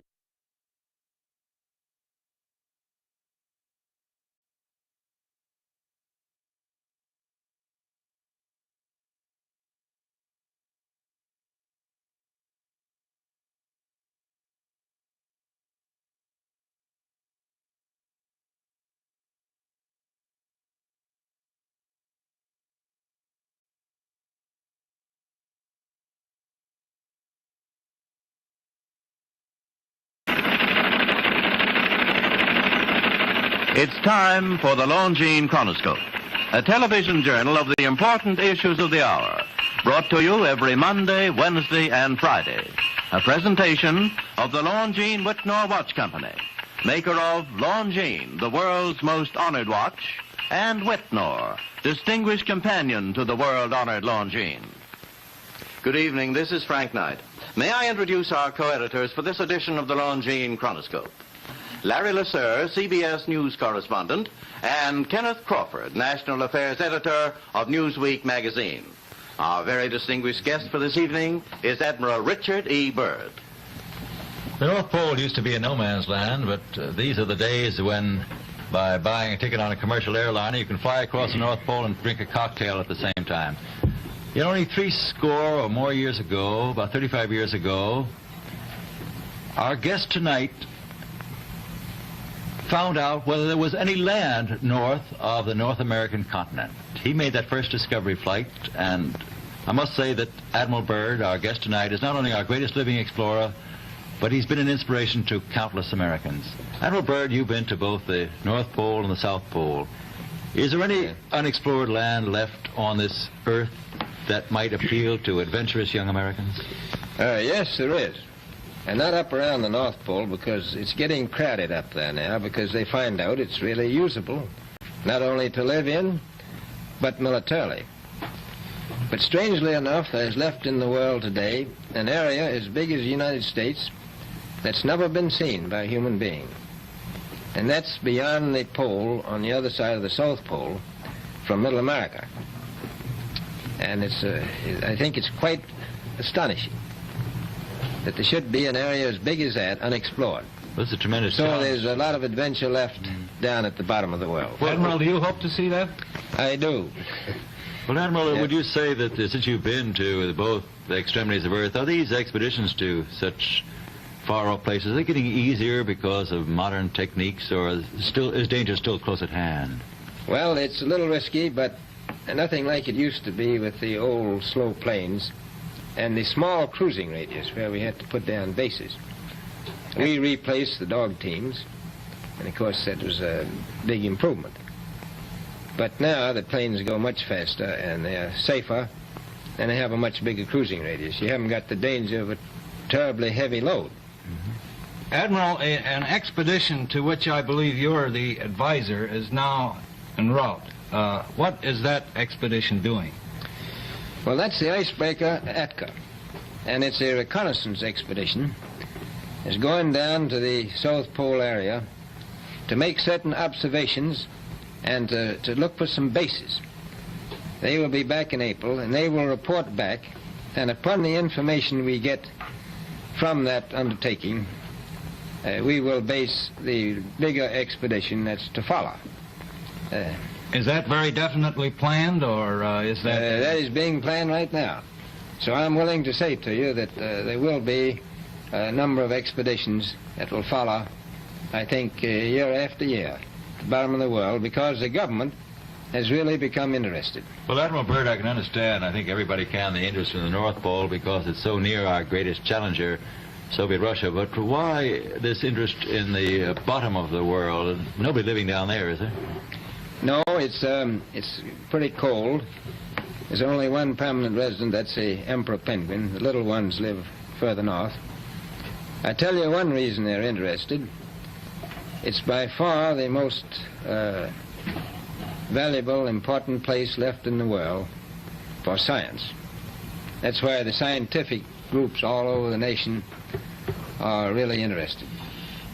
But more important than that, it has to do with the future of the nation, those to come after us, or even during your lifetime.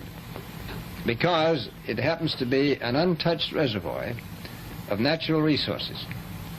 And, you know, as the world shrinks with an ever-increasing acceleration, far-flung places, once useless, like we thought the North Pole was, and no man's land, become very useful. The bottom of the world will be important, not only to us, but to our allies. I was going to ask you, does it have military importance? It has some, and as the world shrinks, it will continue to shrink with an ever-increasing acceleration, thus bringing these places closer. And in the future, I can see a time when it will be very, very important strategically. Well, has the development of air power increased the strategic importance of places like the very much Palma Peninsula, was it? Very much so. Even now, if anything happened and we lost the Panama Canal, we would have to control the islands just north of Antarctica, which are part of Antarctica. Then between there and Cape Horn. I've heard it said that there are 7 continents in the world, and one of them has never been seen by a woman, and that's Antarctica. Is that actually true? Well, if the Power Peninsula is an island, as far as I know, that's true. No woman's ever stepped foot upon the Antarctic continent, and it's the most peaceful place in the world. Well, I'm sure that won't last very long. Man, I wish I could just time travel back and I'd be like, man, I'm a time traveler. Please tell me about what you know about Operation High Jump and the aliens and the flying saucer that supposedly jumped out of the water and attacked the fleet and they had to retreat or something. I wish I could do that, man. That'd be so awesome. I wonder if he'd tell me. I understand that now. But may I ask you, is there a great difference between the top of the world and the bottom of the world? There is. Now, the North Pole is the center of an ocean 10,000 feet deep. The South Pole, the center of a plateau 10,000 feet high. The North Polar Sea is surrounded by continents slightly frozen. The Antarctic continent is surrounded by a belt of ice, frozen seas of at least 1,200 miles thick. Now, the South is a plateau. It gets, in some places, 14,000 feet up. I've been over areas about 13,000, and it's a little bit chilly up there. So there's that big difference between the top and bottom of the world. The North really isn't very cold up there on the Arctic Ocean. Not compared to the South. Admiral Byrd, we often hear.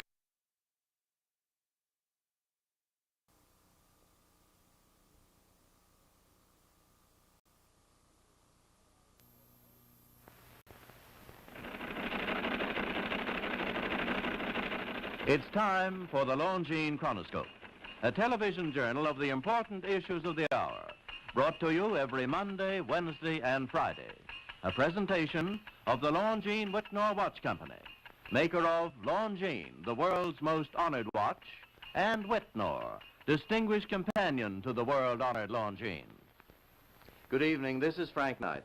May I introduce our co-editors for this edition of the Longines Chronoscope? Larry Lasser, CBS News correspondent, and Kenneth Crawford, National Affairs Editor of Newsweek magazine. Our very distinguished guest for this evening is Admiral Richard E. Byrd. The North Pole used to be a no man's land, but these are the days when, by buying a ticket on a commercial airliner, you can fly across the North Pole and drink a cocktail at the same time. You know, only 60 or more years ago, about 35 years ago, our guest tonight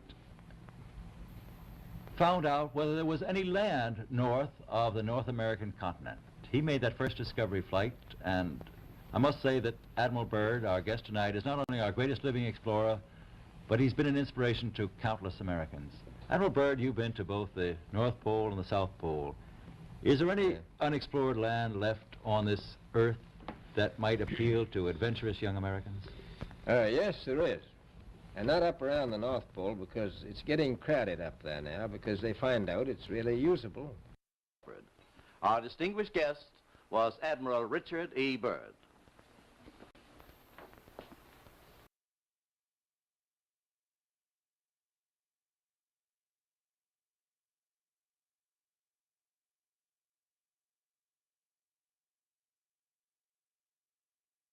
Was Admiral Richard E. Byrd.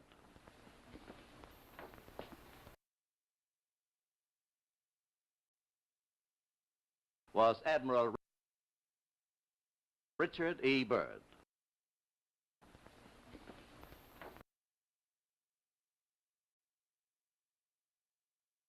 And Kenneth Crawford. Our distinguished guest was Admiral Richard E. Byrd.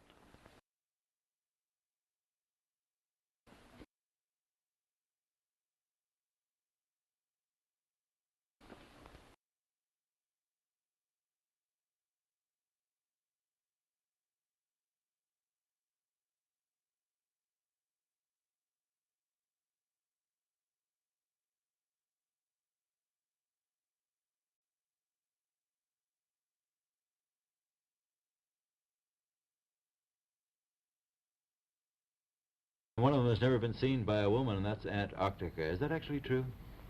Well, if the Power Peninsula is an island, As far as I know, that's true. No woman's ever stepped foot upon the Antarctic continent, and it's the most peaceful place in the world. Well, I'm sure that won't last very long. Actually, I understand that now that you're working with the Arnold Food Company in charge of frozen foods. He Now, said it's the most peaceful place in the world. There's no woman ever. As far as I know, that's true. No woman's ever stepped foot upon the Antarctic continent, and it's the most peaceful place in the world. Well, I'm sure that won't last very long. Actually, I understand that now that you're working with the Arnold Bread Company in charge of frozen foods. Now, is there any future for frozen foods down these frozen extremities? Well, I think the human race can be helped by that. This was thought out by Dean Arnold, who's, in my opinion, a great humanitarian. He learned that we went down there after 4 or 5 years and finished a meal that we had left there on the table when we had evacuated Little America. Everything was perfect, including the bread. So he got the idea of this frozen bread, and already he sent some to Europe, and it worked very well over there for some of the starving people. So you can store it down in the Antarctic, and against the lean years, and you wouldn't have any people in the world really starving if you did that. Yes, in the event of an atomic war. You'd stay there forever. Admiral, There's aliens, but there's no women. There's aliens that are attacking with lasers. What are the natural resources there? Well, we've found enough of coal within 180 miles of the South Pole in a great ridge of mountains. It's not covered with snow, enough to supply the whole world for quite a while. Well, that's the coal. Now, there's evidence of many other minerals. We are pretty sure there's oil. Now, that coal shows the bottom of the world. Now, by far the coldest spot in the world. Where that coal is gets 100 below zero in the winter. Well, it was once tropical. So we think there's oil there, and there's evidence, probably uranium there. is it any secret? Uranium. Is there uranium there? That would be the only thing that would be practical to actually go after, I suppose. Everything else would be economically unfeasible, wouldn't it? Well, as we recklessly expend... There could be gold and all kinds of shit down there. We'll have to go after that stuff down there.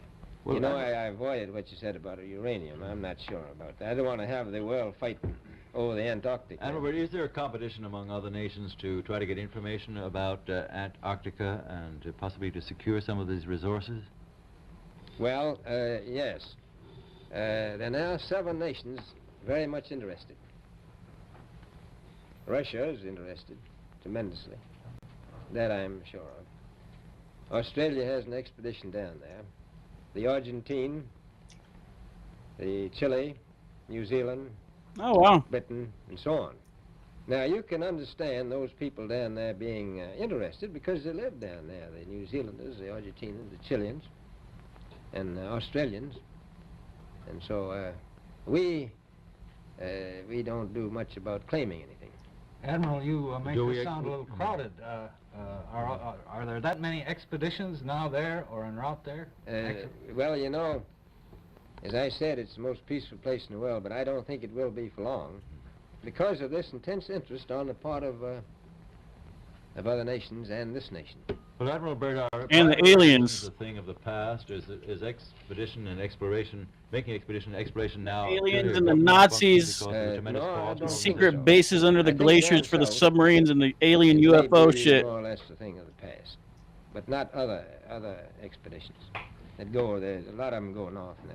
This latest expedition now on the way is a government expedition, I take it. Yes, that's the government. Albert, may I ask you, is there a great difference between the top of the world and the bottom of the world? There is. Now, the North Pole is the center of an ocean 10,000 feet deep. The South Pole, the center of a plateau, 10,000 feet high. The North Polar Sea is surrounded by continents slightly frozen. The Antarctic continent is surrounded by a belt of ice, frozen seas of at least 1,200 miles thick.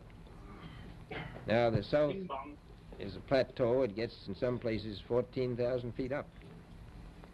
I've been over areas about 13,000, and it's a little bit chilly up there.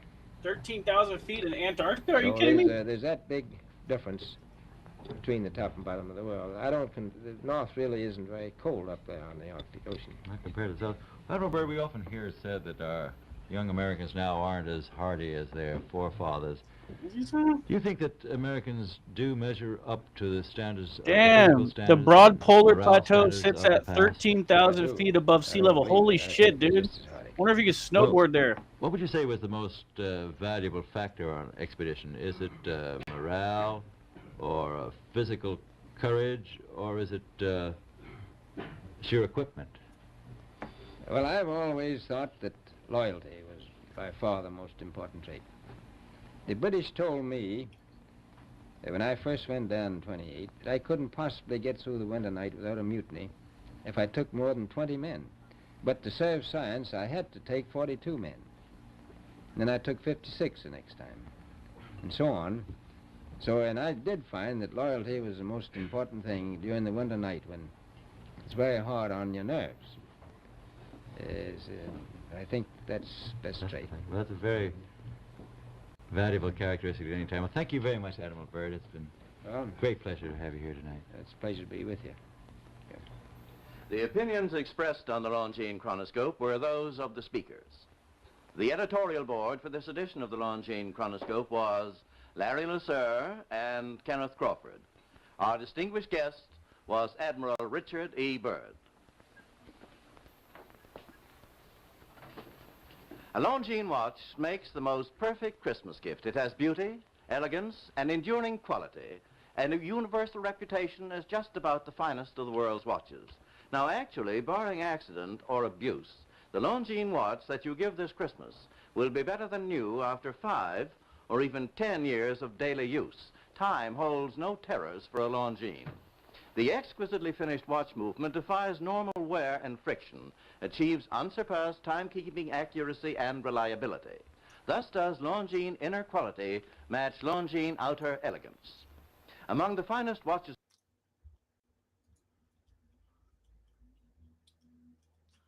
Admiral Byrd.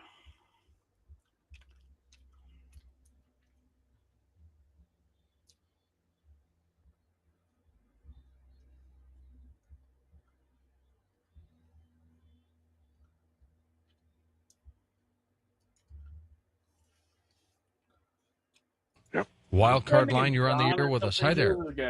Hi. Having an interesting night tonight. Wildcard line, you're on the air with us. Hi there. Hi. Having an interesting night tonight, aren't we? It is, indeed. And where might we be? I'm Jackie. I'm from, North Las Vegas. Okay, Jackie, go ahead. Okay. John, I'm hoping you can solve a 27-year-old mystery for me. Do you know what was going on in 1979? Where? Well, on Mars. No. Okay. What was going on in 79 on Mars?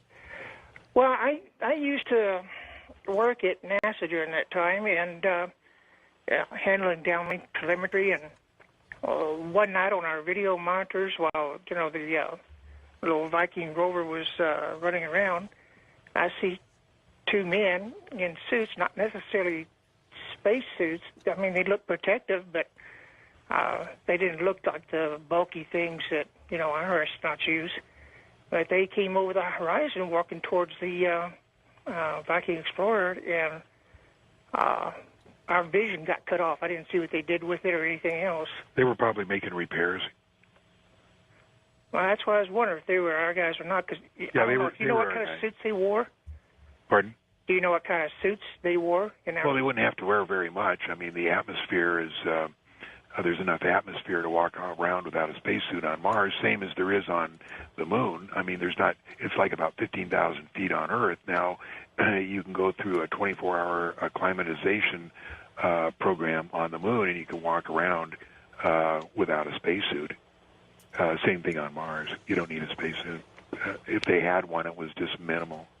Did you have any other witnesses there while you saw this? Oh, there's about well, out of the workers, there's probably about a half a dozen of us, because we were, you've seen the typical NASA things where they got all the monitors. Oh, yeah. So you had a few people out there monitoring the monitors. Yeah, you got about, the people that were up there, and then there's about a half a dozen of us downstairs, because, it was just maintained. Yeah, my name is Jonathan. You're asking about not my name? Maintaining the equipment, because if anything went wrong, we had to get it up quick so they didn't miss the telemetry. You folks must have been amazed at what you saw. Yeah, because, when we saw that and they cut off our video downstairs, of course, we ran upstairs and they've got on those side doors upstairs, they have those little windows. I don't know if you've been there. I have not. Jeremy, no. Okay. Well, they got those side doors going up to the, like Jeremy to the Reese. back, what we call nosebleed section. my in cousin most stadiums Jeremy. and stuff. But anyway, you come up there and we could look through the little window in that because they had just locked the door, and they normally don't lock it on us.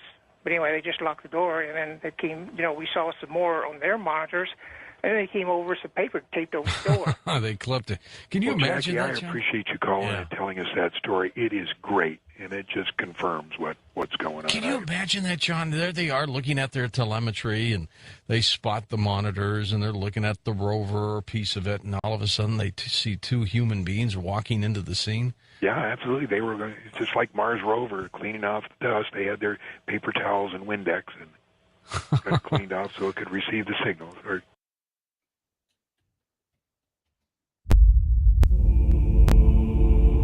5 years after. Yep. Wildcard line, you're on the air with us. Hi there.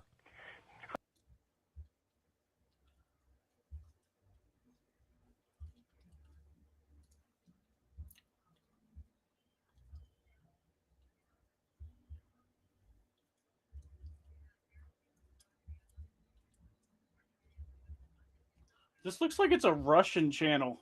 It's like a Russian channel, dude. I like that Russian movie about Admiral Byrd and Operation High Jump. The Russian documentary does a good job. I watched that before. I think I have it translated too.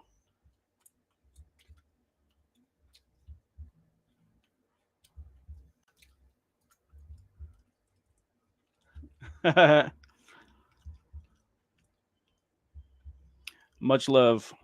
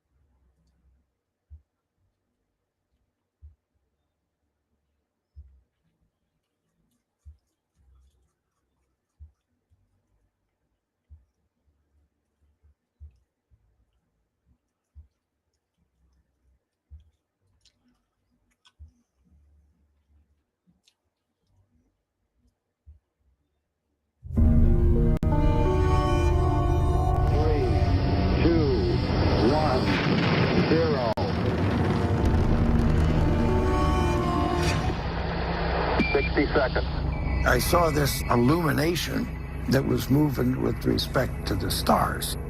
We were smart enough to not say, Houston, there's a light out there that's following us.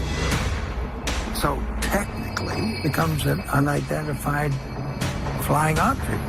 While Neil and Buzz were on the lunar surface, Neil switched to the medical channel and spoke directly with the chief medical officer, saying, they're here, they're parked on the side of the crater, they're watching us. I spotted a lot of stuff that seemed to not belong on the moon. And it has very distinct features of a satellite dish. It's got the dish itself, the crater shape. It's got a long spike that appears to come out of the middle. All sorts of stuff that looks exactly like a satellite dish on Earth looks. There's an interesting picture on the moon that does appear to show something that could be a bridge, maybe a pipe, could be an inching worm. I have no doubt that extraterrestrials could very well have populated or made structures on the far side of the moon. The reaction of numerous. I know Edgar Mitchell, the guy that just talked. He was the fifth man on the moon, and he briefed me on aliens and reverse engineered tech and private contractors. He wouldn't say which private contractors it was because I don't think he wanted to get in trouble, but said there's definitely private contractors doing that, but he wouldn't answer which ones. Numerous space defense officials was fear and astonishment. And it would make sense that governments and military agencies might well be quaking in their boots, wondering who's built these structures, where are they from, what do they want? There is one object that reminds people of a cooling tower from a nuclear power plant. Any species that could travel through the stars enough to put a base on the moon wouldn't have to blink before they could take care of us. The other thing that is inside this lunar module looks like a woman, and this is the alien that they recovered from the ship. There was a study done by the Brookings Institute in the early 1960s, so before NASA went to the moon. There was sort of this idea that if we were to have any kind of interaction with alien life form or intelligence, that maybe we shouldn't tell the public because the public might not be able to handle it. As the 45th anniversary of the Apollo 11 mission to the moon dawns, there are many mysteries about man's first lunar landing that remain unsolved. What did the astronauts actually encounter there? And what made NASA stop going back to the moon after Apollo 17? Is there evidence of an alien presence on the moon? And perhaps all around us? These startling photographs, recently discovered in NASA's official archive, were taken by the Apollo astronauts themselves. The gigantic artificial-looking structures they document, which have never been shown on television before, seem to defy simple scientific explanation. Could this be a nuclear power plant of some kind? A massive satellite dish trained on Earth? Even an alien fortress?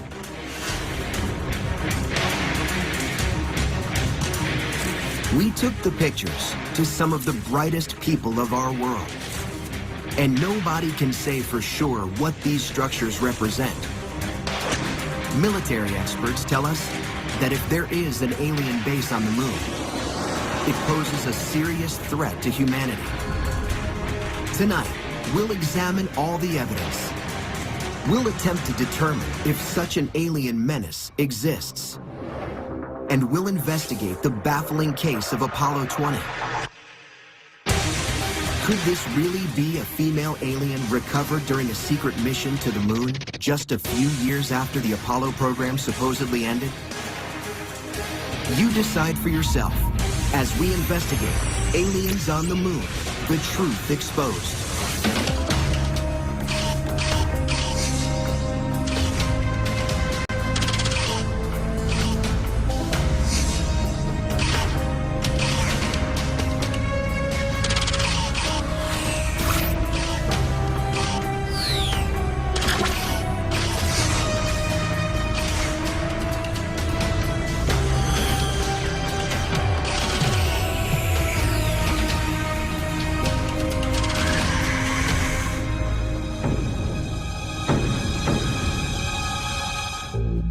Look at the skies around the world.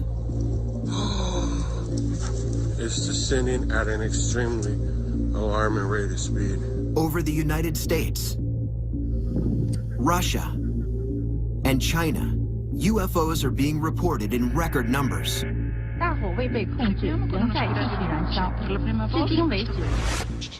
You are looking at what might be actual alien beings caught on camera.